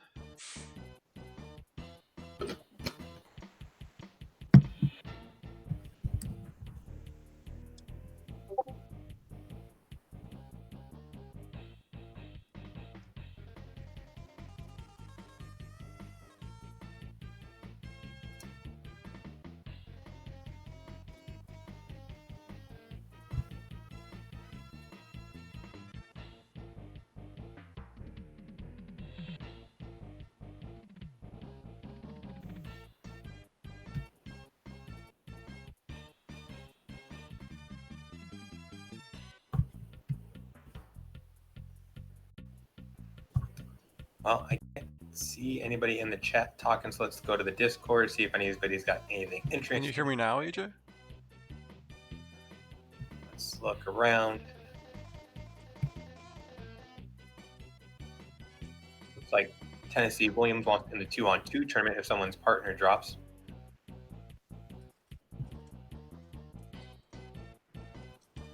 You able to hear me, AJ?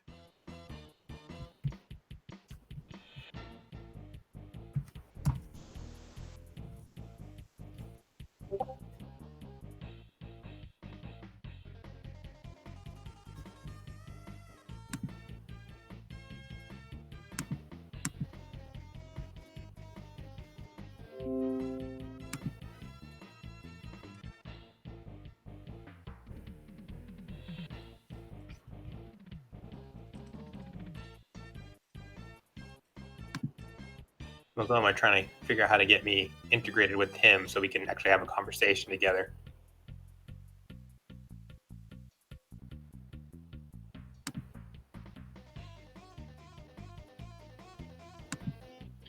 Yeah. So, like AJ says, just trying to get. I mean, if you have a game you're gonna play, let me know, and we can switch to that game. I can hear you now, Smoz. Oh, you got it? Okay, it was like an audio source thing? Speaker Yeah, it was. source? I just wrong one, I suppose. Yeah, I don't know why. Sometimes it just picks something wrong.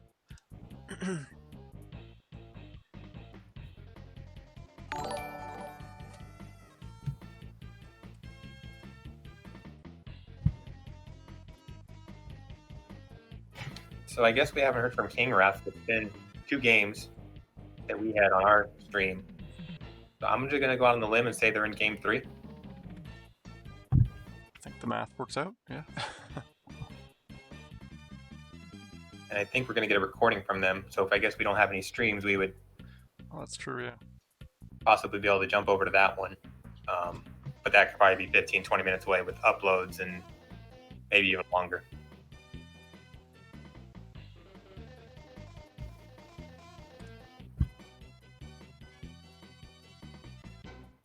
Just gonna write up a message here in Discord, just kind of pinging everyone to see what's going on. So I see Mark BT Dot asking, how are we playing online together? We're using a program called RetroArch, which allows us to use these emulators and ROMs to connect with each other over the emulator. And we play these games, and then Smozoma and myself we had jumped into that game ourselves to be able to see it live as it happened. Arch, A-R-C-H, excuse my enunciation. No, it's okay. We're happy to have new people in here asking questions, wondering how we're doing this. We're always looking to get more people involved in our community. So if you have questions, feel free to ask. And if I can't answer, Smalls can't answer, I'm sure the chat will chip in and just answer any question that comes across. Yep, I mean, well, the reason we're streaming is we want to get more people to see this.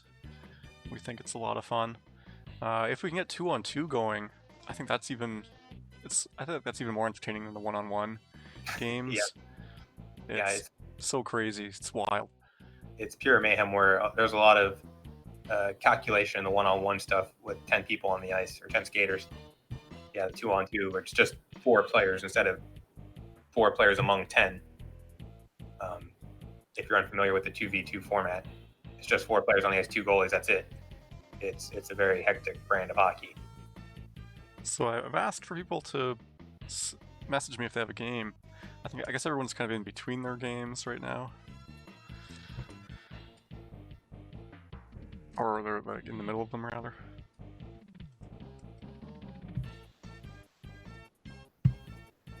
But we'll keep it here. I feel fresh. I just 20 minutes into this streaming. I got plenty of energy as Raph takes on King of 94. Yeah, we're way over schedule, and unfortunately that means a lot of people are going. Well, we were supposed to end at 5, so they just kind of left. I think can't really blame them. With 2v2 scheduled for 5 to 11 o'clock. Yeah, I think it was 5 to 9. I don't remember. Okay. I don't know if we need all that time for the 2v2, but a lot of the same people in the tournament are the ones playing the 2v2. So I guess yeah, we would like to move over at some point.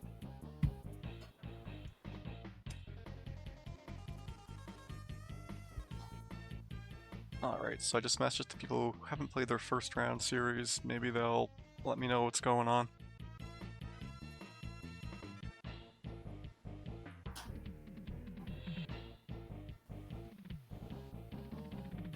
Tecmo says game 3 right now with the Rexer. Joe to see is typing. Oh, I'm getting... Everyone's messaging me all at once. Looks Joda like and McMarcus are playing right now. It looks like we might have a game to jump into.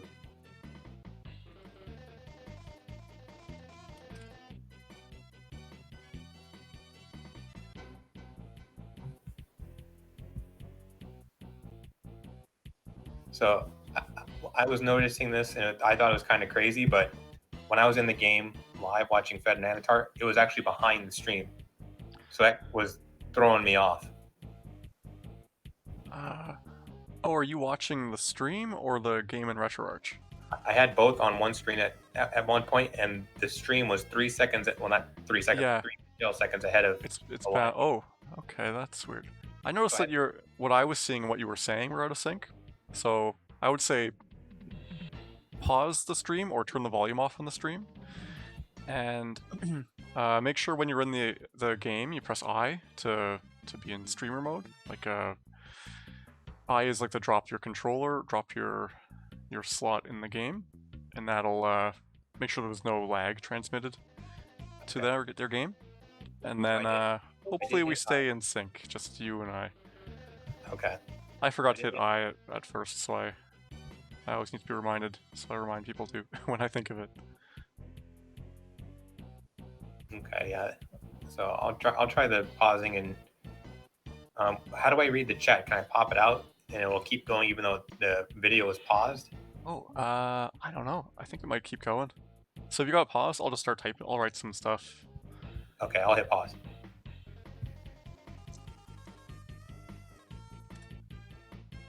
So I added a message. Yep, and it updated, so I think that's the way to go. I'll just pause. Yeah, or you can just hit mute on the volume slider. Okay. Jeez, I gotta make sure I'm paying attention here. Yeah, hopefully everyone excuses my relative inexperience in this format.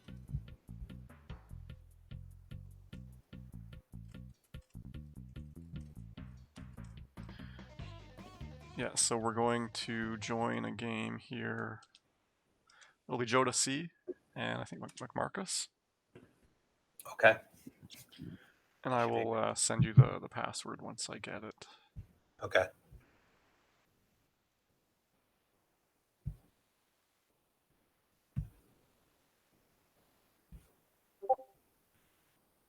So that would be the 15 seed Jota C versus 18 seed McMarcus, a relatively even matchup, with the winner facing Token Toma, who knocked off King of 94 in 2 games to help him obtain that 8-0 record.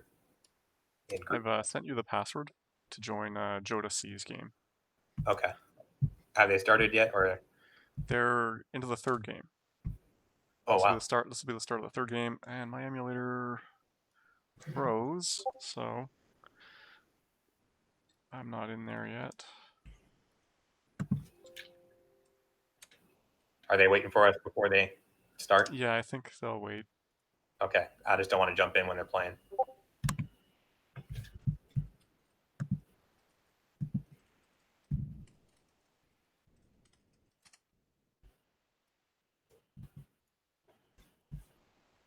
Oh, I guess they're on their first game.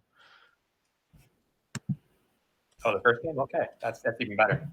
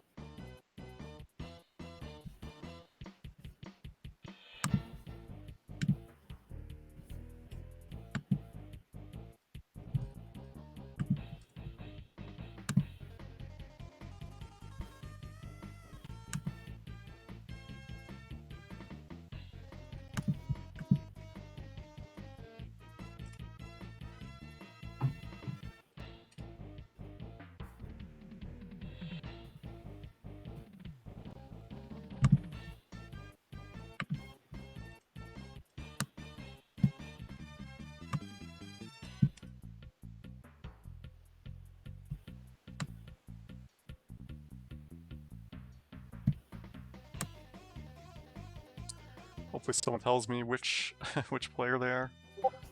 Yeah, that would be, or at least who won the coin toss or something. Okay, Joda is the Rangers. Okay. So that makes him the home team. McMarcus the Wings, and this is another pretty classic matchup. You get the heavier team and the Rangers, who are slightly less skilled, and the lighter, much more skilled team in Detroit, who aren't necessarily faster. They might even be a little bit slower than New York, but they just feel more smooth in terms of their skills and their weight and speed packages.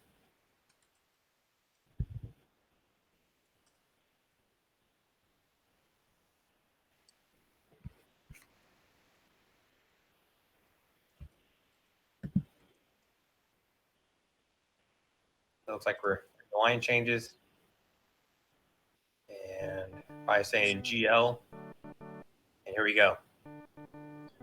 So in Super Nintendo, you have to turn on manual goalie.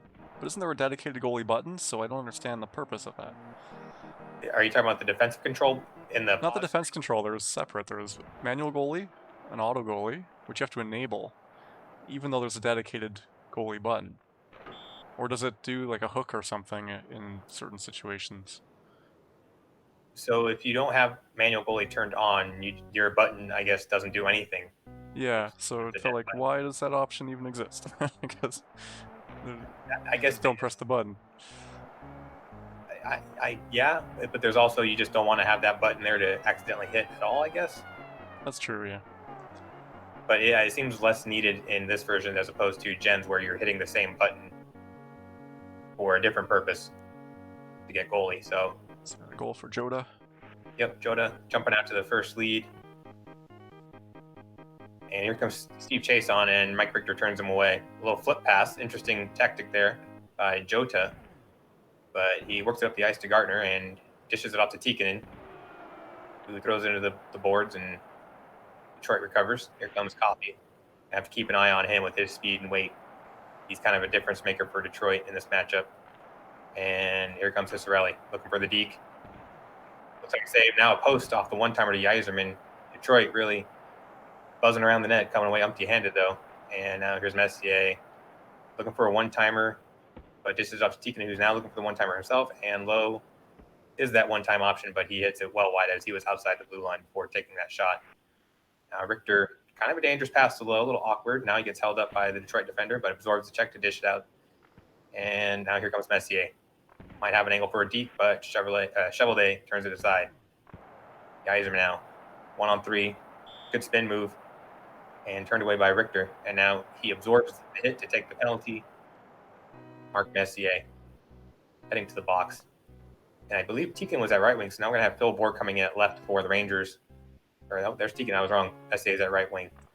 Had it all mixed up. Now here comes Tikkanen, 1-on-2. Trying to dish off to Gartner, but that pass is read by McMarcus. And now Leach with a turnover off the post on the forehand deke. Unfortunate break there for Joe to see as this period ends 1-0. Yeah, Dan K caught me in my commentary about Chevrolet. I used to call him Chevrolet because I had him in a draft league, and he was not saving my bacon on the defensive chances I was giving up. So I would just call him Chevrolet. And I was watching some videos during the NHL pandemic, like in June, where they had the Red Wings and the Maple Leafs '93 series in the playoffs highlights, and every time Detroit scored at home, they had horns honking.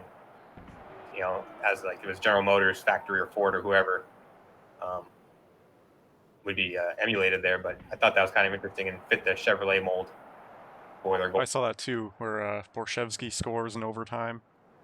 Yes. They interview him after the game, and he goes, "Unbelievable." Yeah, what I took away most from that series was Dave Andreychuk. He was absolutely overpowering the Detroit defense and Tim Shovelday in particular. Just every time he took a shot, it seemed like Shovelday was out of his wits with it. And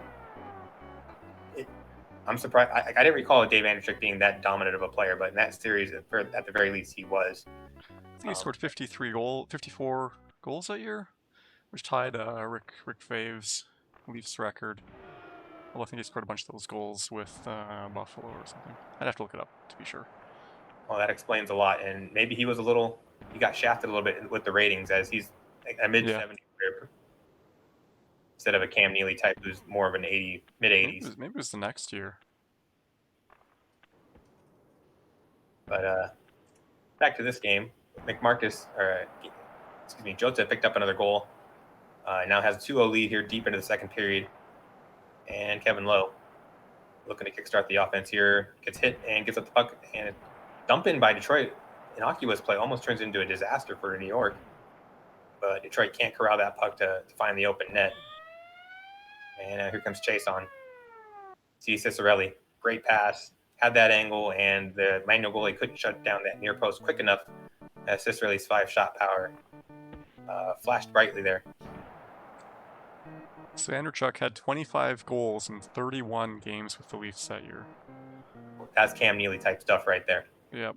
It was the year after he scored 53 goals. He came over from Buffalo halfway through the season.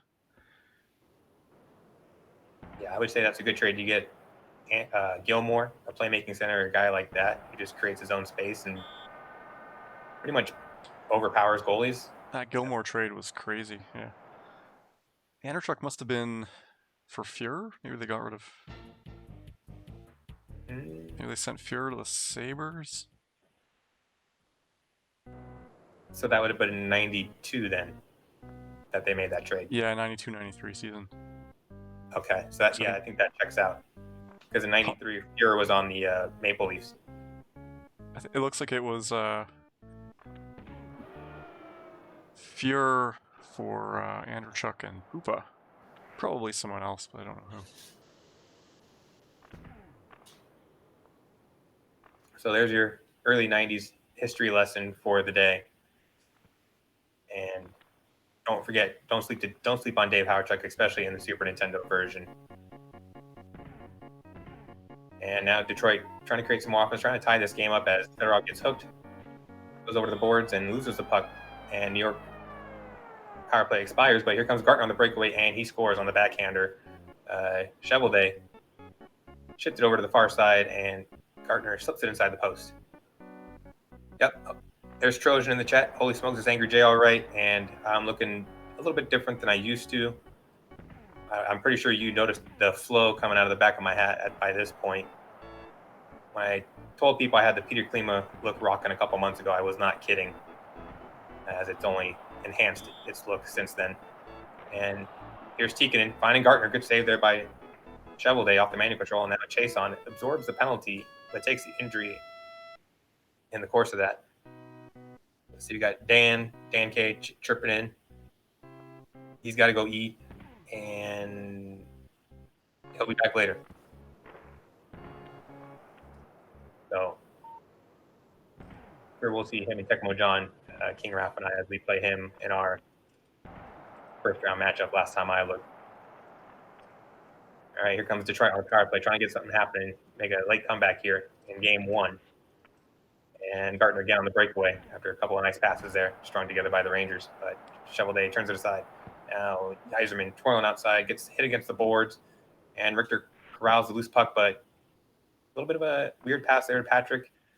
Now another giveaway, perhaps, but Gartner comes in, saves the day, finds Messier. Takes that Lidstrom check, no problem, but that pass did not find the mark. But their Rangers are killing time, which is the most important thing here. 20 seconds left, got to score a goal now. And Richter gets that right leg pad over, extends it to save the lead, and game one for Jota. Oh, we're at a sync. Yeah, you should reconnect. So like drop from the stream and reconnect.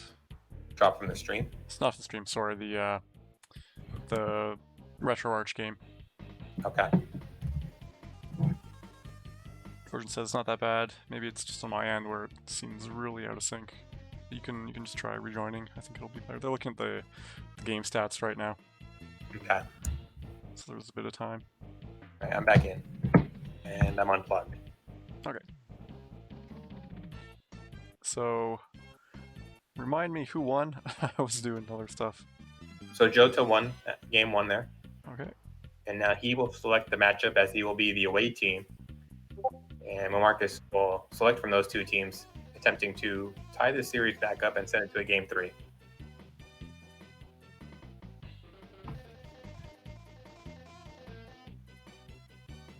As long as we're desync to a point where I'm predicting the future, I'm okay with that because King Raph gets that ability at times, and I would love to enjoy that myself.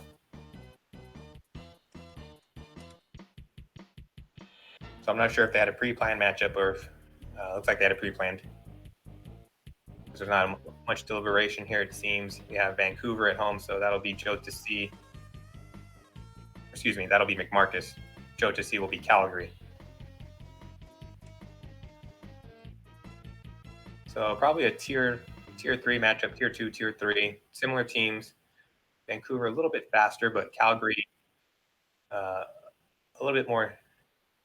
They have a little bit more checking ability and probably more natural goal scorers with Gary Roberts and Joe Newendike. And then Thurman Fleury, he's their speed guy. He's perfectly fine in this matchup. I mean, he's not going to absorb a lot of checks, but he's pretty agile and can dance around pretty well. And we'll see what McMarcus does with his lineup here. Keeps his defense. We won't see Gerald did it quite yet, if at all. Linden in the middle, pretty normal. I guess your real deliberation is Ronning and Courtnall, and going to see Ronning, and looks like we are going to look at Lidster after all. Yep, here comes Didick. See if they switch sides. Yeah, Lume would be on his natural side if they switched. Now he's got both of his defensemen on their natural side.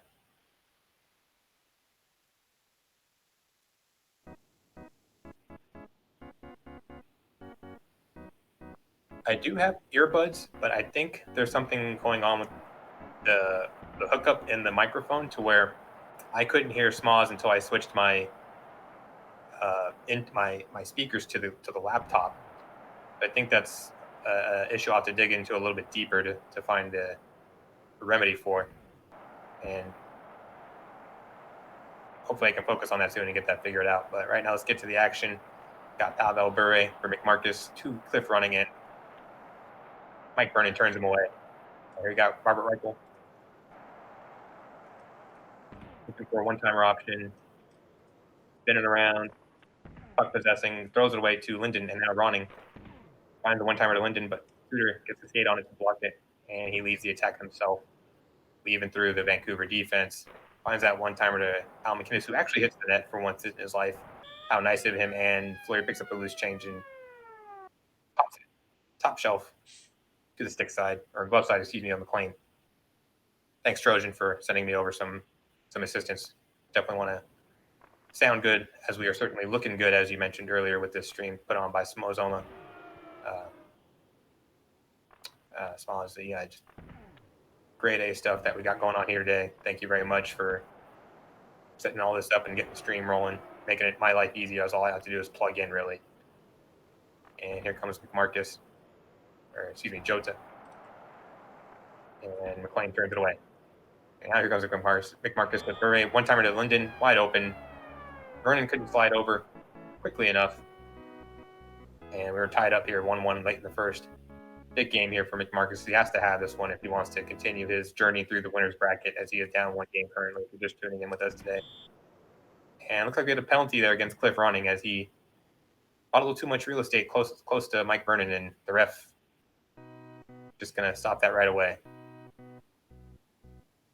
So power play here for Calgary, as we'll see Greg Adams, I believe, at left wing for Vancouver. No, maybe that's Courtnall. The subs are a little bit different in Super Nintendo as opposed to Genesis, because there's no expansion players on 2 rosters in Super Nintendo, as Joe Tassi with Reichel flips the puck in backhand on the breakaway to take advantage of that power play. 2-1 here. 30 seconds left. NHL94 time. And here comes Ronning. Off to Bure. At the goal line, turns around and gets dumped. This might be an icing call. Okay, it is. So 8 seconds, plenty of time to get a face-off play here, working whether it's a one-timer or even a deacon with the defender off the face-off win for Vancouver. But Calgary wins the face-off and skates it out of their zone to escape with a 2-1 lead after 1 for Jota in this first round matchup, with the winner moving on to Token Toma. Do a quick update. It's like Tecmo John. Should I be updating scores, or should I be Smoz? What do you mean? Should I update scores, or do you want me to not update scores as I have downtime? Oh, you can put them in if you want into the challenge. No, just what I see from challenge, reporting it to the chat. Oh, yeah, go ahead. Yeah. Okay, cool. So we got 3-1 off that goal there by Joe Tassi for the Calgary Flames, and they turn away that offensive opportunity from Vancouver. And then there's another deep goal for Robert Reichel. 4-1 lead. You don't see Robert Reichel too much at center in Super Nintendo, from my experience, but Jota really using him expertly so, and putting himself a little bit of cushion here in this game. So McMarcus is going to have to regroup and find a way to attack this Calgary defense more efficiently, as it has not been smooth sailing so far in this matchup for him, as he was able to pick from the two teams in this one. So you'd assume he's more comfortable with Vancouver. So maybe he'll turn it on here in the second half of the game, which is quickly approaching. And here's Linden. Yep, creates the turnover off the forecheck. And easy goal there, as Vernon was getting knocked to the side by his flat defenseman. Dan Timo is saying he's been calling Joe Tassi Joe Tack. Maybe that's right. Maybe I've been wrong all along. We'll have to get clarification from him after. The C is capitalized for whatever reason. You should change it to Jofa, the Gretzky helmet. I assume the C was a different word from Jota, but I could be mistaken. And here comes Joe Tassi right on cue with Fleury. So 5-2 Calgary. They recapture that goal that they just gave to Trevor Linden. And yeah, no Gary, no Joe at center. Trojan notes. Yeah, it's a little surprising, but hard to argue with the results so far, as now Calgary will go on the power play, and Linden, they're the best defender along the front line ranks for Vancouver, is going to the box. So you get Tom Ferguson at center. He's a very slow and dim-witted player in this game. Had a long career in the NHL, and he used his ability and experience expertly there to fake out the entire Calgary defense and score a goal. A rare goal for Tom Fergus, but a beauty nonetheless. And Tom Fergus taking what I said offensively as he clears out the Calgary attack. But here comes Calgary again. Gary Suter looking for the one-timer. Doesn't see it, so he twirls around out of the circle, tries the deke, and McLean shuts the door. Tom Fergus gathers that puck after kicking it first, and the second goal for Tom Fergus. And Tom Fergus making a fool of this commentator. I'm happy to see it, though, as I have nothing against the man, or McMarcus for that matter, as he is only 1 goal down now, late in the second period. Calgary still on a power play. 3 short-handed goal for Tom Fergus. quite the turn of events. And third and Fleury, one-on-one with the goalie, hits the post after having an open short side against McLean. And that wasn't the period I expected. I'm sure no one predicted it, but here we are, 5-4, thanks to two shorthanded Tom Fergus goals. He'll be out there to start the third period, getting the tap on the shoulder from the coach for his impressive penalty killing. So it looks like Coke and Dangler can play after this if we want it, Smoz. And I'm pretty sure we want it. But we have this third period action here first. Here comes Joe to see with Gary Roberts. Trying to go for the crease cut. Gets wiped out by the Vancouver defense. And Vancouver recaptures the puck in their zone. Here comes Trevor Linden on the breakaway. Got to be careful here. Don't want to give a penalty shot, but nicely done there by Jota, the Calgary defense. Now Reichel on the breakaway. Gets taken down. No penalty call. And Vancouver looking to try to take advantage of that. Here comes Tom Fergus looking for the hat-trick goal. He's looking spry. Looking like his younger days, but Gary Roberts and his fitness regime takes Fergus out along the boards. All right, here comes Robert Reichel, having a great game in his own right. Missed one-timer to Fleury. But Fleury recaptures the puck, sees the one-timer to Reichel, and there's the hat-trick goal. Just recovered that loose puck. Vancouver couldn't quite cover all their bases, as even if McMarcus had taken away that one-timer, the crease cut could have been there for Joe to see. So tough situation, but still plenty of time to get back 2 goals. And Vernon stacks the pads there, short side on Didick. Big save. And they maintain the 2-goal lead here with half the period remaining. Here comes Suter. Good save by McLean, taking down that deep goal. And now Burray. We could need a big goal here from Burray. There it is. He hasn't done much this game so far, but Burray answering the bell. And now we have a 1-goal game again here, 2 minutes left. McMarcus's winner bracket tournament life on the line here as he tries to force game 3. Reichel to Fleury. Big save by the glove of Kirk McLean. All right, here's Burray, 1-on-3, trying to weave his way into an offensive opportunity. Not a lot being given up, though. Calgary covers up the slot and take down Burray. All right, here's Gary Roberts. Back pass to Gary Suter. Missed check by Didick. Things are wide open, but McLean stands tall, using that stand-up style of his. And Ronning, twirling. One-timer to Linden, nicely done. Ties the game up 6-6, 38 seconds left. We got ourselves a barn burner here, folks.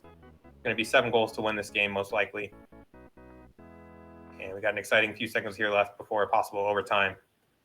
Vancouver, though, trying to get the win in regulation. Burray dances around, looking for the one-timer to Linden. He's not setting up. And now Fleury recovers the puck, gets it out to the neutral zone. One last chance for Calgary. And Lume wipes out Reichel at the critical moment, and we got overtime. Ooh, take a deep breath, everybody. Got overtime here. McMarcus trying to stay alive here in this series. Both players ready to go. Center ice face-off here. This battle of Western Canada. And Didick off the face-off. Venturing into the offensive zone, dodging some checks. And a great play by Gary Suter, knocking the peg off the moorings, as Linden looked to be wide open for a one-timer opportunity. But still face-off here for Vancouver in the offensive zone. Calgary wins it. Roberts loses the puck immediately. And Linden goes for the floater, and Vernon sprawls out. Makes a save, but Vancouver still on the puck. More movement by Burray, loses the puck. One-on-one opportunity here for Reichel. Lume pushes him off to the side, but now he's out of position, and Didick comes in to the rescue. Now he leads the one-man attack. And looking for the one-timer opportunity. Instead takes a floater of his own, just turned away by Vernon. Fleury now looking one-timer to Reichel, and that seals the deal for Joe to see as he moves on to the next round. The big one-timer overtime goal. McMarcus down to the loser's bracket after a spirited comeback effort, but unsuccessful despite that spirit. And we're going to see Jota move on to, I believe it was Token Toma, if I remember correctly. Indeed. And McMarcus will head down to the loser's bracket where he will face King Raff. So it looked like King Raff was unsuccessful in his venture against the King of 94. 2 close games, 8-6 and 7-5, as King of 94 moves on to the quarters. Tough break. I mean, you go 7-1 in your group play, and you run into pretty much the undefeated King of 94 champion. The 2 times he's shown up, the 2 times he won. He's 2 for 2. He's looking to go 3 for 3. And he's started off on the right foot. And other scores, we have Tecmo John, who beat the Rexer Show, lost the first game 4-2, but then comes back 6-2 and 5-4. And he will face Chongo in round 2. And that looks to be all that we have updated so far in the King of 94 bracket. Okay, I'm back. I see some messages. Coke, Dangler already. All right. Let's see, Raph as well.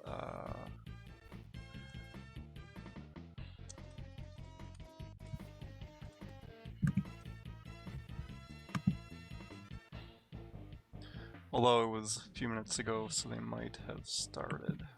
So if Raph wants to jump back in, he can't. Looks like Jammer's pinging me. Okay. Okay, so yeah, we can switch back. That works well. All right, sounds good.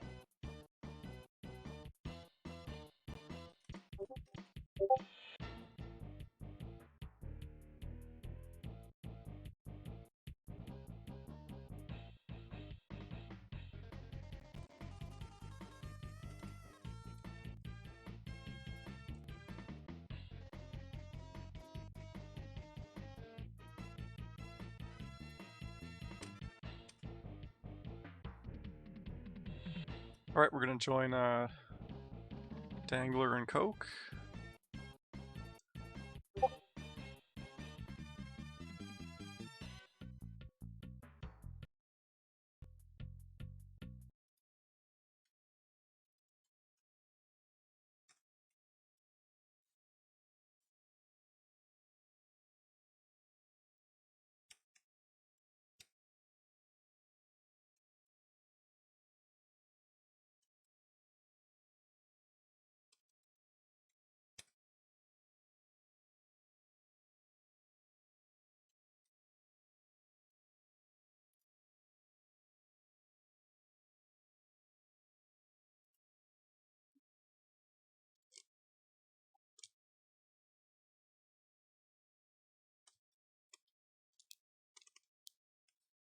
I swear I put my headset down the same way every time, like this, and yet the cord still tangles. I don't understand it.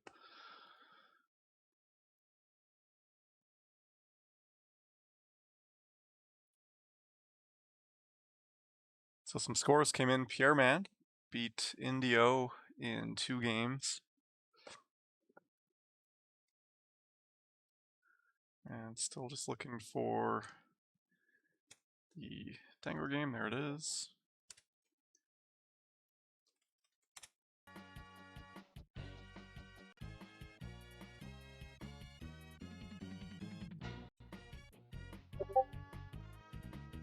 Dangler's going to be Dallas. And Coke will be Edmonton. It's a classic 2000s matchup.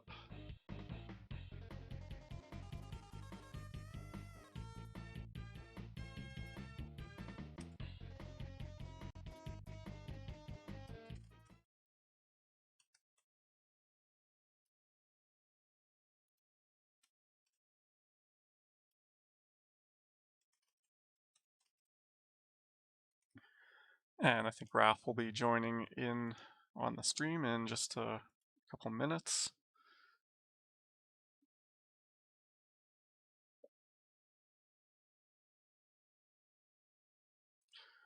So I'll make sure his name is correct before he even gets here.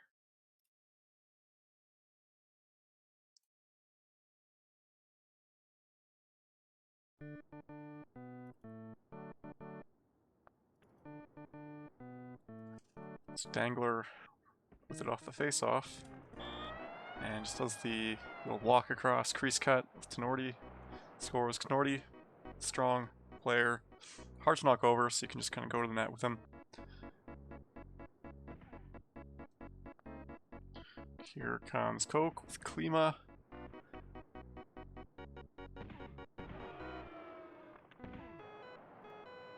Let's check on the bracket. Oh, we got Raph in. Just as Corson scores. Hey, Smiles. Hey. So we're on Dangler's game. I'll send you the password. All right. And I'll let you know. Let me know when you're ready, and I'll let you know when there's a stoppage.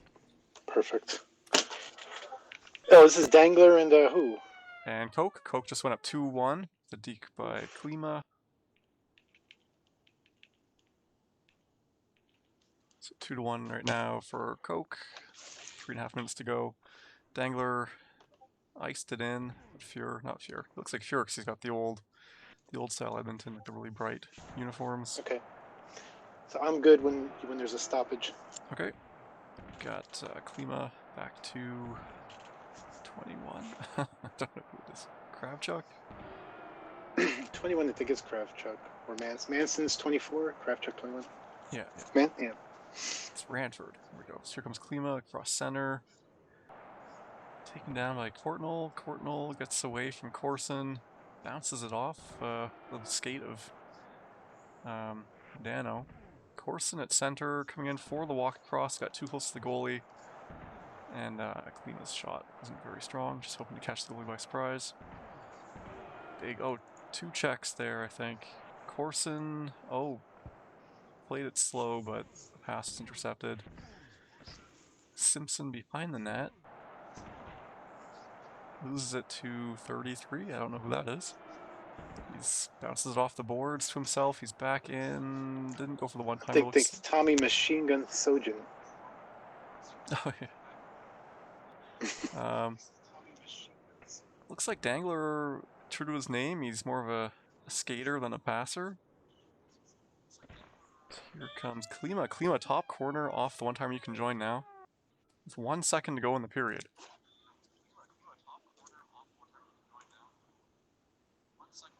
All right. All right, Dangler is Dallas and Coke is Edmonton, right? Yeah. All right. I think I'm getting an echo of the game on from your speakers. I'm good. Yeah, I just muted right now. Okay. So hopefully it should be good. All right, here we go. Game 1, best of 3 series. Coke 45 versus Dangler. These guys are both tremendous players. Both I can see going far. So this is a pretty great second round matchup. I think Dangler got the bye to start, and Coke got through his first round opponent. Tenorti in the box here for Dangler. Chance for Coke 45 here and Edmonton. Manson's got a rocket. I don't know if he's going to let that go. Nope, just waiting. Setting up. Got it. Oh, nice pass. Good save. Rebound, though. Not going to happen. Kravchuk puts it in for Manson. So the defense doing work for Edmonton, putting them up 4-1 over Dangler here. 3:59 left in the second period. Coke controlling with the puck. Manson again. Corson. Simpson's got it. He's got a chance. Puts the brakes on. Comes back through. Save Casey. Klima's got that. Oh, one-timer didn't fire right. The giveaway. This is bad. Yep. Don't want to do that. It's going to be a timeout for Dangler, who just, can't get his team to get set up properly here. It's also going to change some lines around. Not happy with the play of Mark Tenorti. Or he's going to look to put in. Looks like Tenorti's going to go sit on the bench here. Who is he putting in? He's putting in. No, Sojin's in there already. Sojin's maybe going to go on the bench. Yep, puts in Darian Hatcher. Trying to do something down by 4, game 1. Coke in complete control here. 3:15 left. 4 goals, not impossible comeback. Dangler just came back against me with 5 goals, so I know he can do it. But Coke's a better player than I am, so we'll see. Shot on goal. Casey. Here's Russ Courtnall, able to hold on to the puck, able to get all the way through, and he puts one in. Puts one in right from Casey to Courtnall, ice to ice. post to post, coast to coast, goes through and cuts the lead to 3. So that timeout and line change seemed to have done something. Here's Hatcher, newly in the game. He's going in all the way in, getting held up, nothing called. Still holds on to the puck, gets it to Gagne. And Coke 45 going to call the timeout. So I don't know, man. Timeouts don't do anything in the game, but we just saw a timeout called. Dallas scores 2. Coke 45 calls his timeout to get now to try to slow that momentum down. So here we go now. 2-goal game. Here's Russ coming in. He's going to get nailed by Manson. Tried to go in there, get one in, just ran out of time. Klima going to dangle in, shoots it out to Manson. Manson couldn't let one go, loses the puck. Simpson gets knocked out. No one can get the puck. Oh, it's still out of control. This is where Dallas just, good control by Dangler to actually get out of that. Sneak in with Madonna, but gets tripped up by Manson. Nothing called there either. Coke 45 comes out. Oh, Klima just gets tripped up. Long outlet pass, held on. Oh, it actually snuck through from Ranford, but didn't get into the net, went wide. Madonna takes someone out on the boards, controls the puck, still has it. Still just controlling it, going to try to get past Coke. Coke was not falling for that. Now he's got a Dangler in a weird position. Misses on the one-timer. If this bounces, it does not. Ranford controls it. 18 seconds left. Good chance for Coke to do something late. He's going to go in. He gets held up. Nothing called. Nothing. We're going to go into the third period now with a 5-3 lead. Edmonton over Dallas, Coke over Dangler. Game 1, best of 3 series. This is the round of 16. King of 94, 5 online bracket play.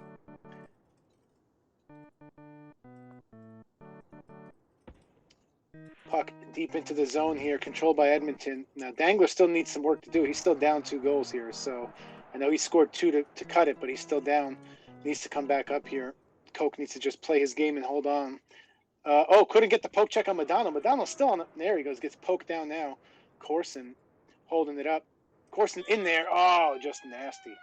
Shane Corson first abuses Madonna with the poke checks, then comes all the way down through to score the goal, put Edmonton back up 3. Now it's going to get a little more difficult for Dangler if he has a chance to try to do anything in this game.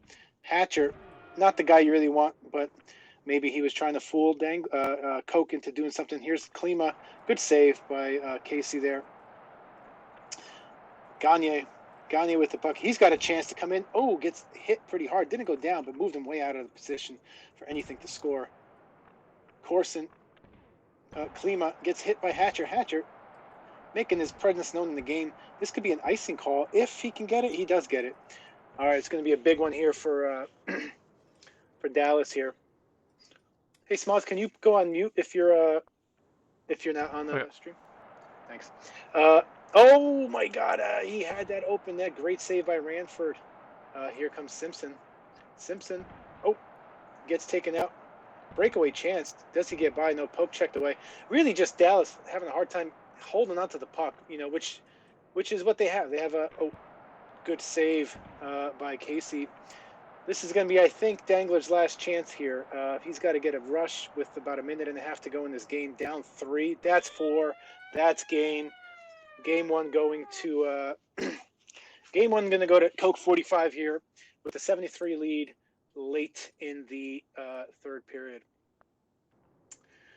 It's going to be tough. So, what's interesting, what a save. That's the McHale move, the dive. Coke taking a page out of his book there. What's going to be interesting here is, I guess, Dangler being the home team means that Coke picked these teams. Dangler gets to pick the 2 teams after this. We'll see what he goes with. If he's going to go with these mid-tier teams. Oh, just give away. That's, nothing going right for Dangler.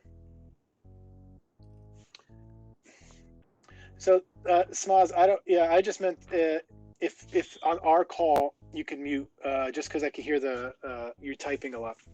Okay, I have a filter thing that I've installed that should block it. I'm not seeing it on the stream. Oh, it's not. Maybe if it's not on the stream, it's just in my ear. Then that's probably fine. Yeah, but I think it was. It was on probably going out on the stream, so you reminded me to turn my filter on. Yeah. Let me check. Oh, it's because I switched it because AJ and I were having problems, so I switched my microphone. That's probably why you hear it. So now, Let's see if anyone's chatting on this. now you probably can't hear it. No, now I can't hear anything. Yeah. Lost the feed. What? I think still see it. sometimes I get like I get some lag, and then on my computer, Gotcha. and then they have to reload. All right. As long Yeah, as I the can- stream can't hear the typing, then I think we're good. Doesn't bother. I could talk over it. Oh my God, we're going. Dangler pulling no punches, calling the Boston-Pittsburgh matchup here, commonly known as the number 1 and number 2 teams. And I missed again who did Coke 45 pick. I'm guessing Pittsburgh at home, but we'll see. Maybe he prefers. We got Ruzicka, Neely, Oates. And I know Dangler is pretty deadly with Boston. So let's see if I'm right here. No, Coke 45 takes Boston at home. Dangler now is Pittsburgh, I'm assuming. He's down 1-0. He's coming in. Ooh, tries to get the one-timer to Mario, misses it. Stevens in there, gonna get the interference penalty. I've called about 90 of those today. Stevens in the box. Boston now on the power play. Coke 45 looking to put this away against Dangler.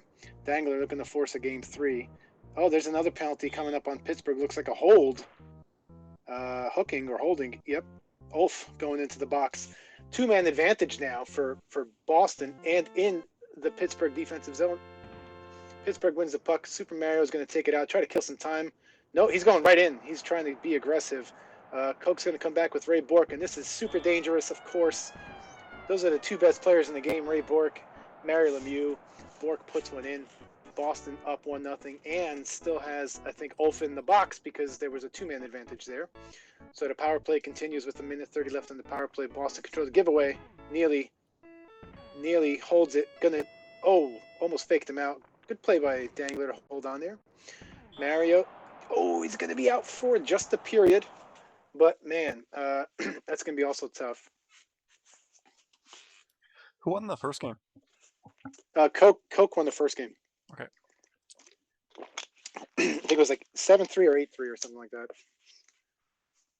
Coke scored the giant highlight of our last. No, it wasn't. It was the classic finals that we streamed, where he did the flip pass to himself, backhand past the goalie. Greatest streamed goal of all time, I think. Yeah, it definitely was. And anytime you can name a goal after yourself called the Coke, you did something great. Huge save by Barrasso. I can't even believe he got that. And that's just such, it makes it, when you watch it, it looks like, why would you go down? But when you're playing, it's so hard to be patient there. Coke does a great job there being patient. Dangler has to go down, thinking the shot's coming. Coke waits it out and puts one in the open net. And also goes up 2-0 here on Dangler. Here's Yager at center now while Lemieux is in the recovering after getting injured for the first period. Wesley controls the puck. Nicely done. Oh, here's Neely. Just look at the moves. Stevens has none of that. I was just going to say he's avoiding everyone. This is a one-time opportunity. Unfortunate for Dangler there. He had Yager right in the center, and for some reason the pass went all the way to the freaking blue line. That's just not what you want. Here's a good opportunity for Yager. That's going to be an easy save as Ulf, coming out of the box playing right wing, did not have a great angle for the shot. And meanwhile, Juno just rips one into the corner. Here comes the timeout for Pittsburgh. Coke 45 and the Boston Bruins in complete control of this one so far. But let's see. I think Dangler wants to get out this period, get Mario back on the ice, get at full strength, and see if he could put some goals in to tie this up. Oh! Coke didn't fall for that. In fact, stopped it all the way to the side, had the opportunity. There's, again, just great manual goalie by Coke 45 because Dangler's got the opportunities. He's deking in, and I would say he scores on, most people. But at this level play, it makes it look silly how easy it is to save. But it's not. Tremendous play by Coke there. So here we go, 20 seconds left. Yager. Pittsburgh got some opportunities here. He's going to give it up to Wesley. Wesley's going to run into Barrasso, and that's going to do for the first period. Should see a pause to get Lemieux back in here. Dangler is going to do that now, right? Let's put Francis back on the bench. Lemieux back in. Yager on the wing. Stevens stays in, back to full strength. Down 3. He's down 1-0 in the best of 3, round of 16. He will be sent down to the loser's bracket. If he loses this, if he wins, he'll force a game 3. So here we go. Face off. Start of the second period. Controlled by Boston. Raymond Bourque, the 100 rated player, gets leveled by Mario, the other one. The two best going at it. Mario coming all the way in. Ooh, tried to get a sneaky goal in the corner there. Tough angle. Didn't make its way through by Yager. Meanwhile, Ruzicka, long shot by Wesley, cleared out. Yager's got some opportunity here, got some daylight, making it dangerous. Raymond just waiting for it. Ooh, he got the shot off, but a good save by Barrasso. Could have easily gotten in. Sometimes it happens, sometimes it doesn't. Meanwhile, Neely gets his own rebound, controlled by Oates. Oates all the way around. All of Pittsburgh players are facing the wrong way. Can't get on them. Still can't get him. Pittsburgh's still facing the wrong way, and it's over. You know, you could just see it, right? I mean, you just see as soon as Oates gets his own, once you get your own rebound, and all of your players are literally facing the wrong way. So as soon as Dangler's trying to get one of his players, they're the wrong freaking way. And then, you know, Coke takes advantage by keep moving the puck around, and you just can't get set, you know, and that's going to be very close to a 5th goal. But when that kind of shit starts happening, you just, I don't know what to do. You just, you know, you hope that you don't score and you try to reset or do something, but it's very tough. Meanwhile, Pittsburgh's all over. Look, Wesley's going to try to move around. He's got some room now. Coming in. That's nice. Beautiful job by Coke 45 to put up the 5th goal. I don't know. You know, it's I don't know what, if I was in Dangler's shoes, I'd be just as frustrated as he is. You know, you got a super player like Coke 45 taking advantage here, and Pittsburgh just can't get anything moving here. You know, and he's just moving out the way, and that's 6-0. Just gave him the mercy rule. Hey man, those games happen, and when they happen against a high-level player like Coke, actually anyone in this round of 16, you know, when you get one of these games, it's tough to come out of that, and tough matchup for Dangler, you know, who picked the matchup, and Coke picked the right team in Boston here to go up. Win the second game 6-0. Couldn't get out of the second period here. Dangler couldn't do anything with Pittsburgh. They just were down from the beginning. So Coke 45 moves on to the quarterfinals, the Elite 8. I don't know if we got any more bracket games here. We're gonna get, I think, Token Toma and Joda. Ooh, oh, very nice. So Token Toma went 8-0 in the round robin, beating King of 94 twice in that, and I'm curious to see how he does against Joda. So I think in all of our minds, King of 94, Mikhail, is unbeatable, and he beat him 2 games in a row. Yeah, exactly.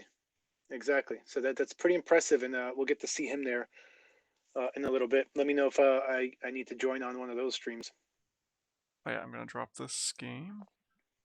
So I've just asked for the the password and all that. Oh yeah. Who's hosting this one? Coke's asking for the save. I should be taking the save every game, because guys forget. So I might have lost the save state in that first game. I could have done that too.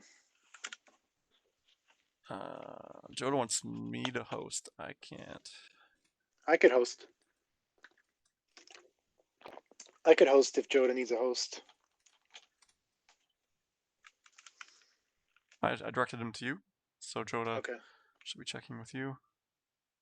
Okay, cool. Let me load it up. Playoffs. And we're gonna join. Who was it? So Joda's gonna be hosting. Oh, he is going to be hosting. Oh no, wait, no, never mind. Sorry. Token said Joda's hosting. Joda said I'm hosting. I said you're hosting. Who's hosting? Is it me? Yeah, it's you. I directed him to you. Then I immediately forgot what was going on, and I started talking about Joda hosting. And then tell he's playing Token. Get the bracket back on the stream here. This is the Duke bracket. Let's see, I have some notes here. Mighty's gonna play tomorrow morning.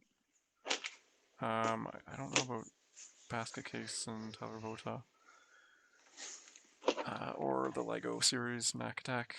So Mac Attack didn't make it through, but he was like crushing guys at the start. So I guess he crushed a few guys and then very like a rock, paper, scissors thing where he could crush some guys and couldn't beat other guys. Unless I have mixed up with someone else. I think Mac Attack was the guy. I think Halifax was playing. He needed that win to get into the finals there, or to get into the big bracket. All You right. sent me the password. I'm gonna join Yeah. you. I think Joda's in.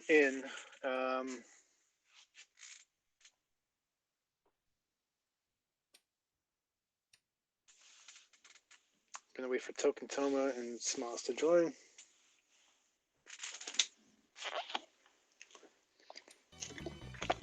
I'm in. I dropped my controller. All right, perfect.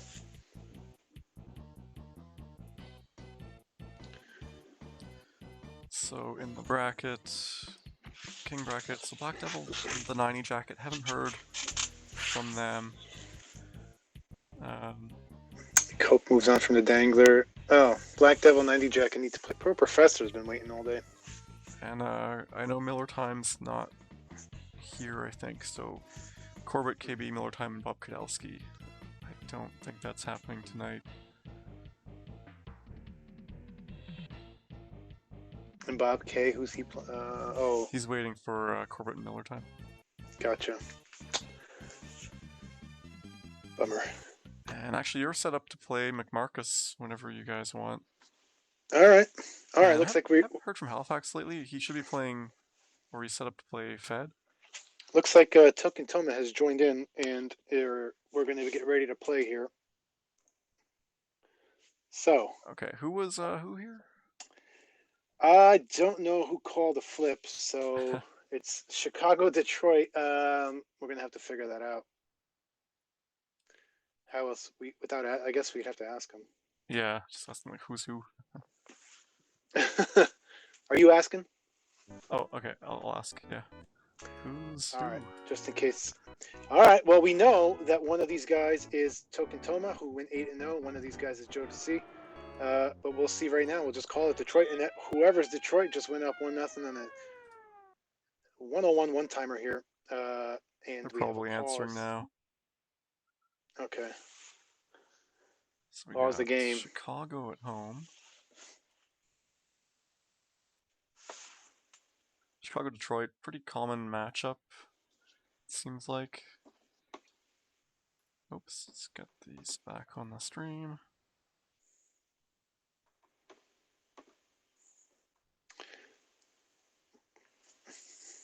Okay.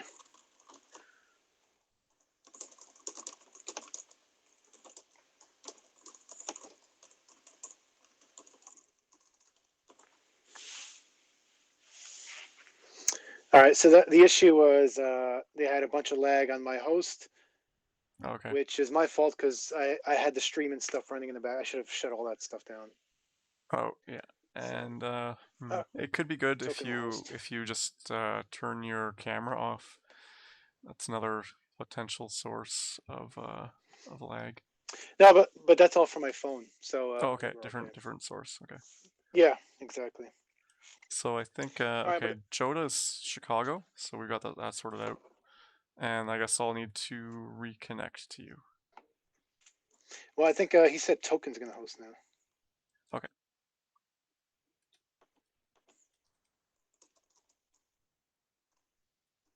So, my bad.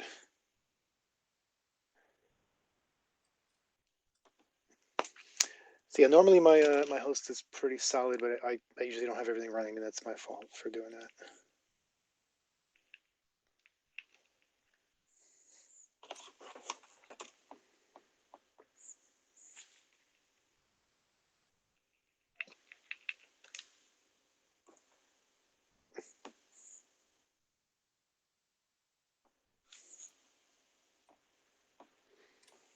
What the hell happened here?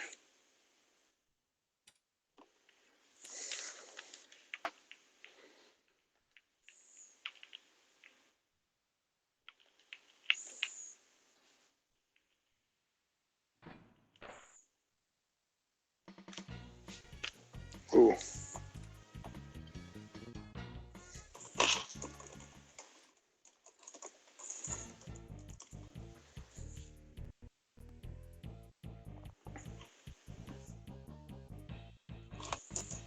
So Dangler in chat says, well, that was awful. Sorry for the bad show, folks. And Coke says, it was great on my end. I would think so. Coke should feel pretty good about his performance there. Oh, it's detected 5 players.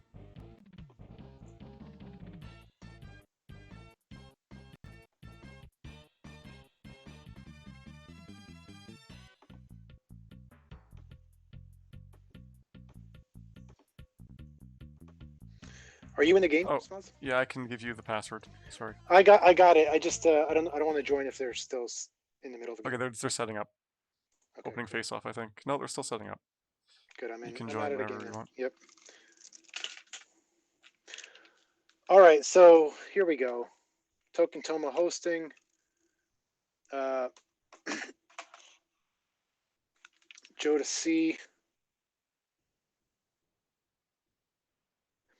Now, what were the teams again? Now we figured out. You said We've got Joe to C. Jodas Chicago, and Token is Detroit. All right, Token Toma now is Detroit. All right, let's see Token Toma here. Detroit, high-powered teams, high-powered offense here. Should be interesting to watch. All right, both players look like they're ready here. Given the signal, and we're off here. So given that Joe to C is Chicago, it looks like Token's the one who picked this matchup. So he went with the high-powered teams. All right. Here we go. So Joe to C in with Jeremy Roenick, the Genesis superstar. Just a good player in that, I guess. Save by Belfour on the long outlet pass here. Chicago controlling the puck. One-timer opportunity. Great save. It was going to go wide, but still read all the way by Toma. Yzerman coming in, and just like game, oh my God, he just like the first game that happened, Yzerman scores the first goal where they reset Fedorov and Coffey with the assist, and we got Detroit up 1-0 early in the game. This is a best-of-3 series. Early bracket action in the King of 94. Yzerman again. Oh, that was just freaking filthy because he somehow stayed upright and got the stick on the backhand to sneak one past Belfour, and very quickly we have a 2-0 lead. Token Toma not screwing around here with Detroit. Oh, he's got a one-timer getting held up, but still Coffey holds on to the puck, and there's the one-timer.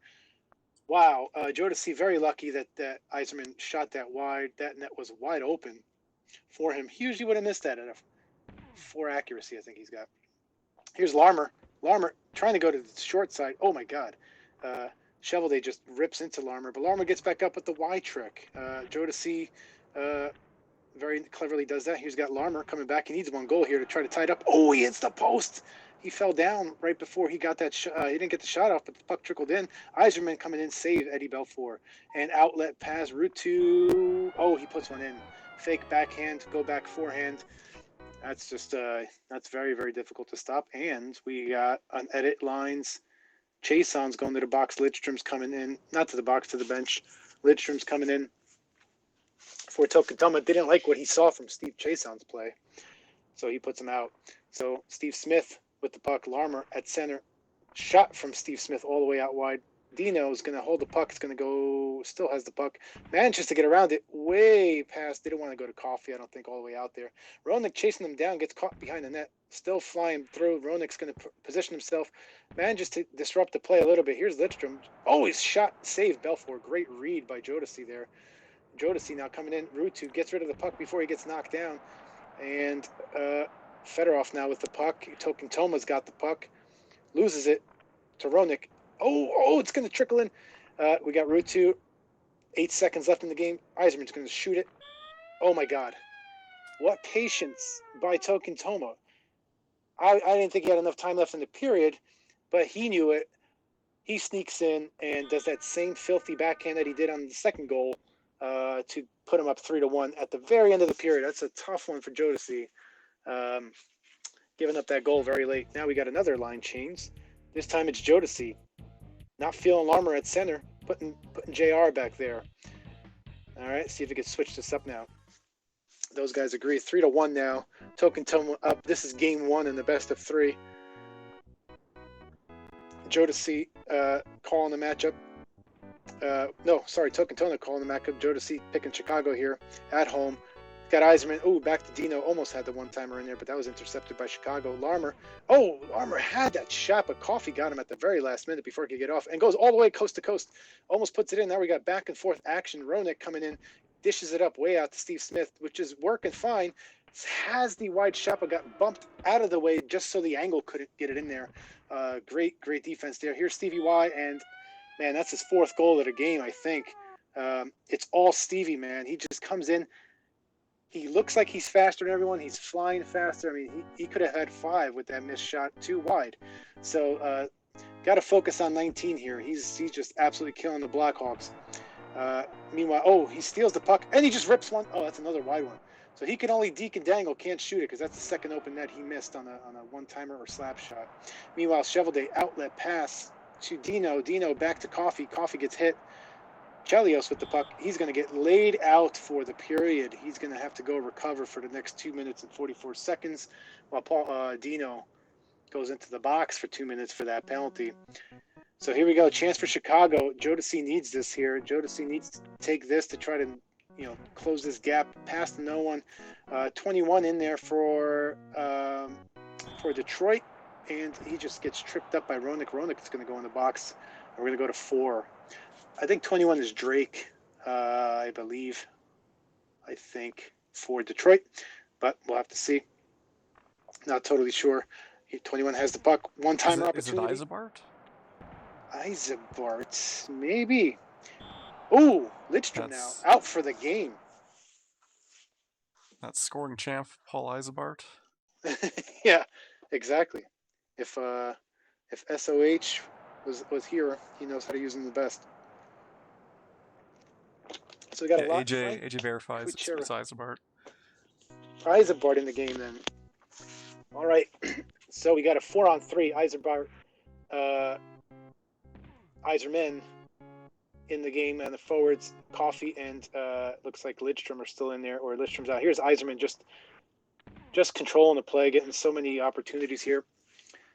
Route 2 at center, getting held up, nothing called. Yzerman takes him out, and Yzerman's on the breakaway. This is going to be scary. Oh, what are you going to do? What are you going to do? That's his 5th goal of the game.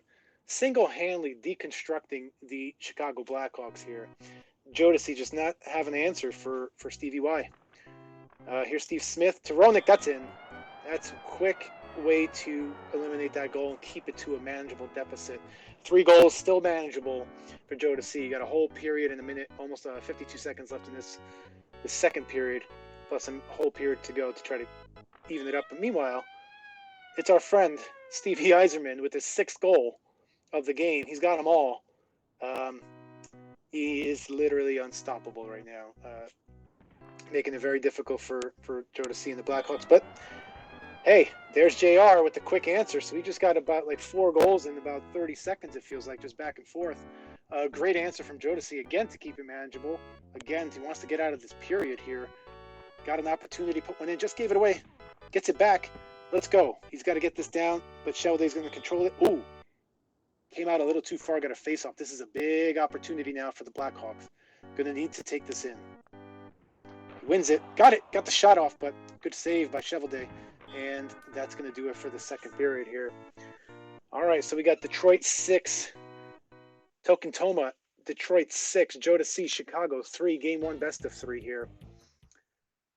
You gotta need a quick goal here if you're Chicago. See if you can win the faceoff and move it up, but does not do it. In fact, it goes the other way. Coffee's getting held, and we're gonna have someone in the box. It might be Chelios, might be Smith. Chelios in the box. He's out. Detroit with the power play wins the faceoff to Dino. Dino loses the puck to Larmer. Larmer going in. He's got some room. Loses it, keeps it, sneaks it through. But now we got another penalty. And here's Stevie Yzerman. Oh my God.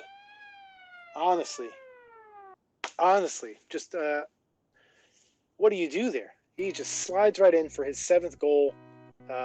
penalties negated it, but still on the power play because there was a delayed penalty called.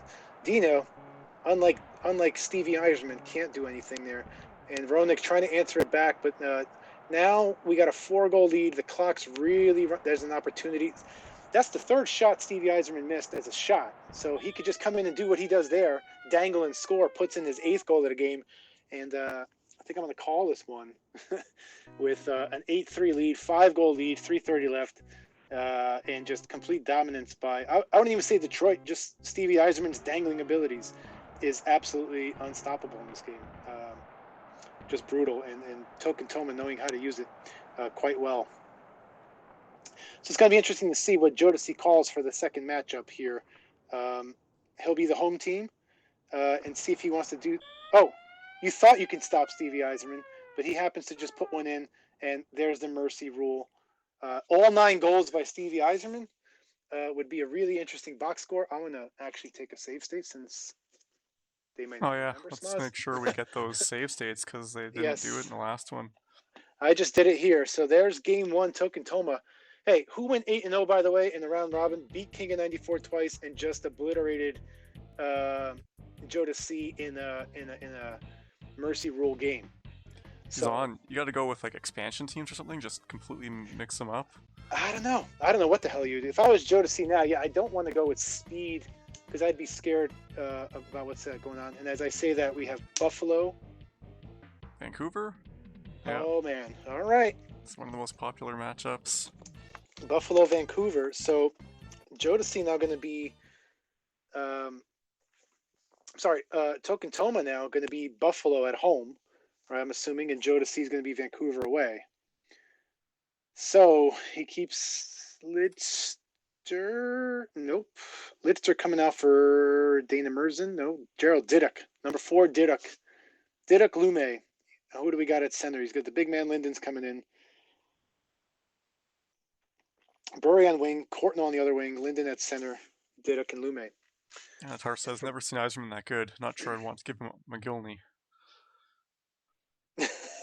Hey, if Eiserman was good, McGillney's even better, which is insane. And we're gonna have Alex McGillney at center. Let's see if Jodeci has an answer from McGillney, and they're at home too. If Token Toma can make something happen, just like Stevie Eiserman. Here's Bodger, gives it up to the Russian Rocket. Here's an opportunity right away for Jodeci. Hey, a good manual goalie by Token Toma too. He can't just score; he could also play some great defense to keep this at a 0-0 game early in the start of game 2.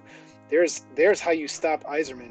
I'm sorry, so used to Eiserman. There's how you stop McGillney. You hold him. Oh yeah. Meanwhile, you have Patty LaFontaine coming up with the puck. Jodeci getting set up in defense, has Linden just patient in the center. Now he loses that spot. Oh! Jodeci kicking himself. He was positioned with Linden in the center, if you watch that. Then he started trying to attack and be a little aggressive. Token Toma moved out the way. He missed the check, and that's what happens. This is what happens at this level. Looks like the AI defender also bumped the player towards the open side of the net a little bit. It happens, it's but he so got tough. away, yeah. These guys, at this level, if you make a mistake or if you miss a check or do anything, they make you pay. They just rarely miss, and that's what the difference is here. Here's McGillney, and that is just nasty. It looks even faster than Stevie Eiserman. So 2-0, Token Toma up. Jodeci's going to have to come back with an answer here. Here's the guy you want to do it with. Oh, flips it, or he lost it. I'm not sure what happened. Penalty upcoming on Vancouver. Howard Chuck still somehow holds on to it. Nice play by Jodeci to take McLean out and stop that from going up 3-0. But meanwhile, we got Geoff Courtnall in the box for 2 minutes. Face-off 1. And, see, that's where you have, an AI support because, McGillney gets that shot blocked by McLean, but the AI basically just grabbed it immediately with LaFontaine and put it in for you. So fortunate, but hey, that's what happens too when you get a face-off in your own zone on the penalty kill. So Jodeci in a tough spot here, down 3. Token Toma, and he's really just has command of both games so far. And both very similar teams. So let's see what happens here. We got a power play for Vancouver. That's his opportunity, but read that all the way to Token Toma. And now we got Alex McGillney coming in. Just won't be denied and just stuffs it in. Just stuffs it in. I don't even know if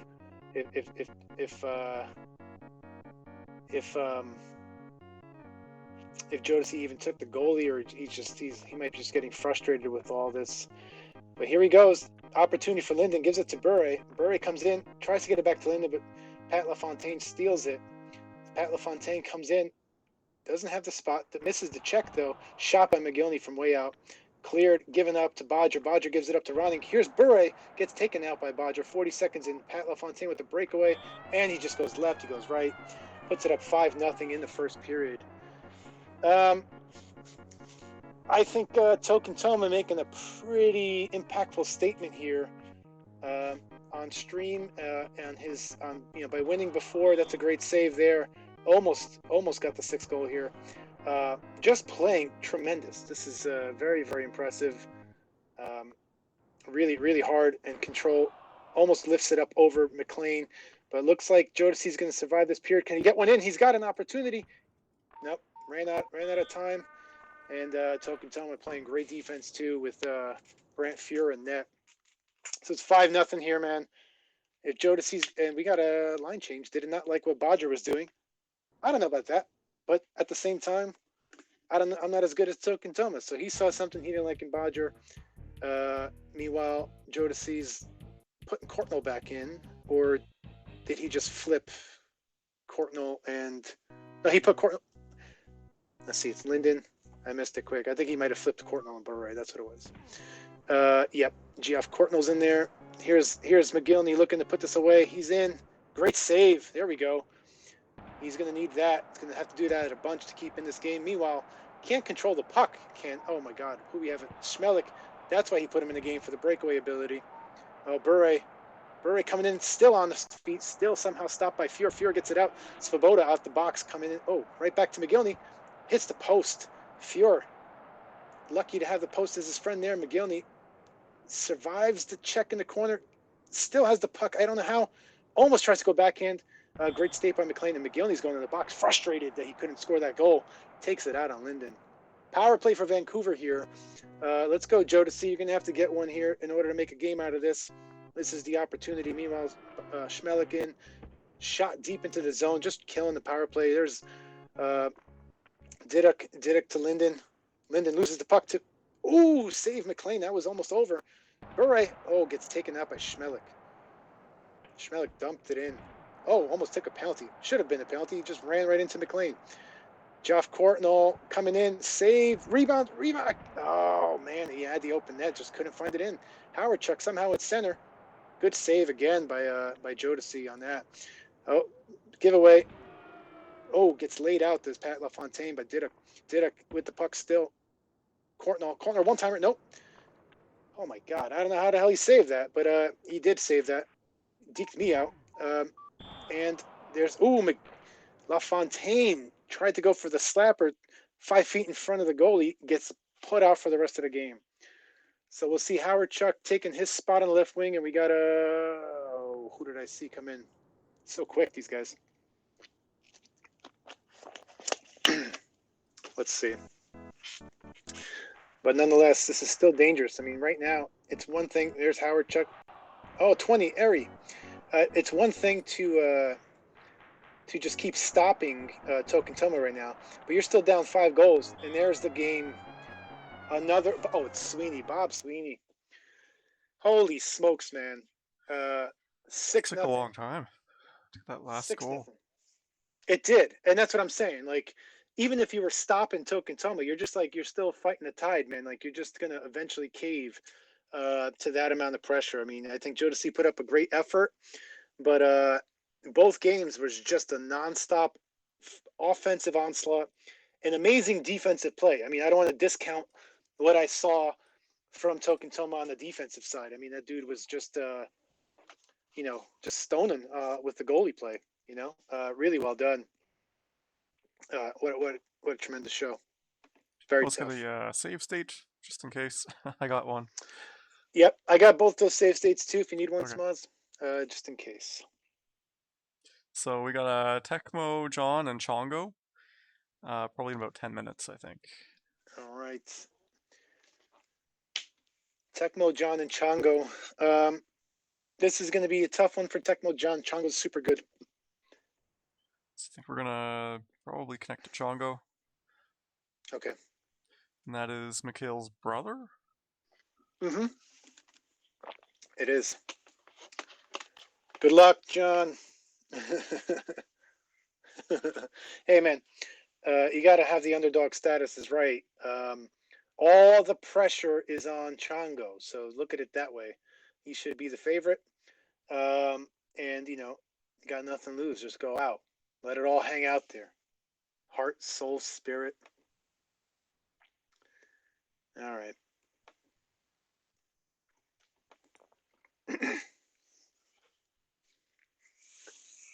Oh, you guys already? Oh, so we're gonna connect to Chongo. I think they're ready to play. Looks like they've already okay. flipped. At least Tecmo John says he's home for 1 and 3, if necessary. Chongo's home for 2. So, all right, Tecmo John is home for game 1, so we'll know that. And let me. I don't see Chongo in there. If that's the name he goes by. Yeah, I think so.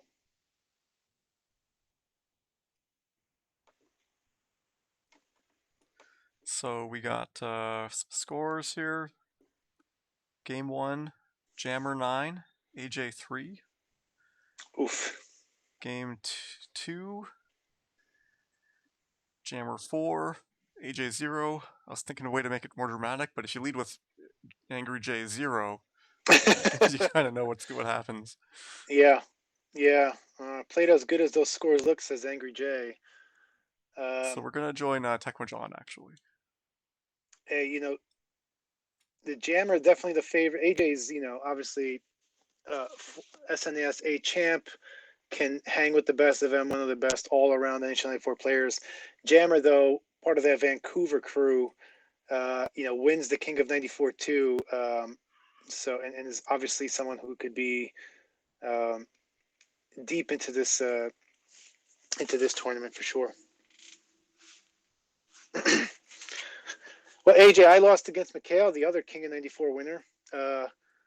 I did record that, so if we have some time either tomorrow or sometime, if we need to have other footage, we could watch me screwing that whole game up. But obviously, I feel like I had chances to win against Mikhail, but he was just he just makes every mistake I make, it was just a goal every single time, and it's just that consistency that he has to make you look silly. Could not stop him. It's unbelievable. And I don't even think he was playing that great, and he still just destroyed me. So I know he could play better. Ask a Case and Tyler Votaw were setting up a game before, but it's been over half an hour, so I don't know if they've just had really long games or what. Now we'll see. Meanwhile, I'm going to check RetroArch here.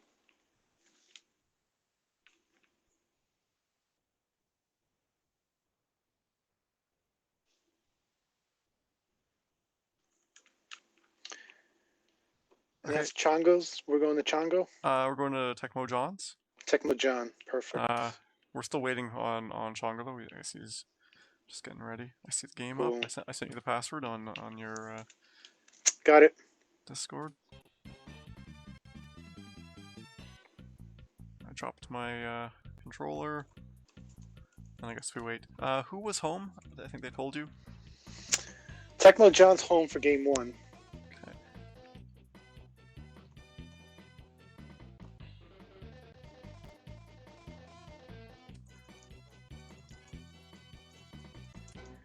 In the chat, do you guys prefer the series just presented in numbers, or do you like the W and the L in there? So you can see Chongo, I've got a 0, 0, Tecmo John, I've got a 0 W, 0 L's. Deathrocks, I think, already forfeited, so it's going to be fed against Halifax or something like that. Fed against Halifax? That doesn't make sense. Yeah, Halifax has lost an amazing opening round series to AJ.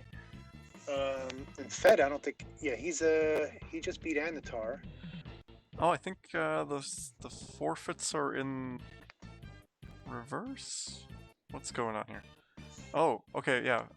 Oh, Fed- Anatar beat Fed- Fed. Okay, Fed got the forfeit win, but then he faced Anatar. And Yeah. Anatar won. Nice job, Anatar. Moving on. Fed, tremendous player as well. I would have liked to see that series. So what do we got? We're waiting for Chongo, Tecmo John. We know we're not going to get Corbett and Miller Time because Miller Time's not around. I know Corbett's around. And then Black Devil 19 in the 90 jacket. What was the issue there? Who? Sorry? Prince of and Black Devil in the 90 jacket. I think we just never heard back from him. That's bizarre. 3 minutes for Chongo. So Chongo's on his way. So Basket Case is having trouble hosting. Hmm. So they've been, I guess, dealing with that for half an hour. Thanks for getting that song stuck in my head, Dan K. Dan T. Mel is going to help out Basket Case with his network Great job. issue. All right, Chongo, Prince of Lag, according to Pistol. Whoa, Black Betty, bam, bam.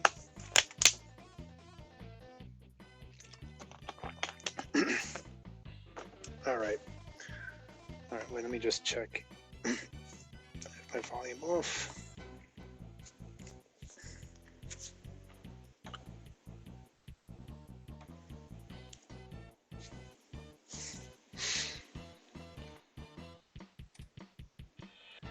I was just, when Eisbart was on, reminded me of this song. I guess it's like a traditional Newfoundland song. I's the Bart that builds the boat. Greasy D asking if it's still possible to join the Genesis side of the tournament. Gotta ask Halifax. I think as of yesterday there was still one spot available. Yeah, So, Super Nintendo or Sega, we're trying to get one more to fill out a group of 5. Greasy D, that might be your chance, man. Oh yeah. So reach out to Halifax.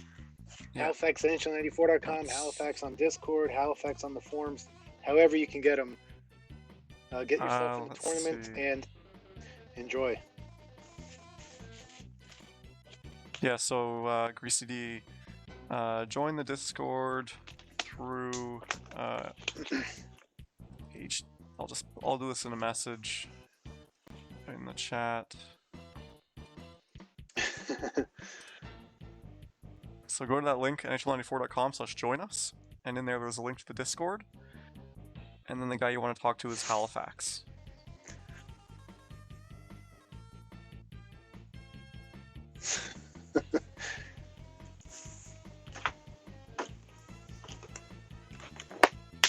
Apparently is he already in here? In the Discord. I think Dan's helping him out. I replied to you on there. I don't know where there is, but anyway. Let's go, Chongo. Oh, but Indio from this tournament was also asking about joining. Really? So I guess there's a bit of a race going on there. Well, I guess you got to find 4 more people. Oh, Greasy D is Indio. Okay. Oh, there you go. There you go. Yeah, it's all right. People go by different names. Indio, Greasy D. Indio is one of the top hitters in the statistics. In fact, we can take a look at that. Now, do we confirm that I think post-check whistles count in SNES? I haven't checked it. I don't know. Do we have... Oh. Yeah, we can check out the statistics on the easy-to-remember website 198.84.183/KO94. It's my new favorite site. My wife, of course, is probably thinking it's a new porn site or something. It's like, One yeah, day it will sure. be, just like Blitz94.com. Sell it to the highest bidder, man. I gotta pick that URL back up. It's available again. For like 3 years, it was porn, and then it was porn, and then it was a gambling site. This is the top 2 things: human nature, gamble and porn, and then 94. And Tar says we gotta come over. Do you guys see the IT crowd episode where the new 911 is like a 16-digit number with a jingle? No. I think Chongo. All right, Chongo just joined. So we got game 1, Chongo and Tecmo John ready to go here. All right. So here we go. Looks like Tecmo John's going to be Detroit. And I'll have this window open. Perfect. So yeah, the checking. So I see Ron Barr. They're getting into the edit lines now. Yep. Okay, yeah. So Dan K first in checking, then Indio, then Bob Kudelski, and Chongo. So this is Chongo against Tecmo John. I don't see. No, I don't see him in this top 30. So we go back here. Let's look for Chongo to just. I don't know if he checks a lot during the game or during after the whistle. We'll find out here. Stevie Eiserman on the wing. Fedorov at center. Dino Cicerelli. So I think Tecmo John's going with Dino on the right, Eiserman on the left, Fedorov at center. I think he's going with the Professor's lineup here. The Professor used Detroit in Classic A and dominated with this lineup. So Tecmo John stealing the page from the Professor's book here. Here we go. Opening face-off, opening win. There's Fedorov and gets taken out by Al McInnes. Dino with the puck gets it, passes to no one. Everyone's on the floor here. Gary Roberts controls the puck. Gary Roberts controls it all the way in. Dangles a bit, takes a shot, stolen by Chason. Fedorov with the puck, comes right in, just lets one go in the corner. Shoots it wide. More bodies on the floor. He can't run into Vernon. They're going to start calling that. So here's big Joe Otto, who's got a lot of speed on him. And that's one thing I feel like in the game in Nintendo is when you have those big, I would say just underskilled players, but they're big, like a Joe Otto. Oh my God, just stolen right there. That should have been in. Fleury. This is in trouble now. Another post. This one's not going to miss.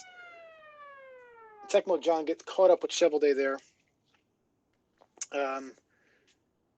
And then Chongo capitalizes to go up 1-0 here. But I was saying, like, you got a guy like Joe Otto. Look at him. He's skating pretty fluid and fast. He's such a big body, hard to hit down. That's a huge advantage when they have that kind of game, I think, during the series here, or during the game. Eiserman in the corner gets laid out by Al McInnes, and Al skating nicely here too. Coffee has him eyed up, misses the check. Al gets tangled up in with the goalie. Here's Coffee, not as fast as Al, but it should be. Oh, just what a save, kick save over there, and the beauty by Vernon. It's a big AI pick to set up that breakaway. Mm-hmm. Good eye. Here's Fleury. Fleury moving in the corner is going to get laid out. That's the last place you want to go. Another deep bomb to Eiserman. Puts the brakes on, avoids the check. Oh, goes the wrong way, though. Tecmo had that left side open. Chase on now. Coming right at the net. Scared of Al McInnes. Al McInnes takes him out anyway. No penalty called away from the puck. Gary Roberts controls the puck, running into his own guy. Roberts looks slow. Fleury looks fast. Otto looks like the fastest out of all of them. Here's Fedorov. Has a chance. Fleury can't knock him down. Shakes it off. Comes out. Dino in the corner. Not too much room to shoot. Otto's going to maybe just put it on net. No time left. Yep. Gets one off. And we got a 1-0 game. Tecmo John, one goalie error is the only fact so far here. Fact. I'm reading some the chat as well, but the only goal of the game here is just a one little goalie mistake that Tecmo John made with Shovel. They got caught up on the side of the net trying to chase him around the behind. So meanwhile, Roberts controls the puck. He's going to try to go in. He's going to. Ooh, I thought he had that side open. Scored. Didn't get the shot off. Eiserman gets laid. Still puck taken away by McInnes. McInnes backhand misses. Rebound. Save. Shovel Day back. Gave it away though. Twice now. Now Detroit's running all over the place. Manages to get the puck. Chason controls it. Fedorov has it. Tries to give it to Dino for the shot. Gets intercepted by Roberts. McInnes is just hold on to the puck the whole time. Eiserman's going to chase this down. Don't hit the goalie. There he hit the goalie, but he got rid of the puck. No penalty called. Chason lays out. Reichel with the puck. He's going to put it in. Nope. Great save. Good play by Tecmo John to take Shovel Day to stop that. Eiserman with the opportunity. I don't know how he saved it, but he did. Here's Dino. One-timer. That's not going to miss. Fedorov puts that in the corner, and it's a 1-1 game. Good eyes from Tecmo John there. Here we go. 1-1, 2:50 left in the second period of game one, best of three. Suter takes out Fedorov here. Suter now with the puck. Suter comes in. Oh, Suter nicely. Oh, man. Just skates around everyone and puts one in. Right past Chevelday to put Calgary up 2-1. Chongo up 2-1 here. Game one, best of three. This is now round of 16 in the bracket here, so we're just trying to get through the first two rounds. I think no one's going to play their matchup of round of 8 in the quarters until tomorrow, and then we might see some 2v2. I'm not sure if that's even happening, but we'll see. Fleury in there. Fleury just too much ice. Chevelday not able to get there in time, and Chongo goes up 3-1 here in the first game here. Second period, Calgary just controlling the puck now. Reichel gets it in. Oh, and Roberts just rips one by. Timeout going to be called here by Detroit. He's got to try to slow something down. You can feel Calgary just controlling the faceoff, controlling the puck. Passes are going, shots are firing, and they're up 4-1 here in the first game. Chongo in command. So, and again, they lose the faceoff. Fleury unable to. No one can hit him down. He still manages to get through, but here we go. Yzerman, what a save! If you've seen that move before, that is the McHale has made that the most popular thing. Chongo taking the page from his brother's book and doing the dive across, and I don't know how it's done, but when it's done effectively, it's like the crane kick. You can't stop it. If done right, no can defense. All right. Meanwhile, back to the action here. Calgary controls the puck. This is not what you want to give up if you are Tecmo John, and he's going to survive this period here. Down 3 goals. So we're going to have to see if he can muster something up. Luckily, he's got Detroit with their offensive firepower. We got a line change coming up. He's going to get Dino. Checking how he's doing in this game. He might replace him. He's not liking his style. Let's see what he's doing.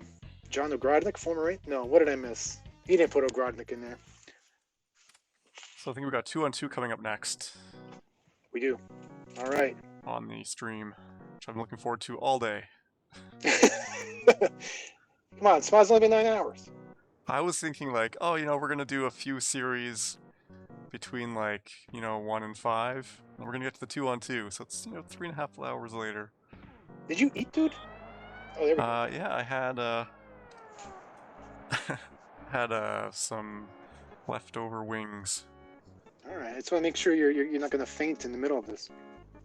I'll grab some more pizza though. We ordered Pizza Hut last night because I just thought it would be good to have lots of leftovers. Oh no! There's a Chongo gets a bad. I would say a bad goal, but those are the ones you just you wish you could have back because you kind of give the puck away and let your opponent just get an easy one in there. You don't want easy goals in this tournament. You got to make everyone work for their goals, especially a guy as skilled as Chongo. It's going to be hard to come back from. And this is now unwinding and falling apart for Tecmo John. Calgary up 6-2, 4-goal lead, 3:30 left. Doesn't look good for Tecmo John and the Detroit Red Wings. I'm going to have to figure something out for game 2. Chongo gets Tecmo John gets to pick the 2 teams, and Chongo's going to be home. Get it off the net. Come on. Oh, yeah, Yzerman, you should just let it rip. He's holding on to the puck. Had the open net. Now, they're unable to get set up. Fleury looking to put this one. Oh, a 5-goal lead. Tecmo John looking to get something going here at the very end. He's got an opportunity. Had him faked out, but Dino wasn't ready. He was getting tied up with Robert Reichel here. Fleury still does that little turnaround is so deceptive because you're coming down. He's super light. You do that spin. It gets the defense out of control. You try to hit him, and then he is able to come in and do the deke at the end to put it through for a 5-goal lead. Very hard to do. Something we should look for as a lot of these players do that coming in. Here's Yzerman coming straight in there, getting poke checked to death by Suter. Still doesn't go down. Yzerman's just that good. And we saw how good he could be from the previous game, where Tokutoma was just literally freaking unstoppable with him. So that's going to do it for game one. Let's see what Tecmo John's going to pick here. John just trying to survive the mercy rule. He's got 20 seconds left. He's got 20 seconds left to do it. He's not going to get mercied. 10 seconds, 8 seconds. McInnes not going to get it off. Oof. Very, very close. 7-2, all Calgary. Tough one there. We're going to see now what John picks for game two. And everyone loves John. He's super helpful in the community. He's got a lot of fans. He's got Dan rooting him. Yeah, he's pretty new here, but he's got a big helping out a lot. Oh yeah, Lego. I mean, Tecmo John came. He's obviously, I think, more from the Tecmo scene and from, from the Minnesota '95 gang. But yeah, he came on to help out a lot during Sochel. I mean, which was a massive undertaking. I can't understate how much time was spent, by you, Smoz, Halifax, and Chaos and myself, and then really appreciated the extra support from guys like Tecmo John and Lego, who have continued to hang around and become awesome helpers and contributors to the community in so many regards. Dan TML's here helping guys with their network as we speak, pretty much. Yeah, he's been tremendous for many years, ever since the Green Bay tournament last year, where we sort of met up. He's been all in since then. Been just tremendous. Not only just helping out with the technical stuff, but running a very successful league. I think seasons 9 or 10 now of the handicap league. Participating, making videos, running his streams. Shout out to Dan TML too for being awesome in the community. I don't think we could do East versus West All-Stars, so I think we're still waiting for Tecmo John to pick the teams. Chongo's going to be home on this one. So let's see what they're doing. Dan says he goes Montreal and somebody else. Let's see if he's right.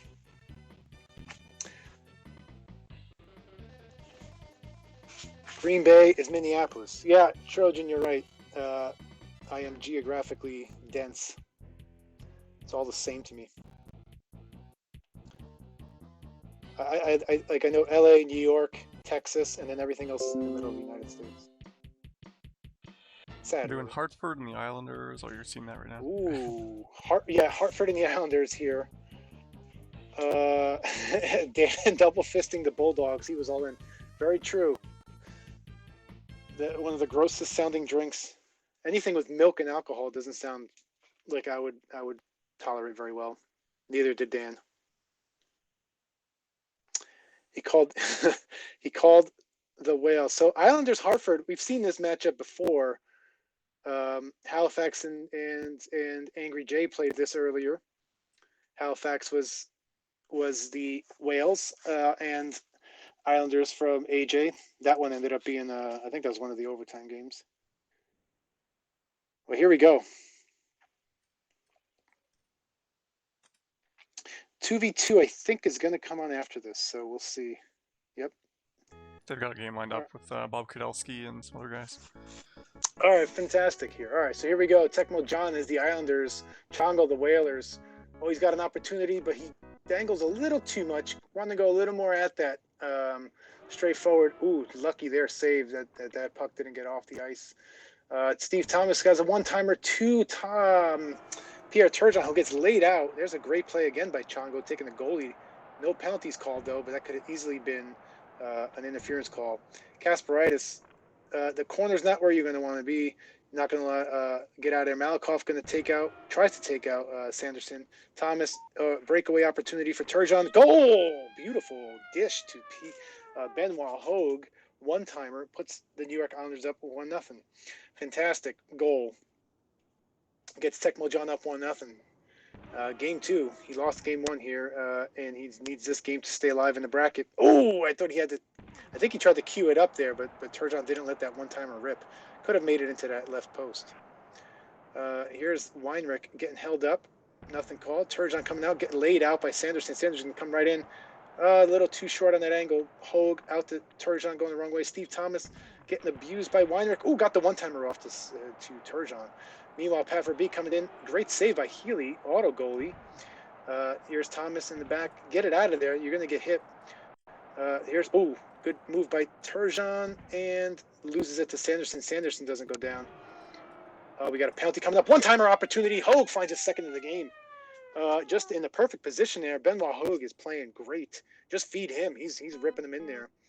That's 2-0 here. Islanders up 2-0.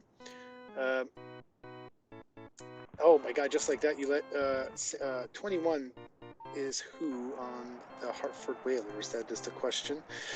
Meanwhile, Weinrich's got the puck. I feel like I should know that. Turgeon gets knocked down. Oh, the A button, get up. Am I sure that Tecmo John is in fact the Islanders? That was a great move. The A button, the Y button, get up. Meanwhile, Turgeon gets it. And, it's the post. Oh, another shot. Meanwhile, Zalapsky. Oh, unfortunate. I mean, it was a great play by Chongo, but I mean, it looked like the entire Islanders team just pushed Healy out of the way there. So huge goal by Zarly Zalapsky here. All right, and we're going to go down 2-1 here. This is right. Tecmo John as the Islanders up 2-1 over Chongo here after one. We got a line change coming up for the Whalers. Andrew Castles. That's why I couldn't think of it. He's from Ottawa. Andrew Castles, native of Ottawa. We get Sanderson, Mark Janssens putting a big body in the front. It looks like that's what Chongo liked to do. For Calgary, he put Joel Otto in there. He likes the big, heavy body in there. Now he's got Andrew Castles trying to cause some pain for Islanders. Oh, I can't believe that didn't sneak in. He had Turgeon sneaking there. Super slow is Sanderson. Sometimes you can just tell how slow these guys skate. And here's Janssens to Verbeek. Not a good quality shot there. Here's Turgeon, gets laid out by Zarly. Zarly's going to try to go coast to coast, I think. Puts the brakes on. Malikov waiting for him. Takes him out after he got held. Looks pretty nasty. Turgeon. Oh, he got the post on the side. Oh, flipped up in the air. The Coke. Is he going to do the Coke? Oh, that's beautiful. Thomas gets the puck. No assist. I think he was robbed of an assist there. The Coke worked? It worked-ish. He flipped it up and kept it. That was exactly like he planned, just like Coke. Yeah. Coke admittedly did not plan it, but we don't need to... The details, right? Turgeon to Hogue. Oh, the one-timer shot wide here. Here's Turgeon. Avoids the check. Gets a one-timer to Thomas. That ripped in. Saved by Burke. Another one-timer, but Hogue was just whiffing in the corner. Still controls the puck. Just letting them fly. Islanders really control the puck here. Hartford really just having a hard time getting anything going. And you can just tell by the sluggish skating, the inability to set things up. There's Janssens. Oh, Janssens now. He's out for the period. They're going to probably put someone in back in. Let's see who he puts back in. Maybe Verbeek at center. And Castle's back in the game. Is he going to do the Coke? Man. The Koke. All right, Turgeon out in the box after laying out Mark Janssens. That means we got Hogue at center. Kasparis with the puck to Benoit Hogue, who's got 2 of the 3 goals. He's coming around. Oh, just put it in. Oh, yeah, the opportunity. Great save by Burke. Here's Sanderson. Sanderson deking in. He's going to look for the one-timer. He tried the one-timer to Castles. Hogue coming up. Zarly waiting to hit him out, and he does. Zarly takes him out. Nice play by Chongo there. Castles, Verbeek. Verbeek loses it. 1 minute left. Verbeek gets it back. Passes. Ellis' opportunity. Oh, and he just got a little too excited. Ran into the goal. He's going to be a penalty. Oh, and John missed the opportunity. You got to get one shot off, man. Got to get the shot up. I think what happens is you get that breakaway. You're thinking too much, and by the time you realize it, you run out of room and you run into the goal. So back and forth we go. Even on the ice for now. as we got Castles in the box, one-timer opportunity. He scores. Benoit Hogue with the hat trick. Nice play by John. Go up 4-1 here against Chongo in game 2. 28 seconds left in the second period. Beauty says Lego. Thomas, one-timer not there because Hogue was getting picked up. Oh, it's a mistake by Chongo, but he doesn't pay for it as the shot goes wide. And we got a line change. Oh, Turgeon back at center here. All right. So now we got a line change too. Chongo putting back in Mark Janssens. He wants the big guy in there. So game 2, Tecmo John is up 4-1 over Chongo. Chongo's up 1-0. Coke 45 says the kids are asking about Coke now. That's not good. Jansen's getting tied up here. Darius Kasparidis getting held up. Nothing called. Where are the refs here? Jansen can't get past Kasparidis, who's just laying on the ground, probably holding his legs. Thomas gets laid out, but there's a penalty called on Zarly Zalapski, who's going to go in for... Oh, that's a penalty shot. I didn't even hear the beep because I have my volume off. All right, pen shot. Steve Thomas. Fakes one way. He got it in. I swear that was going in. Meanwhile, Burke saves it with his pads, keeps it to a 3-goal deficit. You know, time is now Chongo's enemy here. Super slow Mark Jansen just comes in. Healy's got all of that. Here's the superstar of the game so far, Benoit Hogue, number 1 star, gives it up to Turgeon. Turgeon puts it in for the 4-goal lead. And we got a timeout. No, edit lines. I think Jansen is so slow, he's going to get him out of there. What are you looking at? Yeah, speed. Dude, he's not happening. Chongo's got to get him out. Try someone else. Who's going to go with? Maybe Castle's back in. Try Kron. Robert Petrovicki. So what I like what Chongo's doing, he's like, he put Castles in, but I think, Castles in. Not Castles. Jansen's in. Jansen's was just slower than I think even, he should be himself. And he just switches it up and didn't help. Meanwhile, Tecmo John going the other way here. 6-1. Islanders just all over the Whalers. I just don't think the Whalers have it in them today. Chongo trying his best to get something to happen, mixing lineups up. But everyone just seems to be a half step slower. And as I say that, Eric Weinrich says, you know what? I'm not going down without a fight here. Puts it back to a 4-goal game with 3:31 left. Still enough time if the momentum turns towards the Whalers' way to put some goals up and make Tecmo John sweat. Here's Weinrich again. Oh my God, hits the post. He got pushed out wide, probably just enough to hit the post. Meanwhile, Verbeek, that's the kind of crap. Tries to go up, can't even get out of his own player's way. I mean, when the AI of your own team is against you, it just makes things harder. And I don't know if there's going to be enough time, even with Chongo's skill, to come back in this game. Here's Thomas, passes wide to, he got laid out to Benoit Hogue. Here's an opportunity. Great save by Healy all the way up. And another penalty on Hartford. Chongo's going to have to just think about game 3 as Turgeon slams this one home. I don't care what you could have done here. Great play by Tecmo John to force a game 3. We've seen it in these games. Just when one team is hot, when another one's not. Sometimes it lasts the whole game, sometimes it's a few periods. In this one, Hartford just not into it. Can't get anything, always stuck, always moving the wrong way. And Tecmo John doing a great job with the Islanders, taking advantage, putting in a lot of goals. Benoit Hogue, look at that. I mean, that's just, what are you going to do? Hogue just drills you in the corner. No one of you guys could get the puck. Turgeon's got it. Who picks it up? The Islanders have it. Islanders get it again. I mean, just, every loose puck's going to the Islanders. Another good shot, goal. So now what's going to be interesting is Chongo's got to pick the deciding matchup, right? And Tecmo John's going to be the home team. So I didn't take the save state of the first one. So it's going to be interesting. Force a game 3. Very, very exciting. Let's see what we got here. Chongo going to pick the teams. Tecmo John's going to be home, of which 2 teams they pick. I think Chongo's going to go back to the big dogs. He's going to go something like Boston, Pittsburgh. That's my prediction, but let's see what they do. I don't think he wants to goof around with this Hartford Islanders crap because he just, can't get anything happening here. So maybe he'll go with some of the big guys.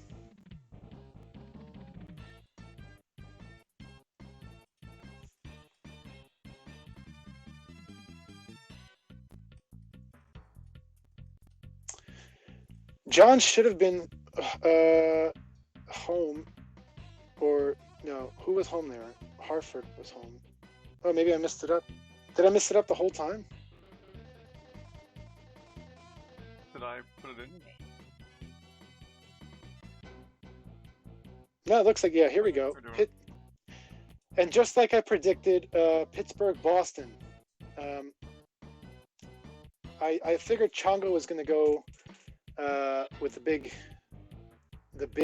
teams because that was painful for him. And so, but look, we saw this as well with the previous matchup with Token Toma and Jodeci, right? I mean, it looked like Pittsburgh was just dead cold, and Token Toma was just all over it with Boston. So we'll see here. John's Pittsburgh. All right, man. John's got the best team in the game, arguably one of the best, if not the best. But again, Boston's up there, up top. And let's see. I think I personally, I like both teams, but I feel like when Pittsburgh's hot at home, like I don't care who you are. I don't even think I could beat the computer with that. I mean, bro, whatever. But let's see here. So John is Pittsburgh at home. Chongo, Boston. This is game 3, best of 3. This is for all the marbles in this to move on to the bracket to make it to the round of 8. Loser gets into the penalty. Oh my God! Can't stop Raymond Bork. Again, the best player in the game there gets poke checked and stays up and just rips one in right past Tommy Barrasso. That's what Chongo wants. He doesn't want to mess around. You don't want to lose the puck. Just go right at the net and just continue to go right at the net. Just force it in there. Good play by Tecmo John to take Barrasso and save that. Throws that one on net. There's the debate whether who's better here. Either way, both teams have just tremendous skill players. And yeah, you could argue both ways. You shouldn't be unhappy with either of these teams. A lot of hitting going on here. But again, you could see a big difference when one's hot or cold as well. Nice hit at the very end to prevent Neely from getting that shot off. Here's Mario coming straight in. Oh, gets held up, which kind of helps him because Bork missed the check. Ruzicka coming the other way. Ruzicka, this is what Chongo wants to do. Come right at the net. Good save by Barrasso here. So Tecmo John's got to recognize that Chongo likes to come straight at the net. And he's going to try to brute force his way in there with Pittsburgh. Oh, one-timer. A little too far to the side was Francis. Nearly. Larry Murphy's got the one-timer. Oh, great save by Chongo. Yeah, great play there. Oh, puck bouncing off of Ruzicka's stick. Here's Adam Oates. Trick, he's going to go right in. Just like I'm saying, that's what Chongo's trying to do every play here.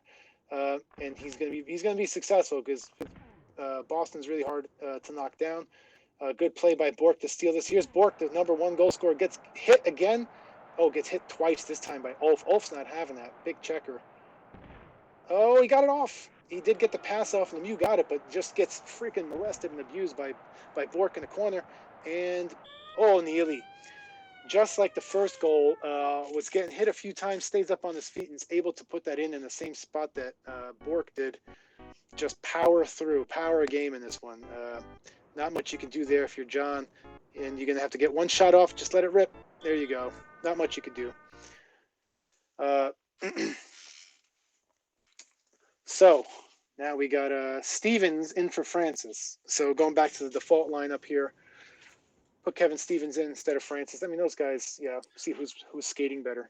So my question, going back to the Midwest tournaments, who threw up more, AJ or Dan? Oh man, for completely different reasons. Yeah, I think Dan definitely made at least 2 trips there back and was unable to even take a photo. So I mean, AJ was definitely sick, but played it off fine as he does. Dan was noticeably intoxicated. Just remember, I gave AJ, we played each other in I guess the semifinal. I gave him this matchup, and he picked Pittsburgh, and I thought, fine, I've got Bork, so I was going end to end with Bork. That's the game he beat me in that one though.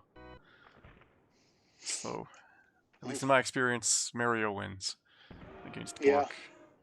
Although in this It's game, tough though. It's tough. Yeah. I almost think I like having Bork more than I like having Mario because he's always there. Yeah, in the and back end. having the defense able to come in on offense, it just causes so much more havoc. Great chance by Tecmo John with Yager there. I thought he had that opportunity. This is just left, right, left, right, left, right. Wesley and Chango all over this one. Tecmo John calling a timeout. He's going to have to hope that this changes the momentum here, but he just can't stop the brute force. All 4 goals the same way, just coming straight at him. You can't knock him down. Here's Yager, but there's your guy, 77 Bork, who just takes everyone out, and Adam Oates just getting drilled and abused. Bork sending it back down. Chevrolet Barrasso now with the puck. Ulf getting hit. One-timer, great save by Tecmo John. You got to go the other way now. Stevens, opportunity for Mario. Short side is going to be picked off by Chongo. That's an easy one to read. He's got center. Puck's bouncing around. Oates almost had a chance. Stevens, Yager looking for Mario, and Mario puts it in there. Yes. Has Pittsburgh beat Boston at all today? Good question, Coke. I don't think so.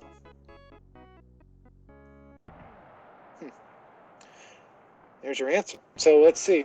Meanwhile, Adam Oates with some power, not known for that, gets stopped by Barrasso. That's a big stop here. Yager, they need a goal here late. Come right at him, but you're not going to get past Raymond Bork. He's an absolute wall there. Here's Ulf Samuelson. You got an opportunity to finish this one off. Another pass. Got the shot off. Oh, huge save. Great play by Chongo on the goalie there. Saw it in there. And, Yager's going to take a 3-second intermission break to recoup from that hit. Oates is going to get in for 2 minutes here. So, Tecmo John's going to have 1 period to score 3 goals to at least force an overtime. This is game 3 in the best of 3, tied up 1-1. And he's going to start the period with the power play with Oates in the box. With Oates in the box, who's at center there? 19. It's like Hines or something. Oh my God, did that hit the post? Stevens, here's Ulf. Got some momentum here. That's a little too far out there. Tecmo John's going to slow down a bit. You could get one in here, but now if you're going to stop Bork all the way in. Go. You got Bork deep. You got an opportunity to get some offense here, but Wesley not letting that happen. Takes out Yager, and Wesley comes in and just, floats one up. Almost had it in there. Here's Larry Murphy. Gets one deep to Yager. Yager gets laid out. Nothing called by Bork. What a hard hit. Bork just all over the place. And there's a good goal by Stevens. Look at that. He even poses for it afterwards for our second there. Huge goal.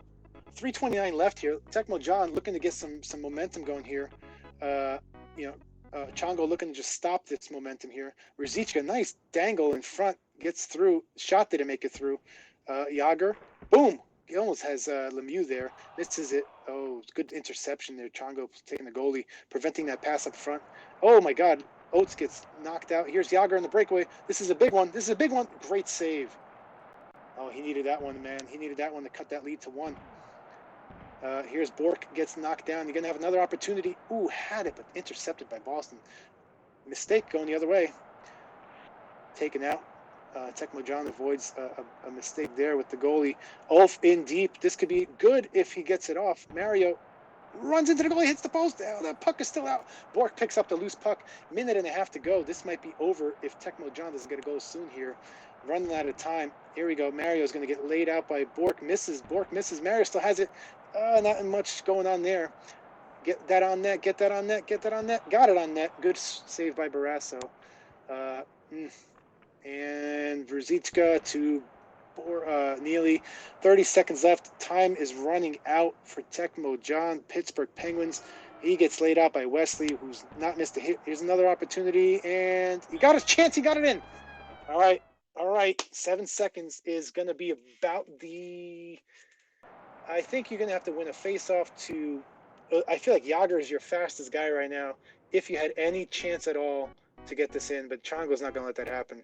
But there's a chance. Nope, that's not going to happen. Great game. He tried to check it forward to get it with Lemieux and go straight there. And get Or it with that. 0 seconds, Oh, maybe. that's true. Knock down Neely or something like that, and control the puck. Hey, nonetheless though, props to Tecmo John against Chongo. Holding up, taking to a game 3 and getting it within the goal, and it felt like if this game was 30 more seconds, that Pittsburgh was on its way to rallying back to winning. So very, very good series, good games, good showing by Tecmo John, good games by Chongo. Played very well, made some tremendous saves with the goalie, and he gets to advance to the round of 8. Let's see who his opponent is on the bracket.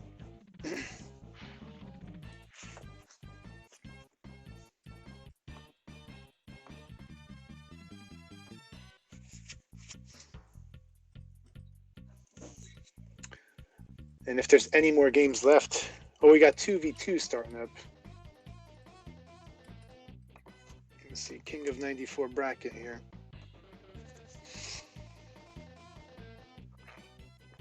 All right, so Coke 45 awaits the winner of the Professor in the 90 jacket or Black Devil 19. I don't know how that's going to work. Jammer and King of 94. Holy smokes. We got 2 King of 94 champions. King of 94 2 champ and then the 1 and 4 champ facing off in the round of 8. Token Toma gets by Joe to C. So Token Toma and Anatar gets the pleasure of facing Token Toma in the next round. And then Chongo moves on here. And he's also going to face the winner of Bob Kudelski and Corbett/Miller time. We're going to see how that gets resolved. So, going to be an exciting round of 8 tomorrow. Some tremendous matchups here. I'd love to see them all streamed, but if anything, maybe some of them will be recorded and then streamed afterwards. It's going to be awesome. Just awesome. A lot of great games we've seen today. And I think we're going to go to 2v2 action. I think. Yeah. Okay. All right. So I'm rooting for the Sega Powers, which is of course me and Angry J. Oh, we play Tecmo John and Dan K. That's right. Let's go, boys.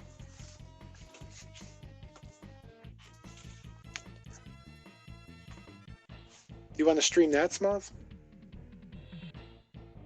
Oh, so hold on. Listen. Miller time Van just got here. Things are going weird.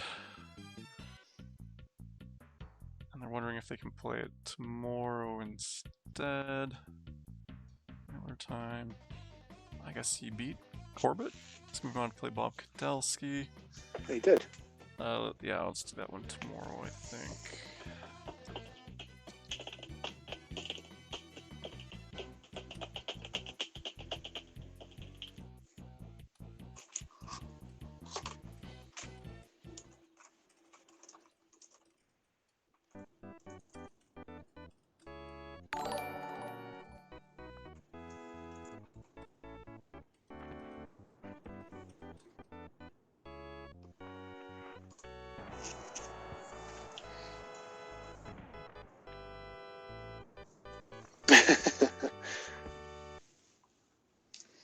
So I think if they could play tomorrow at like 11 a.m.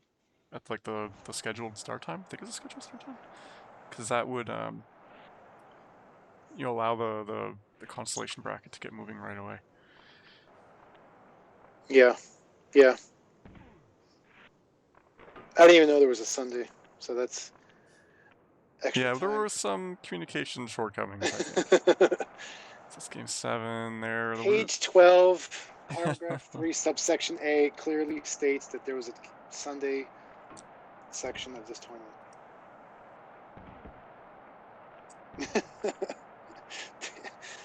Dan K makes me laugh. Just gonna double check the schedule.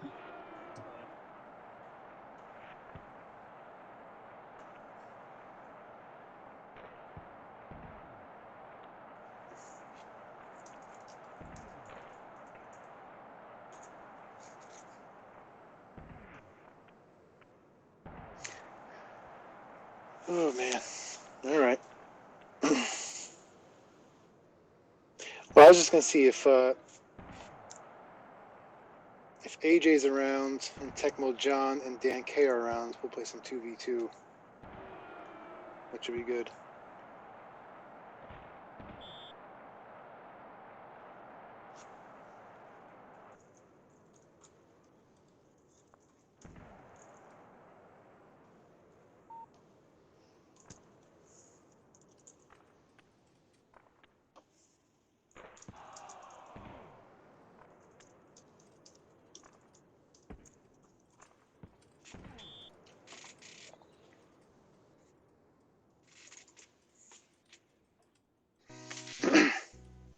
All right. So AJ is just wrapping up some Genesis games in Classic. And you guys are in 2-on-2? We're in 2-2. It's me and AJ against two of my favorite guys, Dan and Tecmo John. So Sega Powers versus, I guess, the Bushwhackers were Dan and well, I forgot which team you guys were. Tecmo, John, if you need some time to rest after your series with Chongo, that's fine. No rush on the 2v2. I could play that whenever. AJ's West Coast, so it's like dinner time for him. The Golden Shoulders. We could stream if Smoz wants to stream us. So I've already got Bob Kudelski's team lined up. Okay. I don't know what they're called. It's Bob Kudelski and Anatar against Dangler and Birdman. Ooh, that's a good one.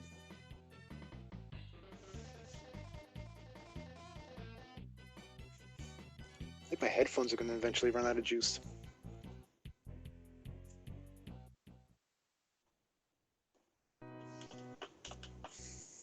So I'm going to join up with Dangler. So I guess you'll have to drop out to play your 2-on-2 in a moment. Yeah, I think so. Okay.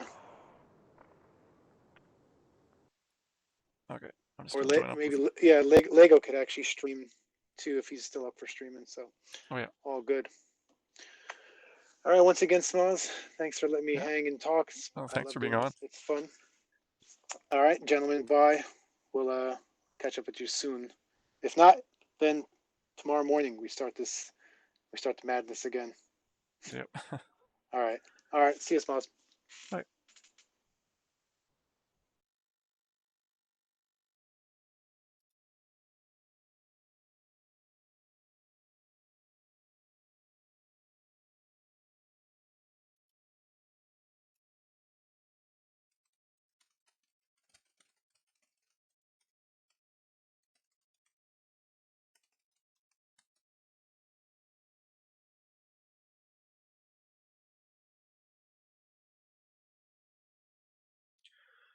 Alright, so we're waiting for that game to be hosted.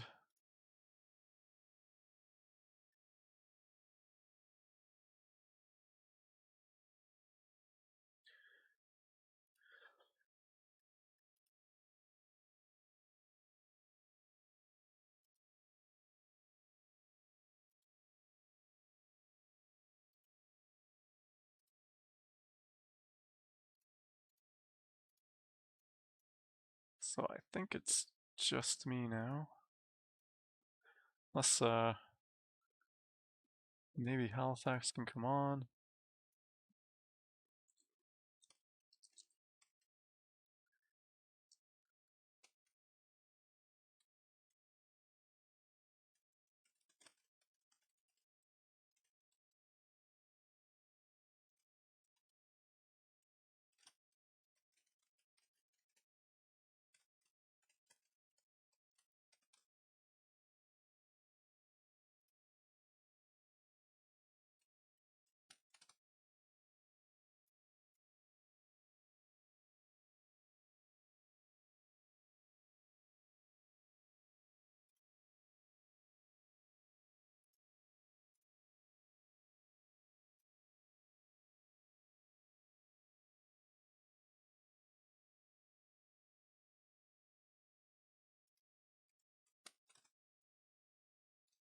So 2 minutes. Dangler's gonna set up. I'm just gonna be back in 2 minutes.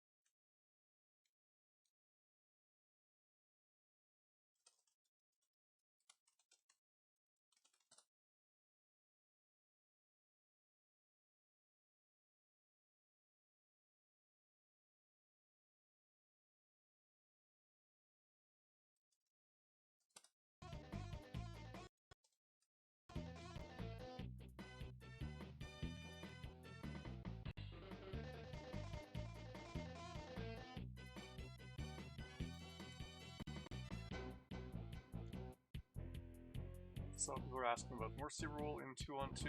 I don't know what the plan was. I'm thinking 6 isn't enough. Let's go with 8.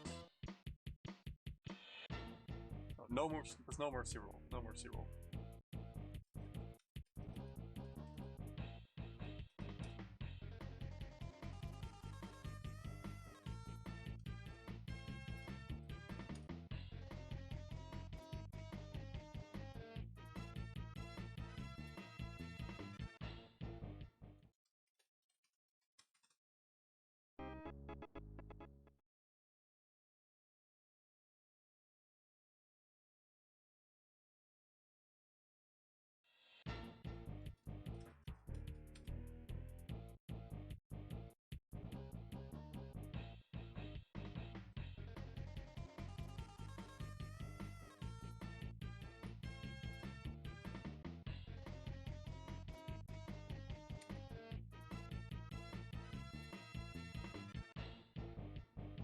Okay, we got Dangler and Birdman of Boston as home. I don't know if they have a team name. They're Boston. And it's the Rangers. The Rangers are Bob Kudelski and Anatar. Dangler.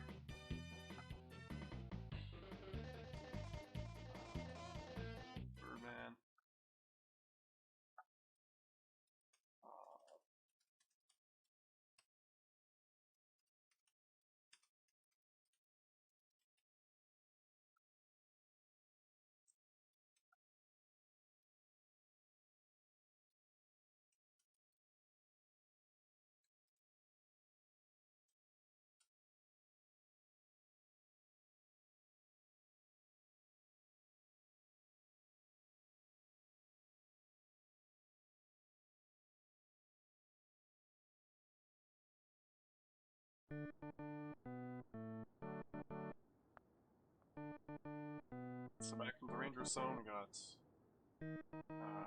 Gardner with the big shot. Here's Tikkanen in the center. Neely back for Dangler and Birdman. Right, leading up for Gardner. And a quick goal here for the Pavelski-Anatar team. Head off, good measure.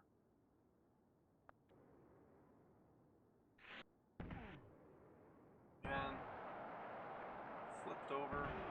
Big check in the corner to get the puck. Quick out, goes through the player down the ice. It's Oates. Oates is crushed, and then he immediately gets up, holds him, but gets away. Off the post. Post 1 of 93 in this game. Sure we can predict. Alright, Dangler's team. Oh, it loses the puck on the goalie. Gets it back. Free puck here. Oh, we had to get that check, or it was going to be a 2-on-0. Well, poke check. Goalie gets it out to Neely. Here they come 2-on-1. Knocks him over. Goes around. I think it's probably Dangler at center. Just guessing. You know, they made the orange and the green on the same team, which are very hard colors to tell apart. So, the orange one is the center one.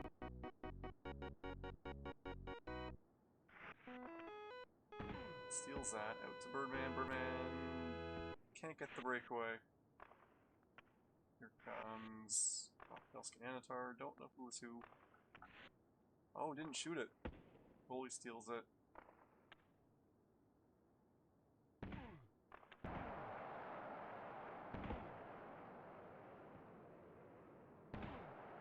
Pass out off the head. Still got it. Here comes Tikkanen. Ross. Alright, back. Going Birdman. Birdman around and scores. 2-1. Dangler, Birdman.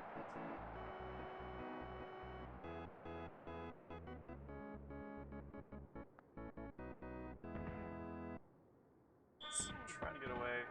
It's just the period up 2-1.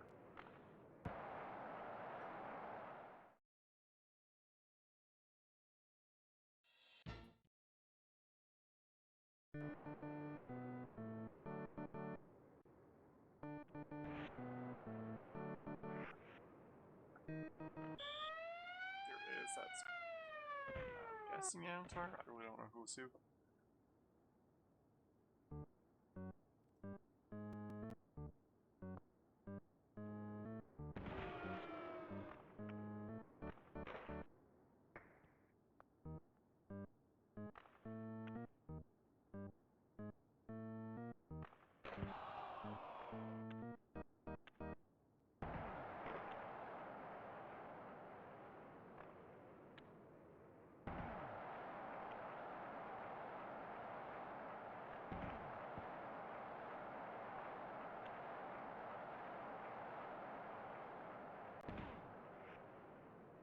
Two.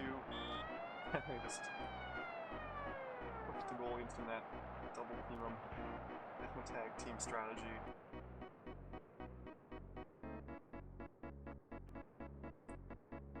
Gives Dangler Birdman the lead. Here comes Birdman. Dangler trying to hold the goalie. He's doing the hold animation on the goalie. I don't know if that works. Now he's behind the goalie. But it's given Bob, Belsky, and Anatar a breakaway. And they score 3-3. So that's the risk of interfering with the goalie is you're the last man back if there's a turnover.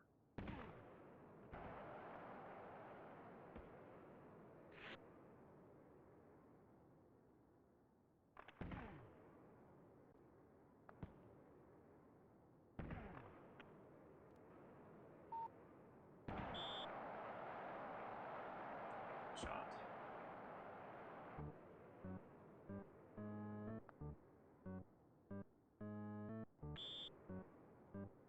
So, what color is the 22? Is that red? It's got red, right? Picked weird color combinations.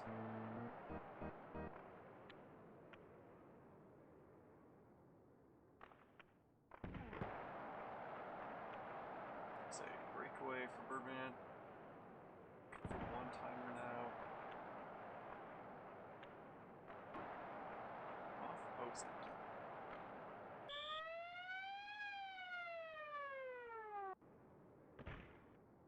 Shot there, Tikman, I think. What happened? Oh, the giveaway. And then the goalie couldn't. It's actually being blocked by 22. That is a lead for the, I guess, is everyone in this Canadian? Dangler might be West Coast, though. Anyway, Bob Kudelski's from Ottawa, Anitar's from, I think, Montreal.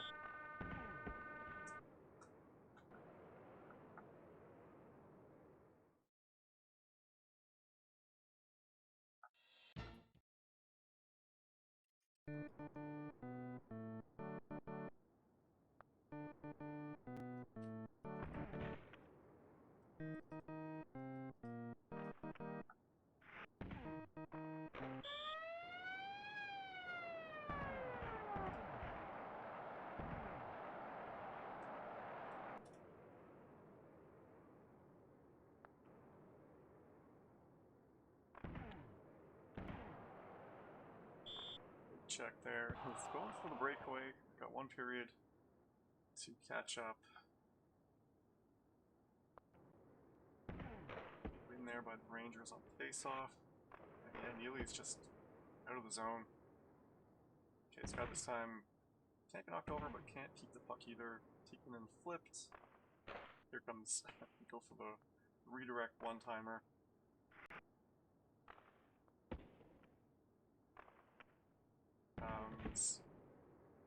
Kelski Anatar, nope, back the other way now. Dangler parrying.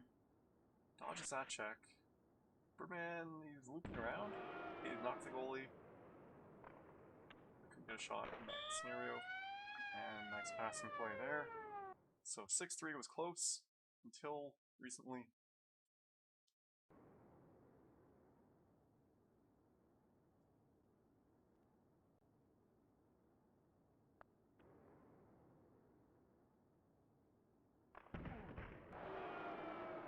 Knocked over while he was winding up to shoot that in. Can he get the one-timer? No, knocked over by Neely. Nice check. Here they come.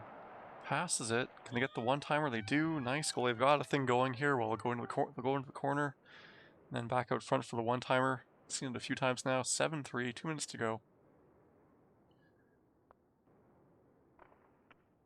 Here they come again. Into the corner. Knocked down. Gets back up with the hold trick. Oh, but he gets a breakaway out of it. Goalie dives. Almost dragged that into his own net. Did Oates. Sends it down. Who's going to get it? Oates. Nope, no one wants that puck. Neely comes in, gets it. Neely is just wiped out. Here come the Rangers again. Off the post for what would have been a breakaway, but I guess the perspective of the puck being up in the air confused the players and they overskated it. And with a minute to go, they're just, oh, another nice one-timer. I thought they were just toying with them. No, they're setting up. And actually, you could see the stick reach there. Okay, they got a shot. No, good save. Blocks all the net. 21 seconds to go. I was hoping to get Halifax in, but I think he's trying to set up his own 2-on-2 game, or is in one. One last save for Moog. Oh, might need to make one more last save. That is the first game. I'm going to take a save state just in case they don't. So that is 8-3. A win for Bob and Anatar.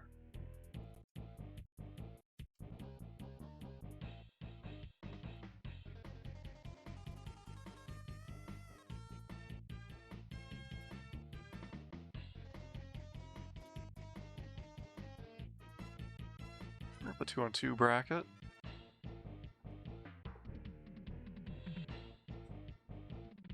Oh, so Halifax is in the 2-on-2 chat coordinating because I don't know the rules, so I can't help anyone. I should have been should have read the rules myself. So Bob Kudelski is the yellow player.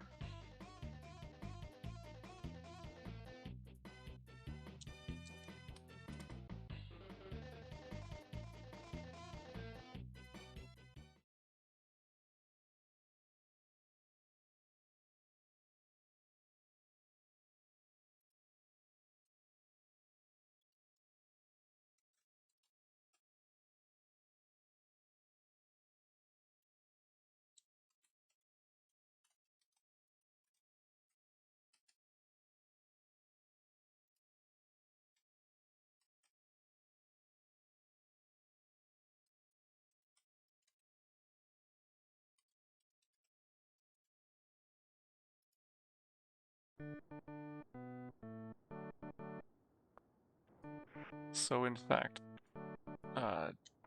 Birdman is the centerman. That's what I've heard from Bob Kudelski. Dangler's the green player. No, wait. Oh, it goes back and forth in Sega or Super Nintendo, doesn't it? You alternate being center. That is a good feature.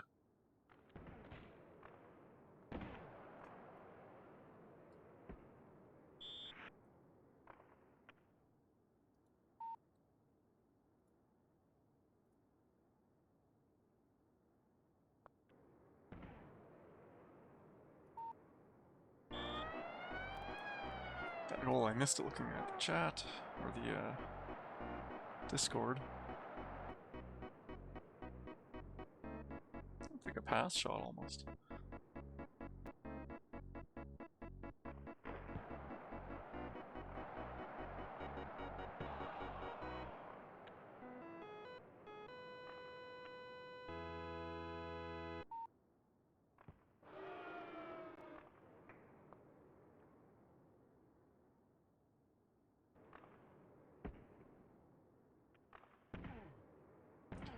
So yellow is Bob Kudelski, and he just powers it through Barrasso.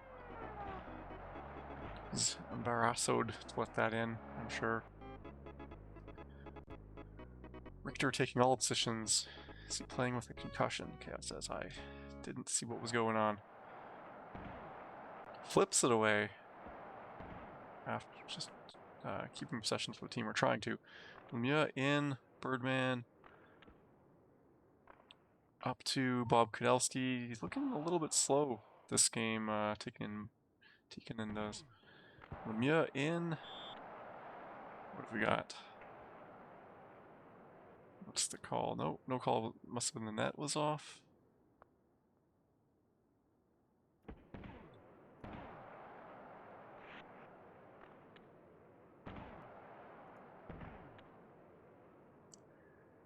Here is Dangler. Getting confused with the colors. Big check there. That one is Dangler, the green player. Panatar knocked over. Long pass. No momentum though. Allowed the other team to catch up. Spinorama. Breakaway. Anatar. Now it's a breakaway for Bob Kudelski behind the net. What's the plan here? 2-0 for Anatar. Dives for that puck. Manages to get it. Gets the whistle.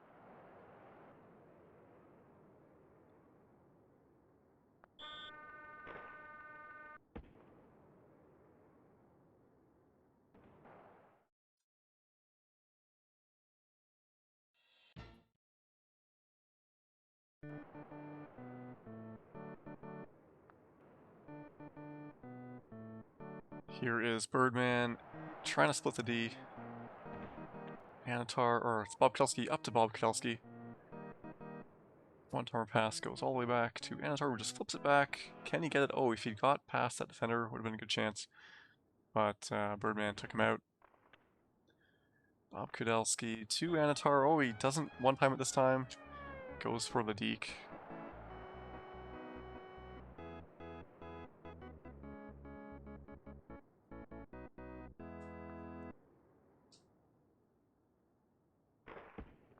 Just tried to shoot it that time, Anatar did.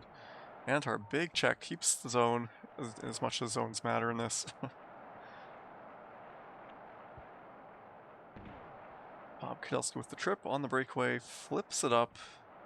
It's back to the way. Antar retrieves it.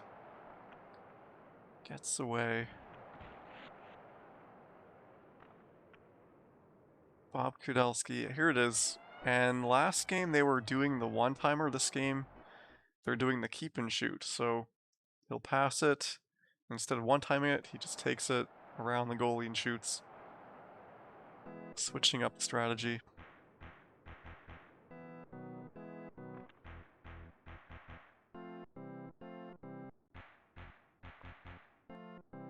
Flips it down to Anatar out in front. This time they one-time it. They've really got it together. Their strategy here. So 2 minutes, 22 seconds to go in the second period. 5-0.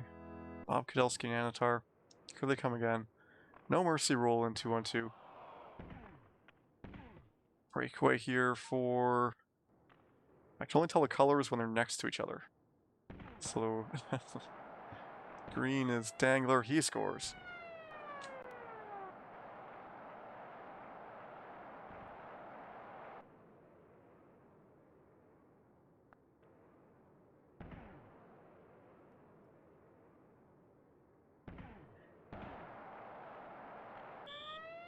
Oh, that puck. I lost track where the puck is. I don't know if they did too. And the Dangler Birdman team starting to come back into this. Breakaway read that play perfectly, but stopped by Anatar. Oh, and Lemieux, they lose him for the game.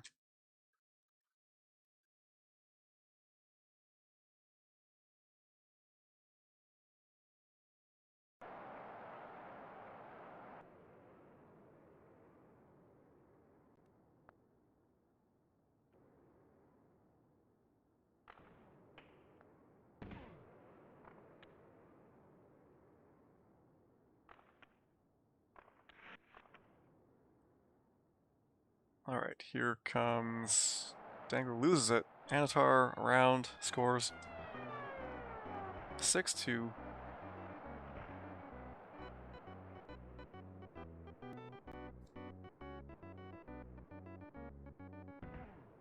Here comes Bob Kudelski. It's a 2-0, but period's over. 5 minutes left in this game. And assuming the lead stays, that'll be a 2-0 series win for Bob Kudelski and Ranatar against O'Birdman and Gdangler.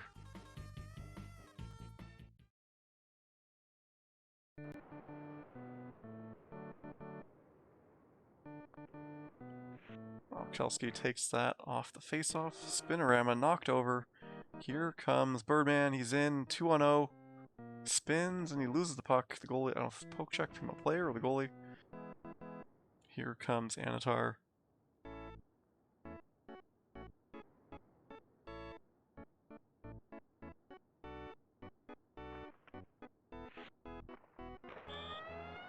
Another one-timer. Kicking edit lines here from the Penguins. Tocchet going in, I guess. Stevens. I think he's got a bit more speed than Tocchet. Tocchet's, I think, a 2 speed. Stevens 3 speed.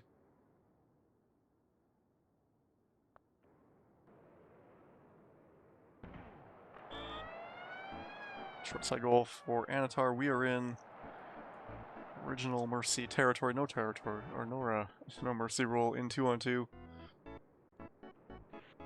You both win or suffer as a team.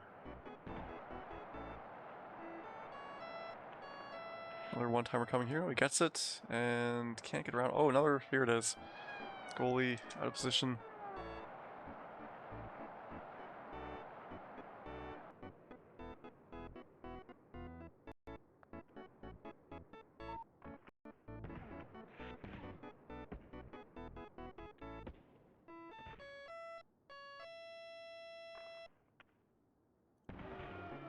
Big check by Yager. Picks it up to Stevens. Got a good chance here.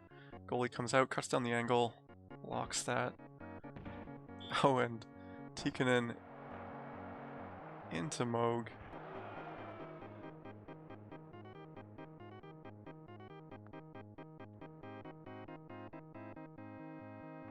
Birdman trying to make his way in. They pick that pass off. Stolen by Anatar. First pass. Oh, tries to shoot it. Goalie gets a piece of it. And I thought the goalie had it, but no. Stevens tucks it in.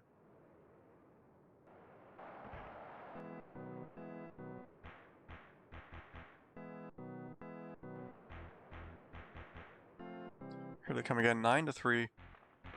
Not quite enough time. That one-timer hit the goalie. Here they come. Here's Yager. Picks the wrong direction. Or the goalie picked the right direction. Trying to come out from the corner is Birdman. Knocked over a couple times. Here is Antar.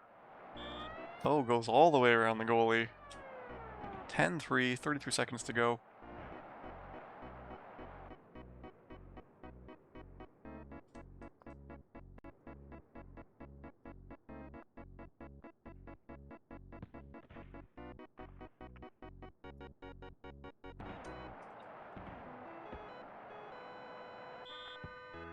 That is game 2.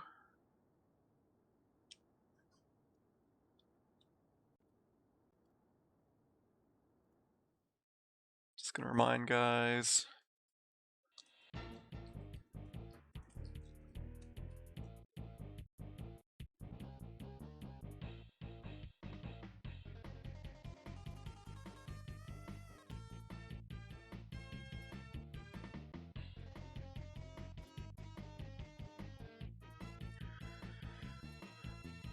I think some guys having a little bit of trouble because you gotta get certain settings changed for 2-on-2.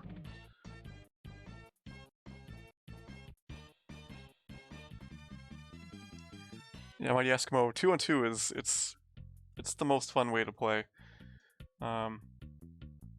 It's pretty wild.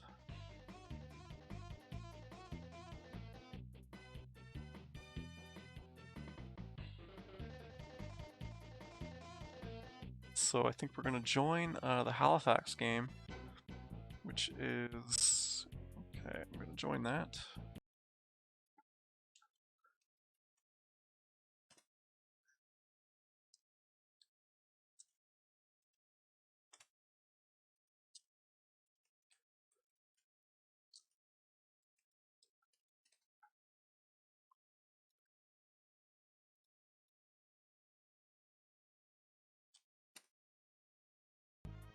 Okay, no password.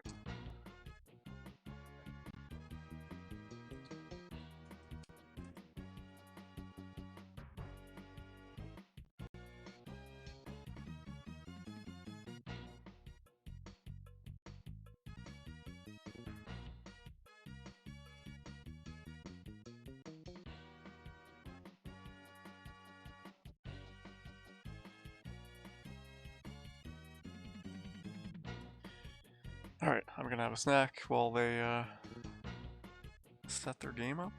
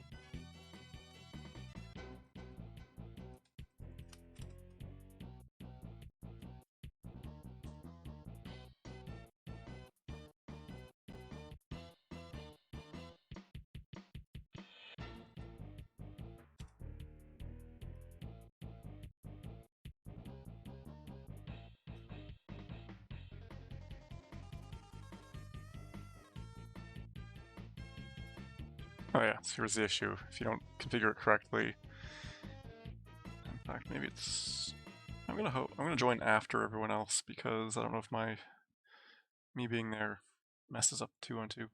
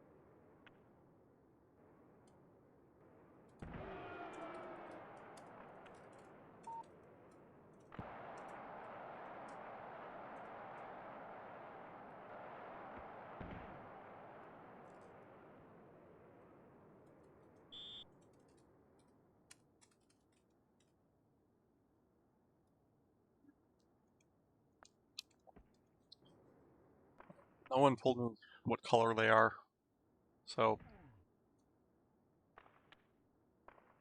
we've got Chaos and Halifax here as the Red Wings, Gamby and Lego as the Rangers. I may not have dropped. There we go. So it's Lego and Gamby, Chaos and Halifax. I don't know who's which color, no one told me. I asked 3 people, no one told me. Well, maybe they don't even know until they're in the game. And they're too busy playing. So here is...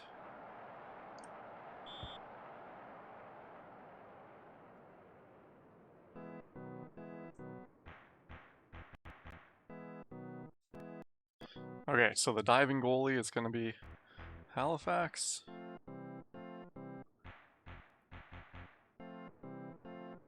Big check in the zone. 2 checks. Lego and Gammy, one of them is just terrorizing with Messier. They've got a weight advantage, so they just offensive zone check everyone. Make some space. Couldn't get a goal out of it though, but it's a good strategy. That's an issue with Detroit. You got a pretty fast team. but you're outmatched in terms of weight. So I'm guessing Halifax is the yellow? No, that's the wrong team.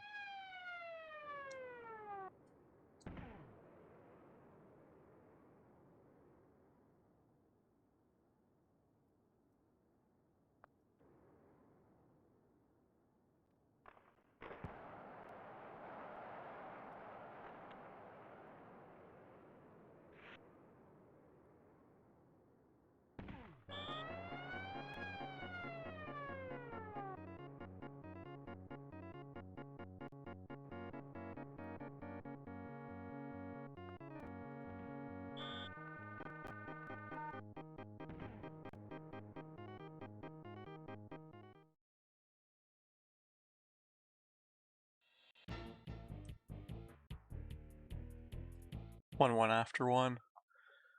Still no updates on who's which color, so.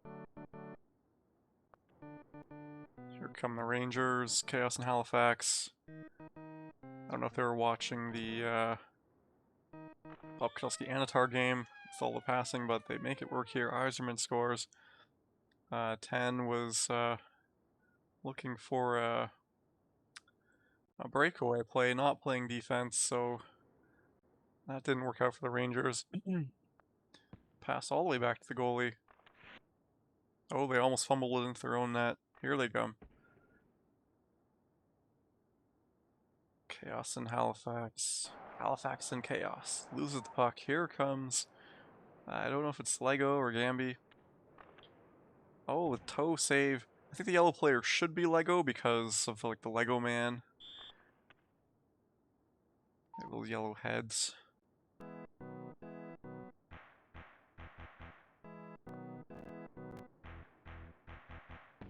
So Lego team gets it.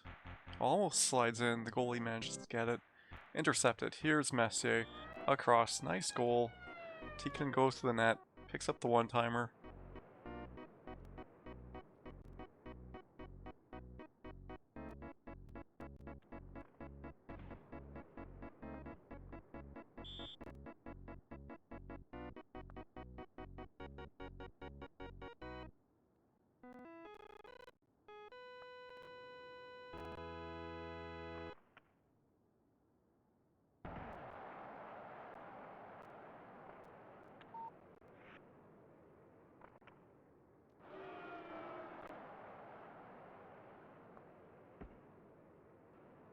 Goalie tried to get it early, couldn't get it, but he's aggressive goaltending here. And the AI kept that player way up. Oh, he's broken on the ground there. After that check, goal for the Rangers for Chaos and Halifax.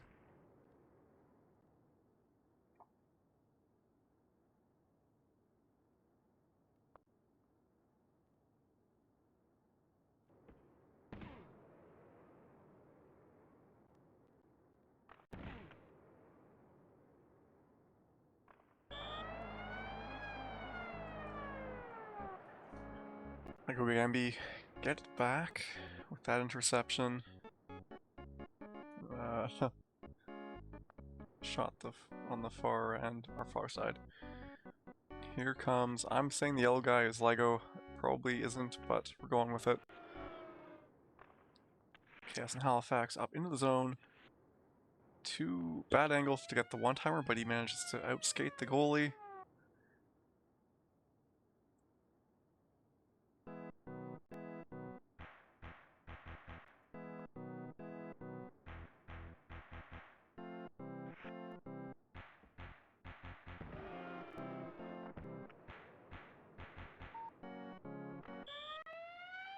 Another goal for Halifax Chaos.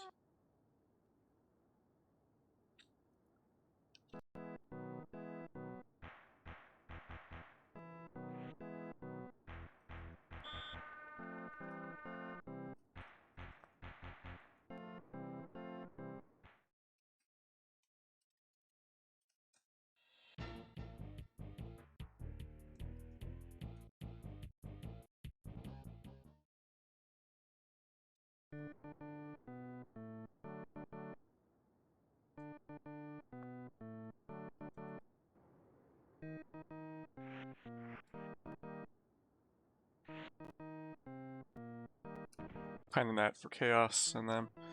Chaos and Halifax. Another trip or another hit by the Rangers. Rangers using their muscle. Go out of the zone. In. Just trying to get a one-timer. Here come the Rangers. Trailing by 2. What can they do?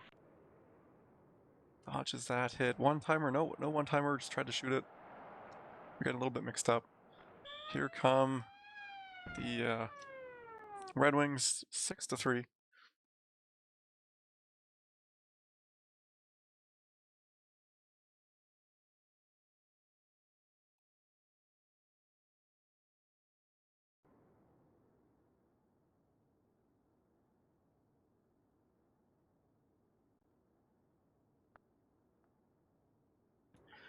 So a few score updates that you might not have seen. So Miller time beat Corbett. The second game was 6-5. They don't have the first game score. They didn't remember it. And then we have game 1. It is Little Professor 1, Gamby 4. So 1 win for Gamby. Game 2, Gamby 2, Little Professor 3. So that's tied up. Then game 3, Little Professor 3, Gamby 2. So Little Professor wins that series, moves on. Nice goal there. Drags it past the goalie.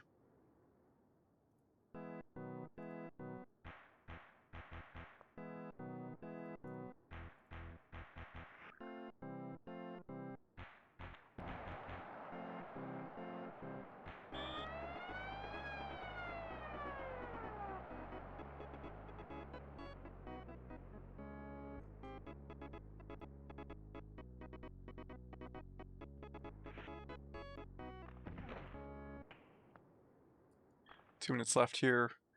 Halifax and Chaos leading by 3. Rangers looking for the long bomb. Didn't work out. Behind the net, Chaos and Halifax tracking the cherry-picking Rangers player. Oh, they just push him into the goalie. 1 minute to go here. 3 goals. Can they? No, he's just trying to push the goalie out of the way. Didn't work. Another shot here and another goal for the Red Wings.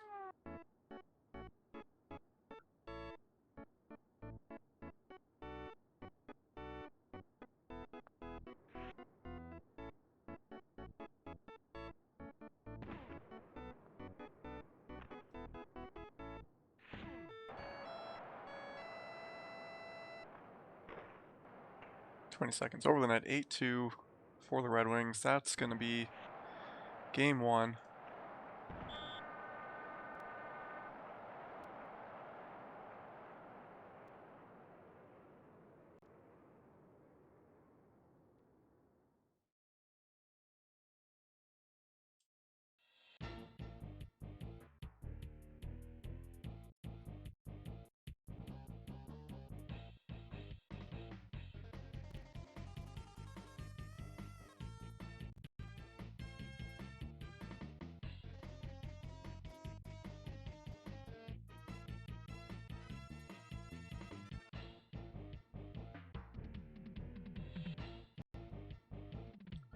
So here we go. We got Mighty Eskimo moves on to play Mikey V. I guess that was just a straight move on for both of them. Lego beats Kid Wasted. Gonna play Mac Attack. Dan forfeit win over Street Mage, and then beat Mooney. Best Case and Bota, they were trying to figure out their hosting issue. Play Birdman, who we saw in the last 2-on-2 game.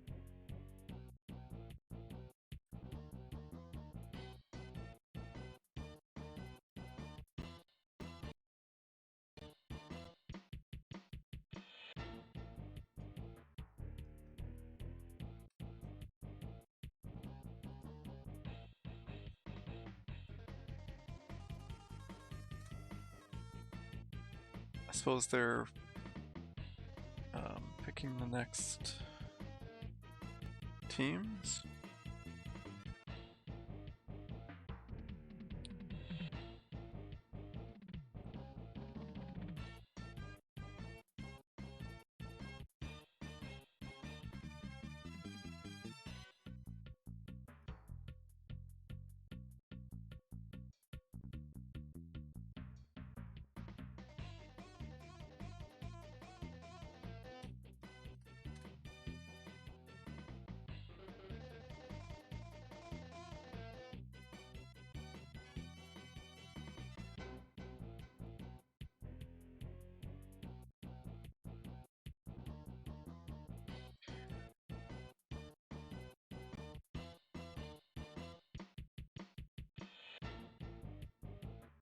Alright, they're doing the same teams again.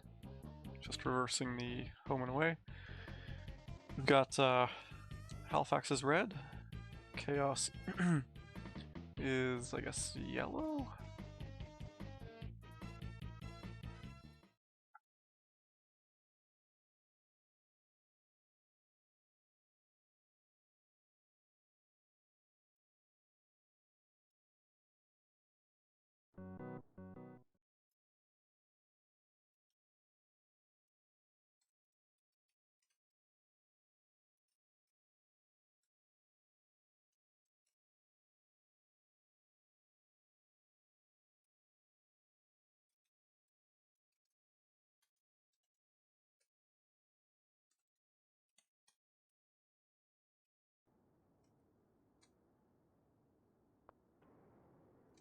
Here we go. So, wait. What?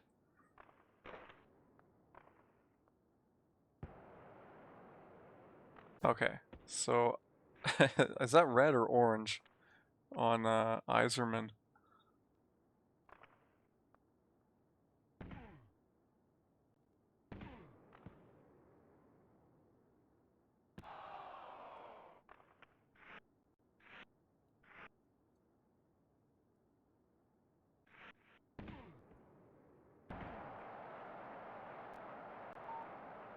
So this is Chaos, Deekson scores.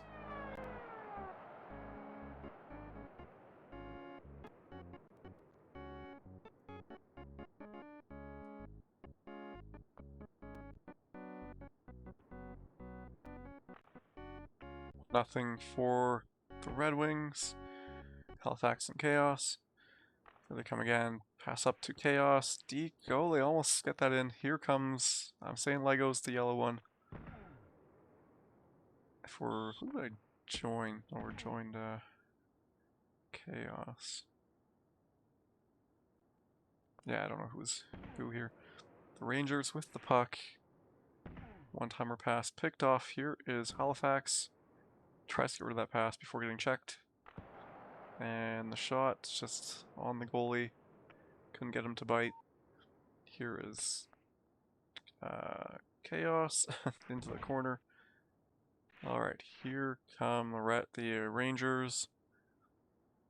Trying to make something happen. Gotta use that checking advantage, but I think you need to check them and then try to get in there for a good deke. So, it's a strategy that could work. It's not working for them though.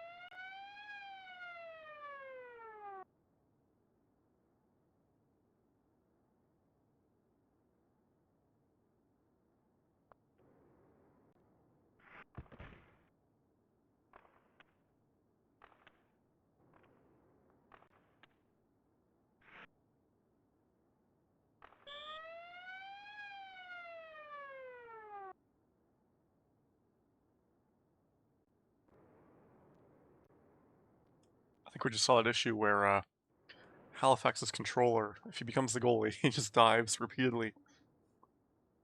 That's what happened on that penalty shot. It wasn't taunting, it was just an issue with his controller.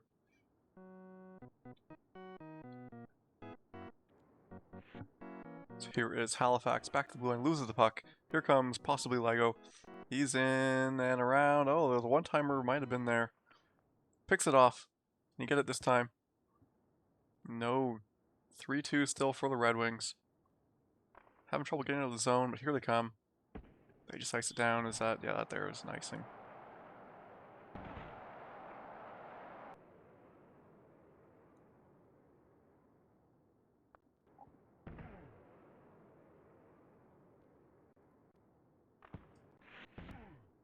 I don't... I mean, it should be possible. What Dan's asking, can one person play on the same computer? I mean, it seems like it should work, but I've never tried it.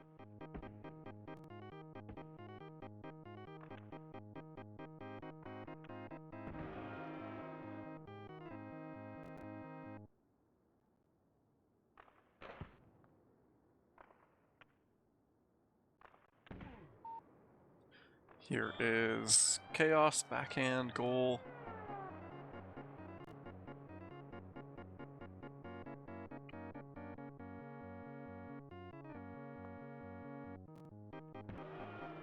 A double check there on Fedorov.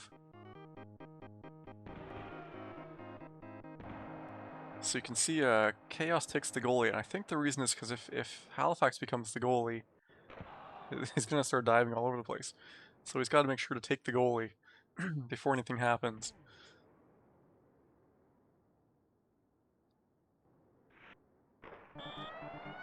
Oh, and Halifax picks the corner. 6-2, 2:22 to go in the second period.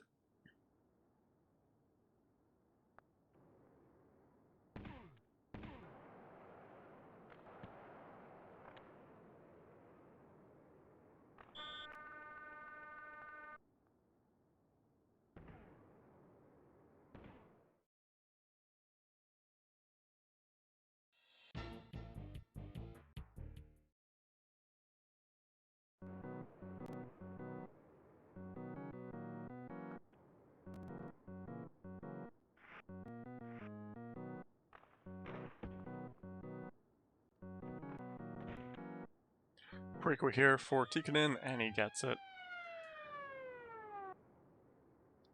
So 6-3.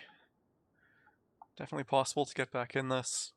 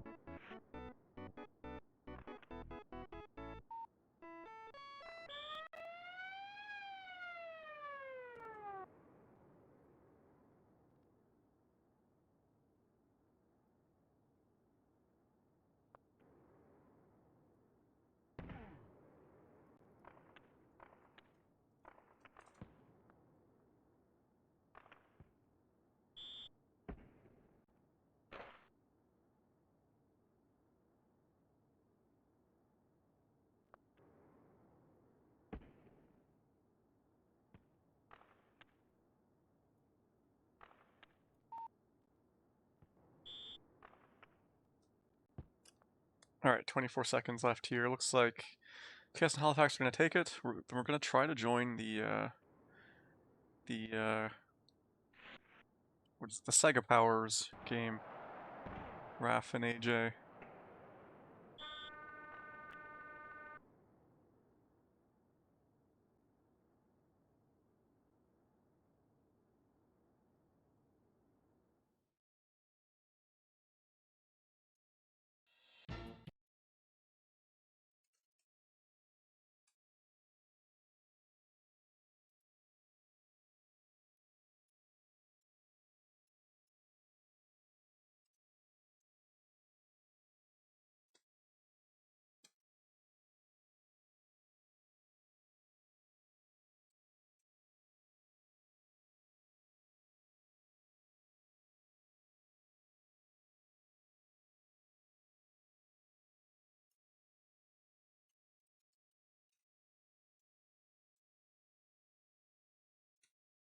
It's a stacked team, but they are Sega players primarily. They're both good.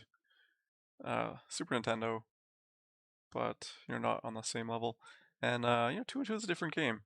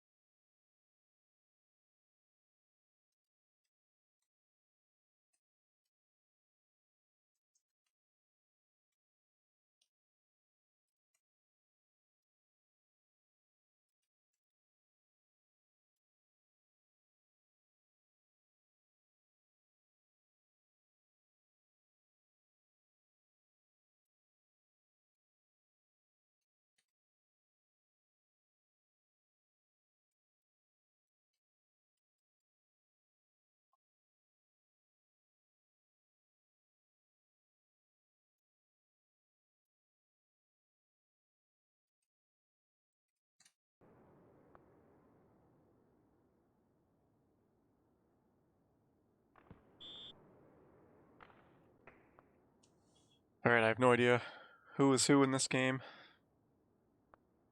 So we're just watching the Bruins and the Rangers. I think the other team is DPS and someone. Let me double check. Oh, just missed that hit.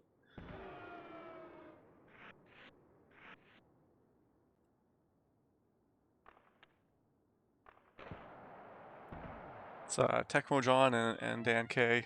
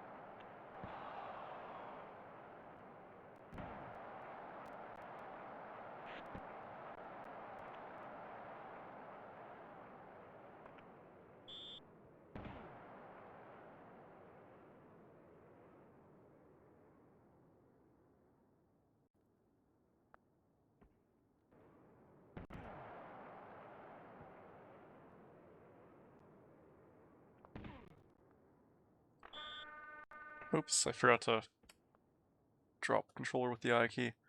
AJ is the dark red. That makes Raph the green, I think. Nope. He is orange. Here is Raph. So the AJ, the Mega Power, Sega Powers, 9-4 lead here. I don't know if this is game 1 or game 2 for them.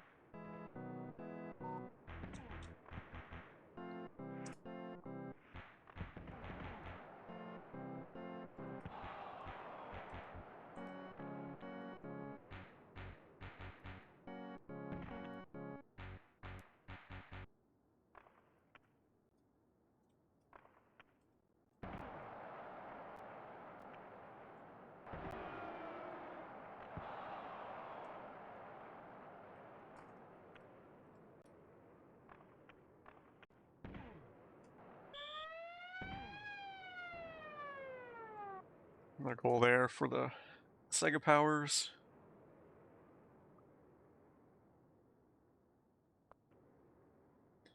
AJ with the puck up the boards. Raf terrorizing in the crease area in the slot. It's over at the side. I don't know if that's a one-timer play. Here, oh, he's knocked over by Messier. AJ behind the net. He likes being behind the net.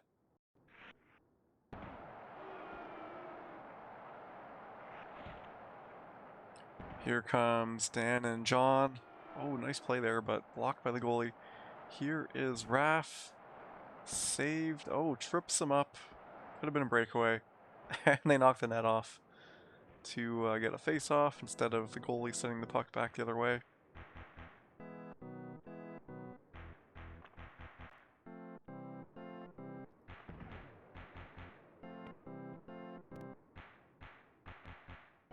Oh, that went through and it's in. What happened?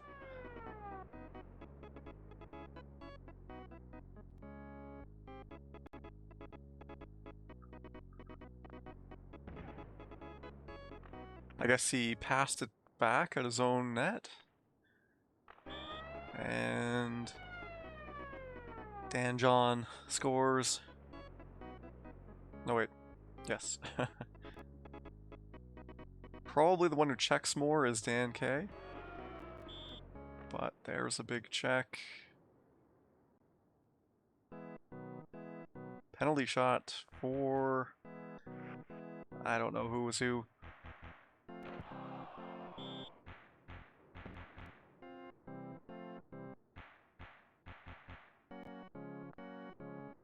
Face-off win for Dan and John.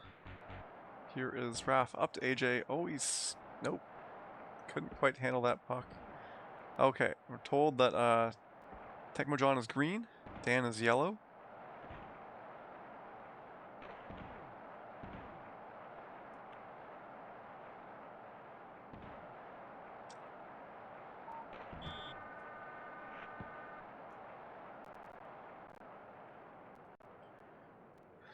That is game... I don't know if it's game 1 or 2.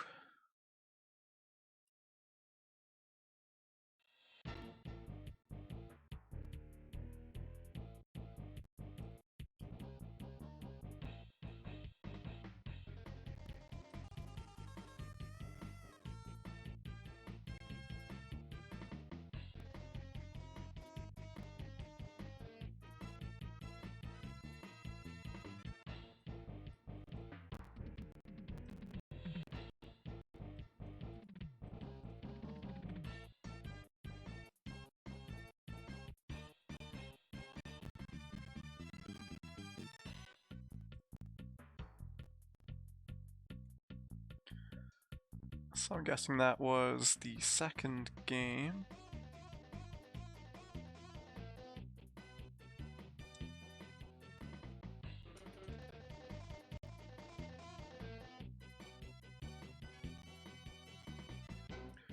No, apparently that is one. That's the first game. So they're probably picking new teams, Dallas and Hartford.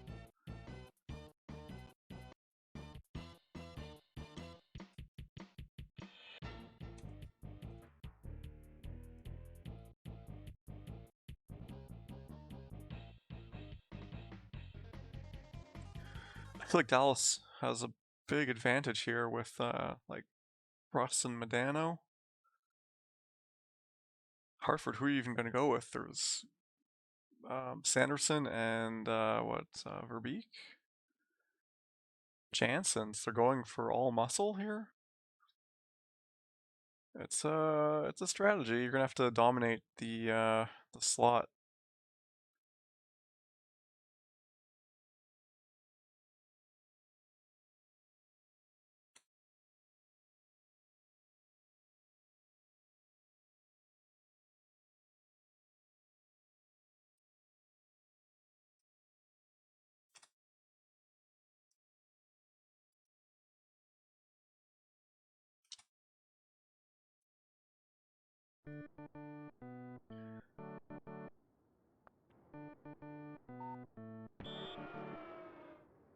A penalty shot right off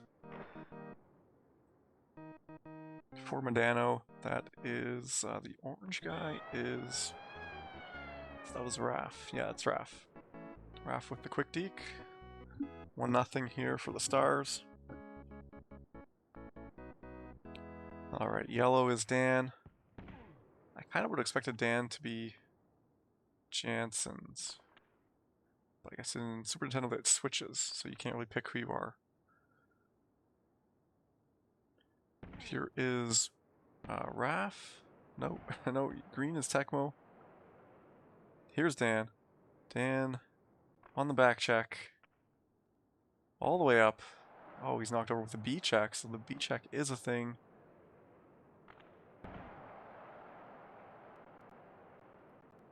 On the Super Nintendo.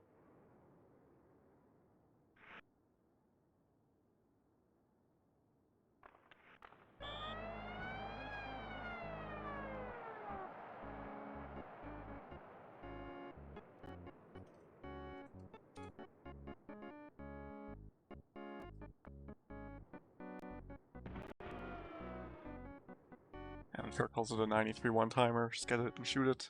2-0 here for the Sega Powers. The back check. Oh, the nice dive by Burke. Tecmo John sprawls the goalie out. Sends it down. Medano picks up for an icing.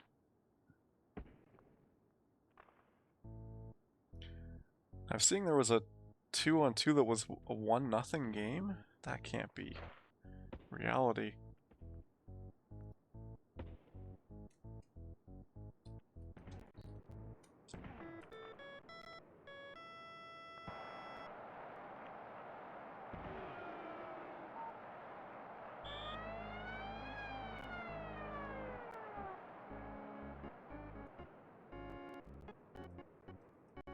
Oh, they didn't have a save state.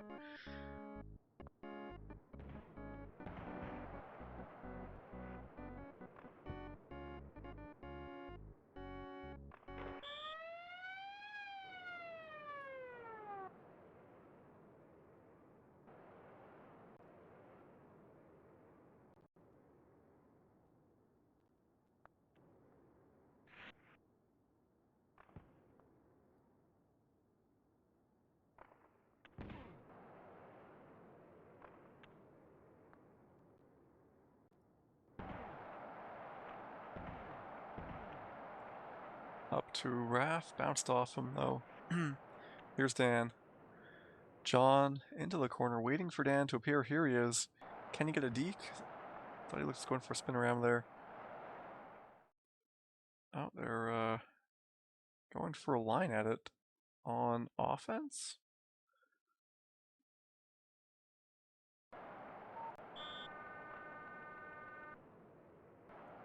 Okay, it's right at the end of the period. I was wondering what was going on there.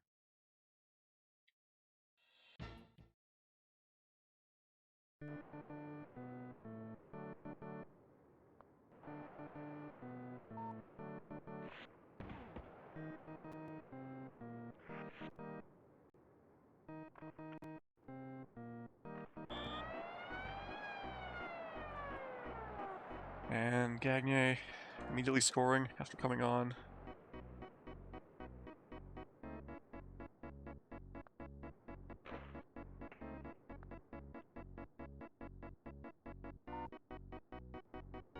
A flip, and the goalie gets it. Here they come. Oh, no, I guess the goalie was too far out.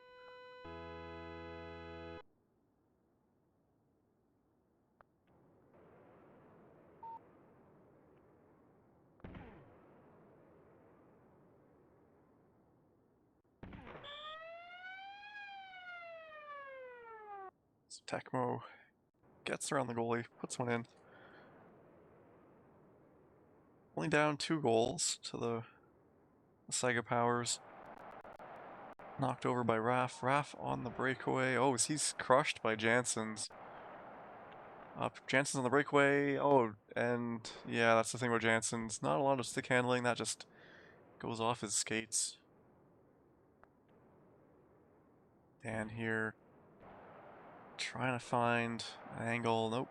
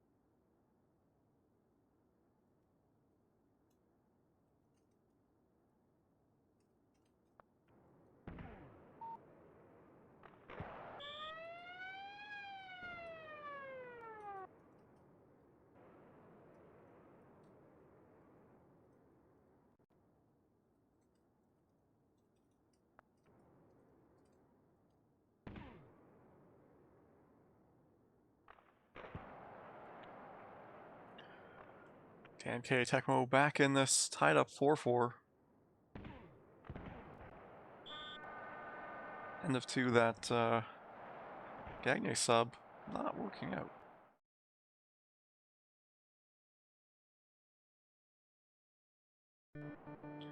Whale shutting down on defense. Face-off win goes to Raph, up to AJ. He's in. What does he do? Saved. Raph now gets the goalie down, scores 5-4. Teams just want to skate up.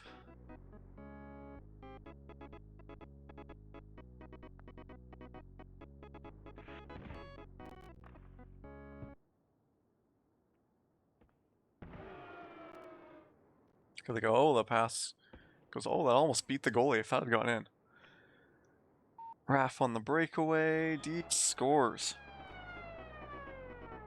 So that 2-goal lead reestablished for the Sega Powers. AJ dodges one hit. Jansen's gets him back, gets the puck, slowly lumbering up the ice. And oh, nothing much. Here is Raph with Gagne. AJ's in there, not too sure, is he behind the net? So Raph goes it alone. That goes all the way down. John Casey sends it back. Half the period remaining. 2-goal deficit for the Whale to overcome. That almost sneaked in. Here comes Raph. Can he get away from that sandwich, that Whale sandwich? Here comes John.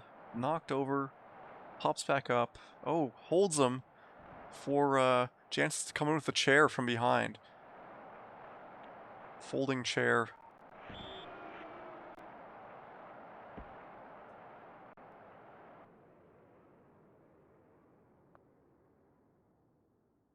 And Raph, and the puck goes straight up in the air for the save.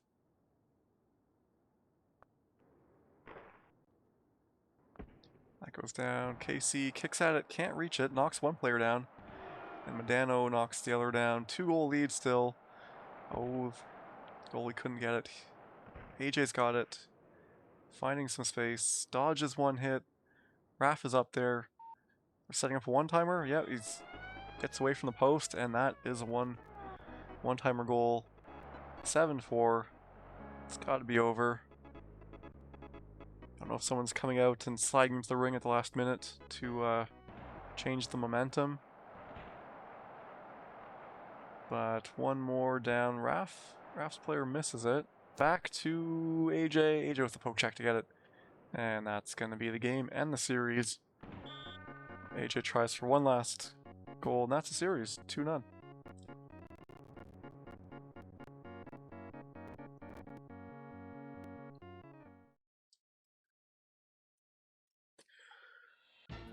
And I think right now Halifax is playing Fed in a single game. And then I think we're going to get Chaos and Halifax against Token Toma and whoever his teammate is. Is this one McMarcus? And I think that'll be the last game of the night, for me at least.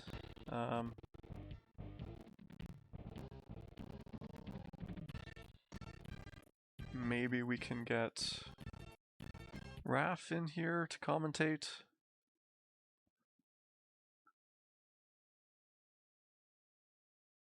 I forgot to save that other game.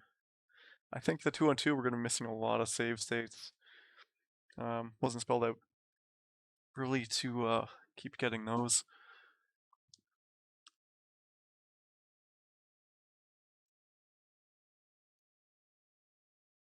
If you water down orange Gatorade enough, it starts to taste like orange peel.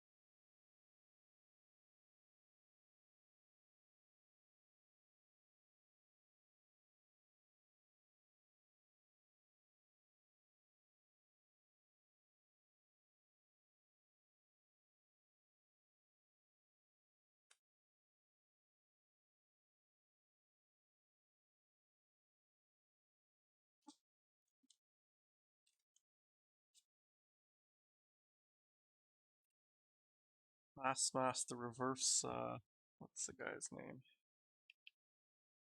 I forget. Duran, Roberto Duran.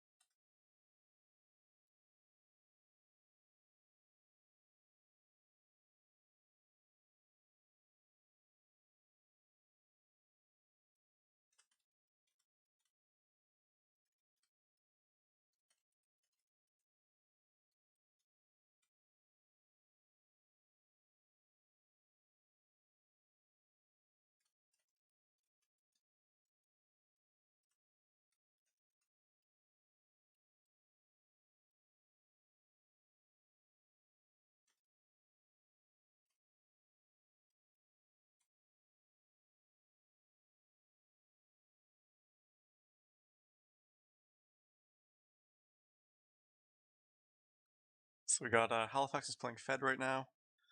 Then we're gonna get Chaos and Halifax and Token Toma and Marcus.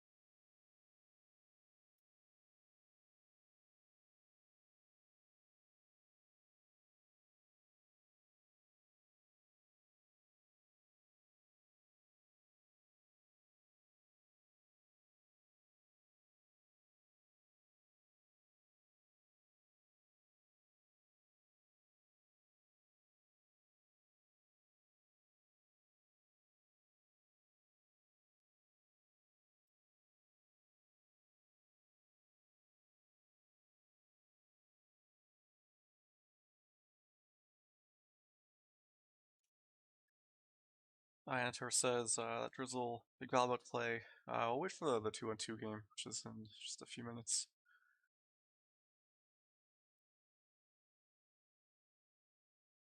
I think I'm just gonna let it play though. Just take care of some stuff here 'cause it's pretty late.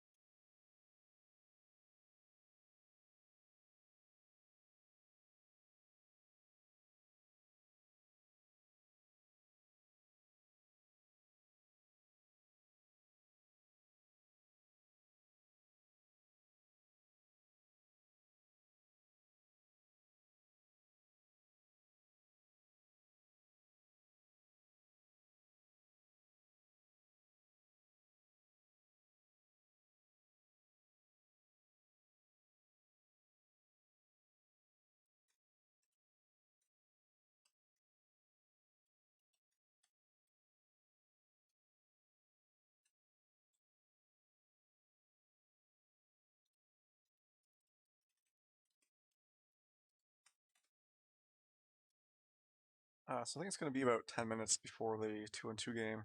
So, yeah, come back in 10ish minutes, and I'll be back to join up.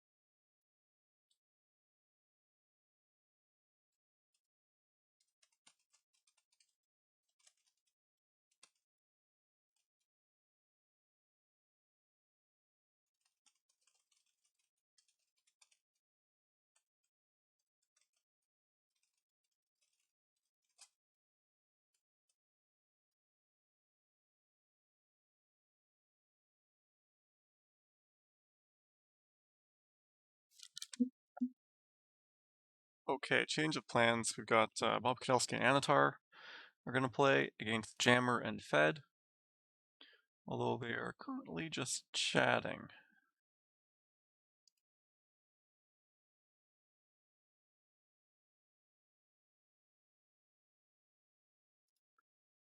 I think they'll have that up pretty soon.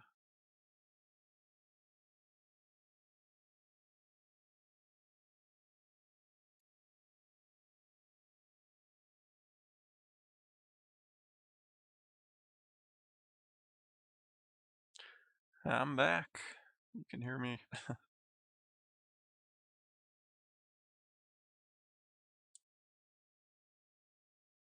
Anyway, just waiting for someone to send me a host to join for 2-on-2 here. Whoever's first between the Bob Kudelsky Anatar group and Chaos Halifax group will join them.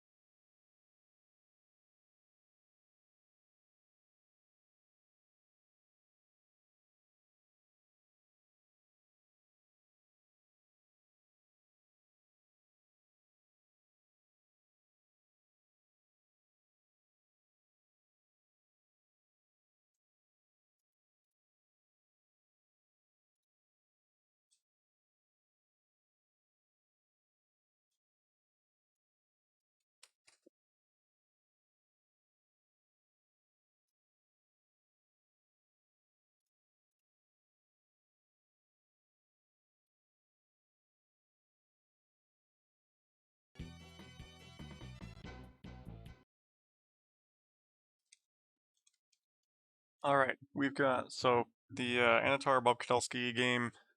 Someone had to go, so we can't. Not doing that one. Blue. Okay, Halifax is blue apparently in this one. So we've got green is chaos. Halifax is whoever else ends up here. And the orange and maroon. Who are those going to be?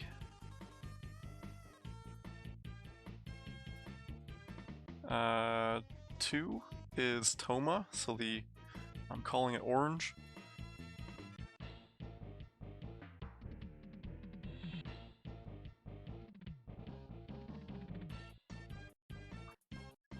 As the Rangers against Detroit.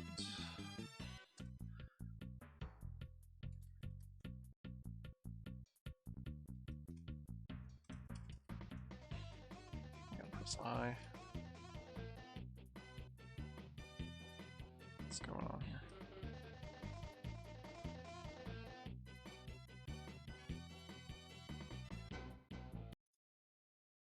Don't think it's working.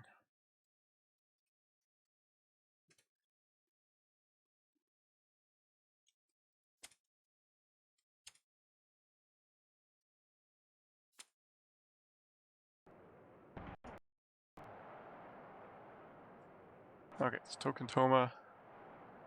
Their team with a lead. They're very patient in the neutral zone. Token Toma here is the orange player. Oh, big check. They're using the Rangers' toughness. And they score one here, just dominating the zone. Red is Marcus. I think it's an I.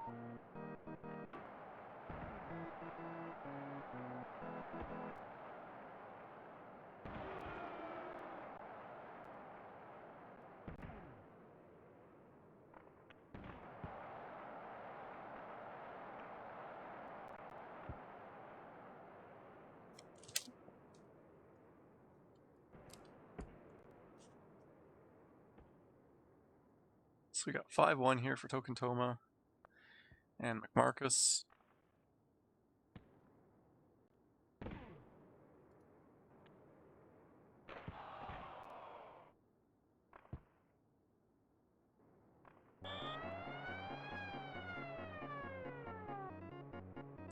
Fix one now. The stream is dropping a lot of frames. Not sure why.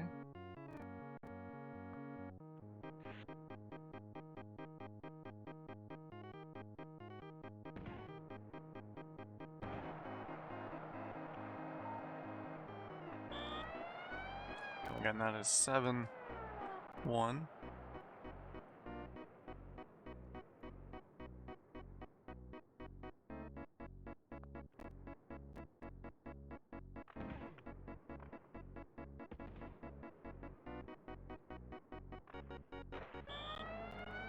That somehow beat the goalie.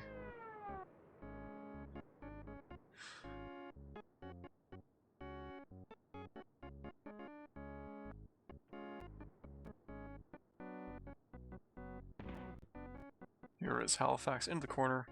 John getting loose in front. A little too far away. Halifax on the ice, chasing that puck. Cutting off, but Messier's out on a breakaway. Leaves the zone. Here they come again. This is McMarcus off the post. It's Chaos as the goalie. Bounces it away off the post, off the boards to no one though. Detroit sends down, but this is 8-1 now.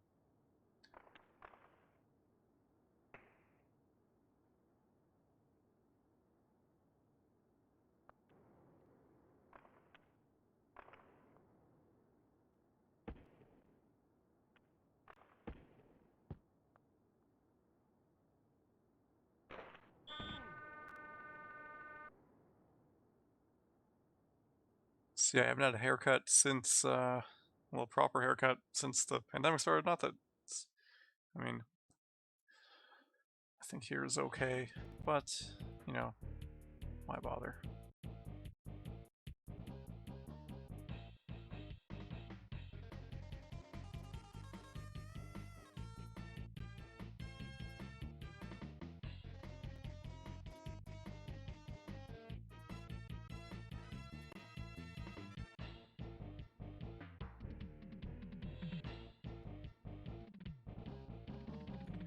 So that's game one. I think they're switching it up a little bit.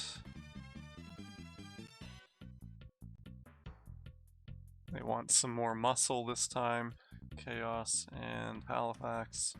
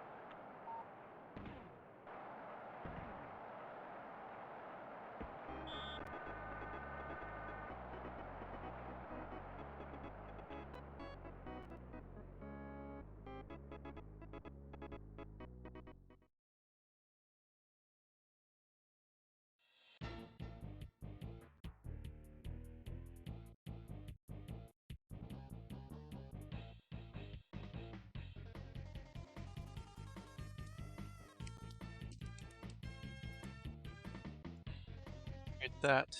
It's game 2. So that is the series. And yeah, it's 11 o'clock now here. And that'll be it for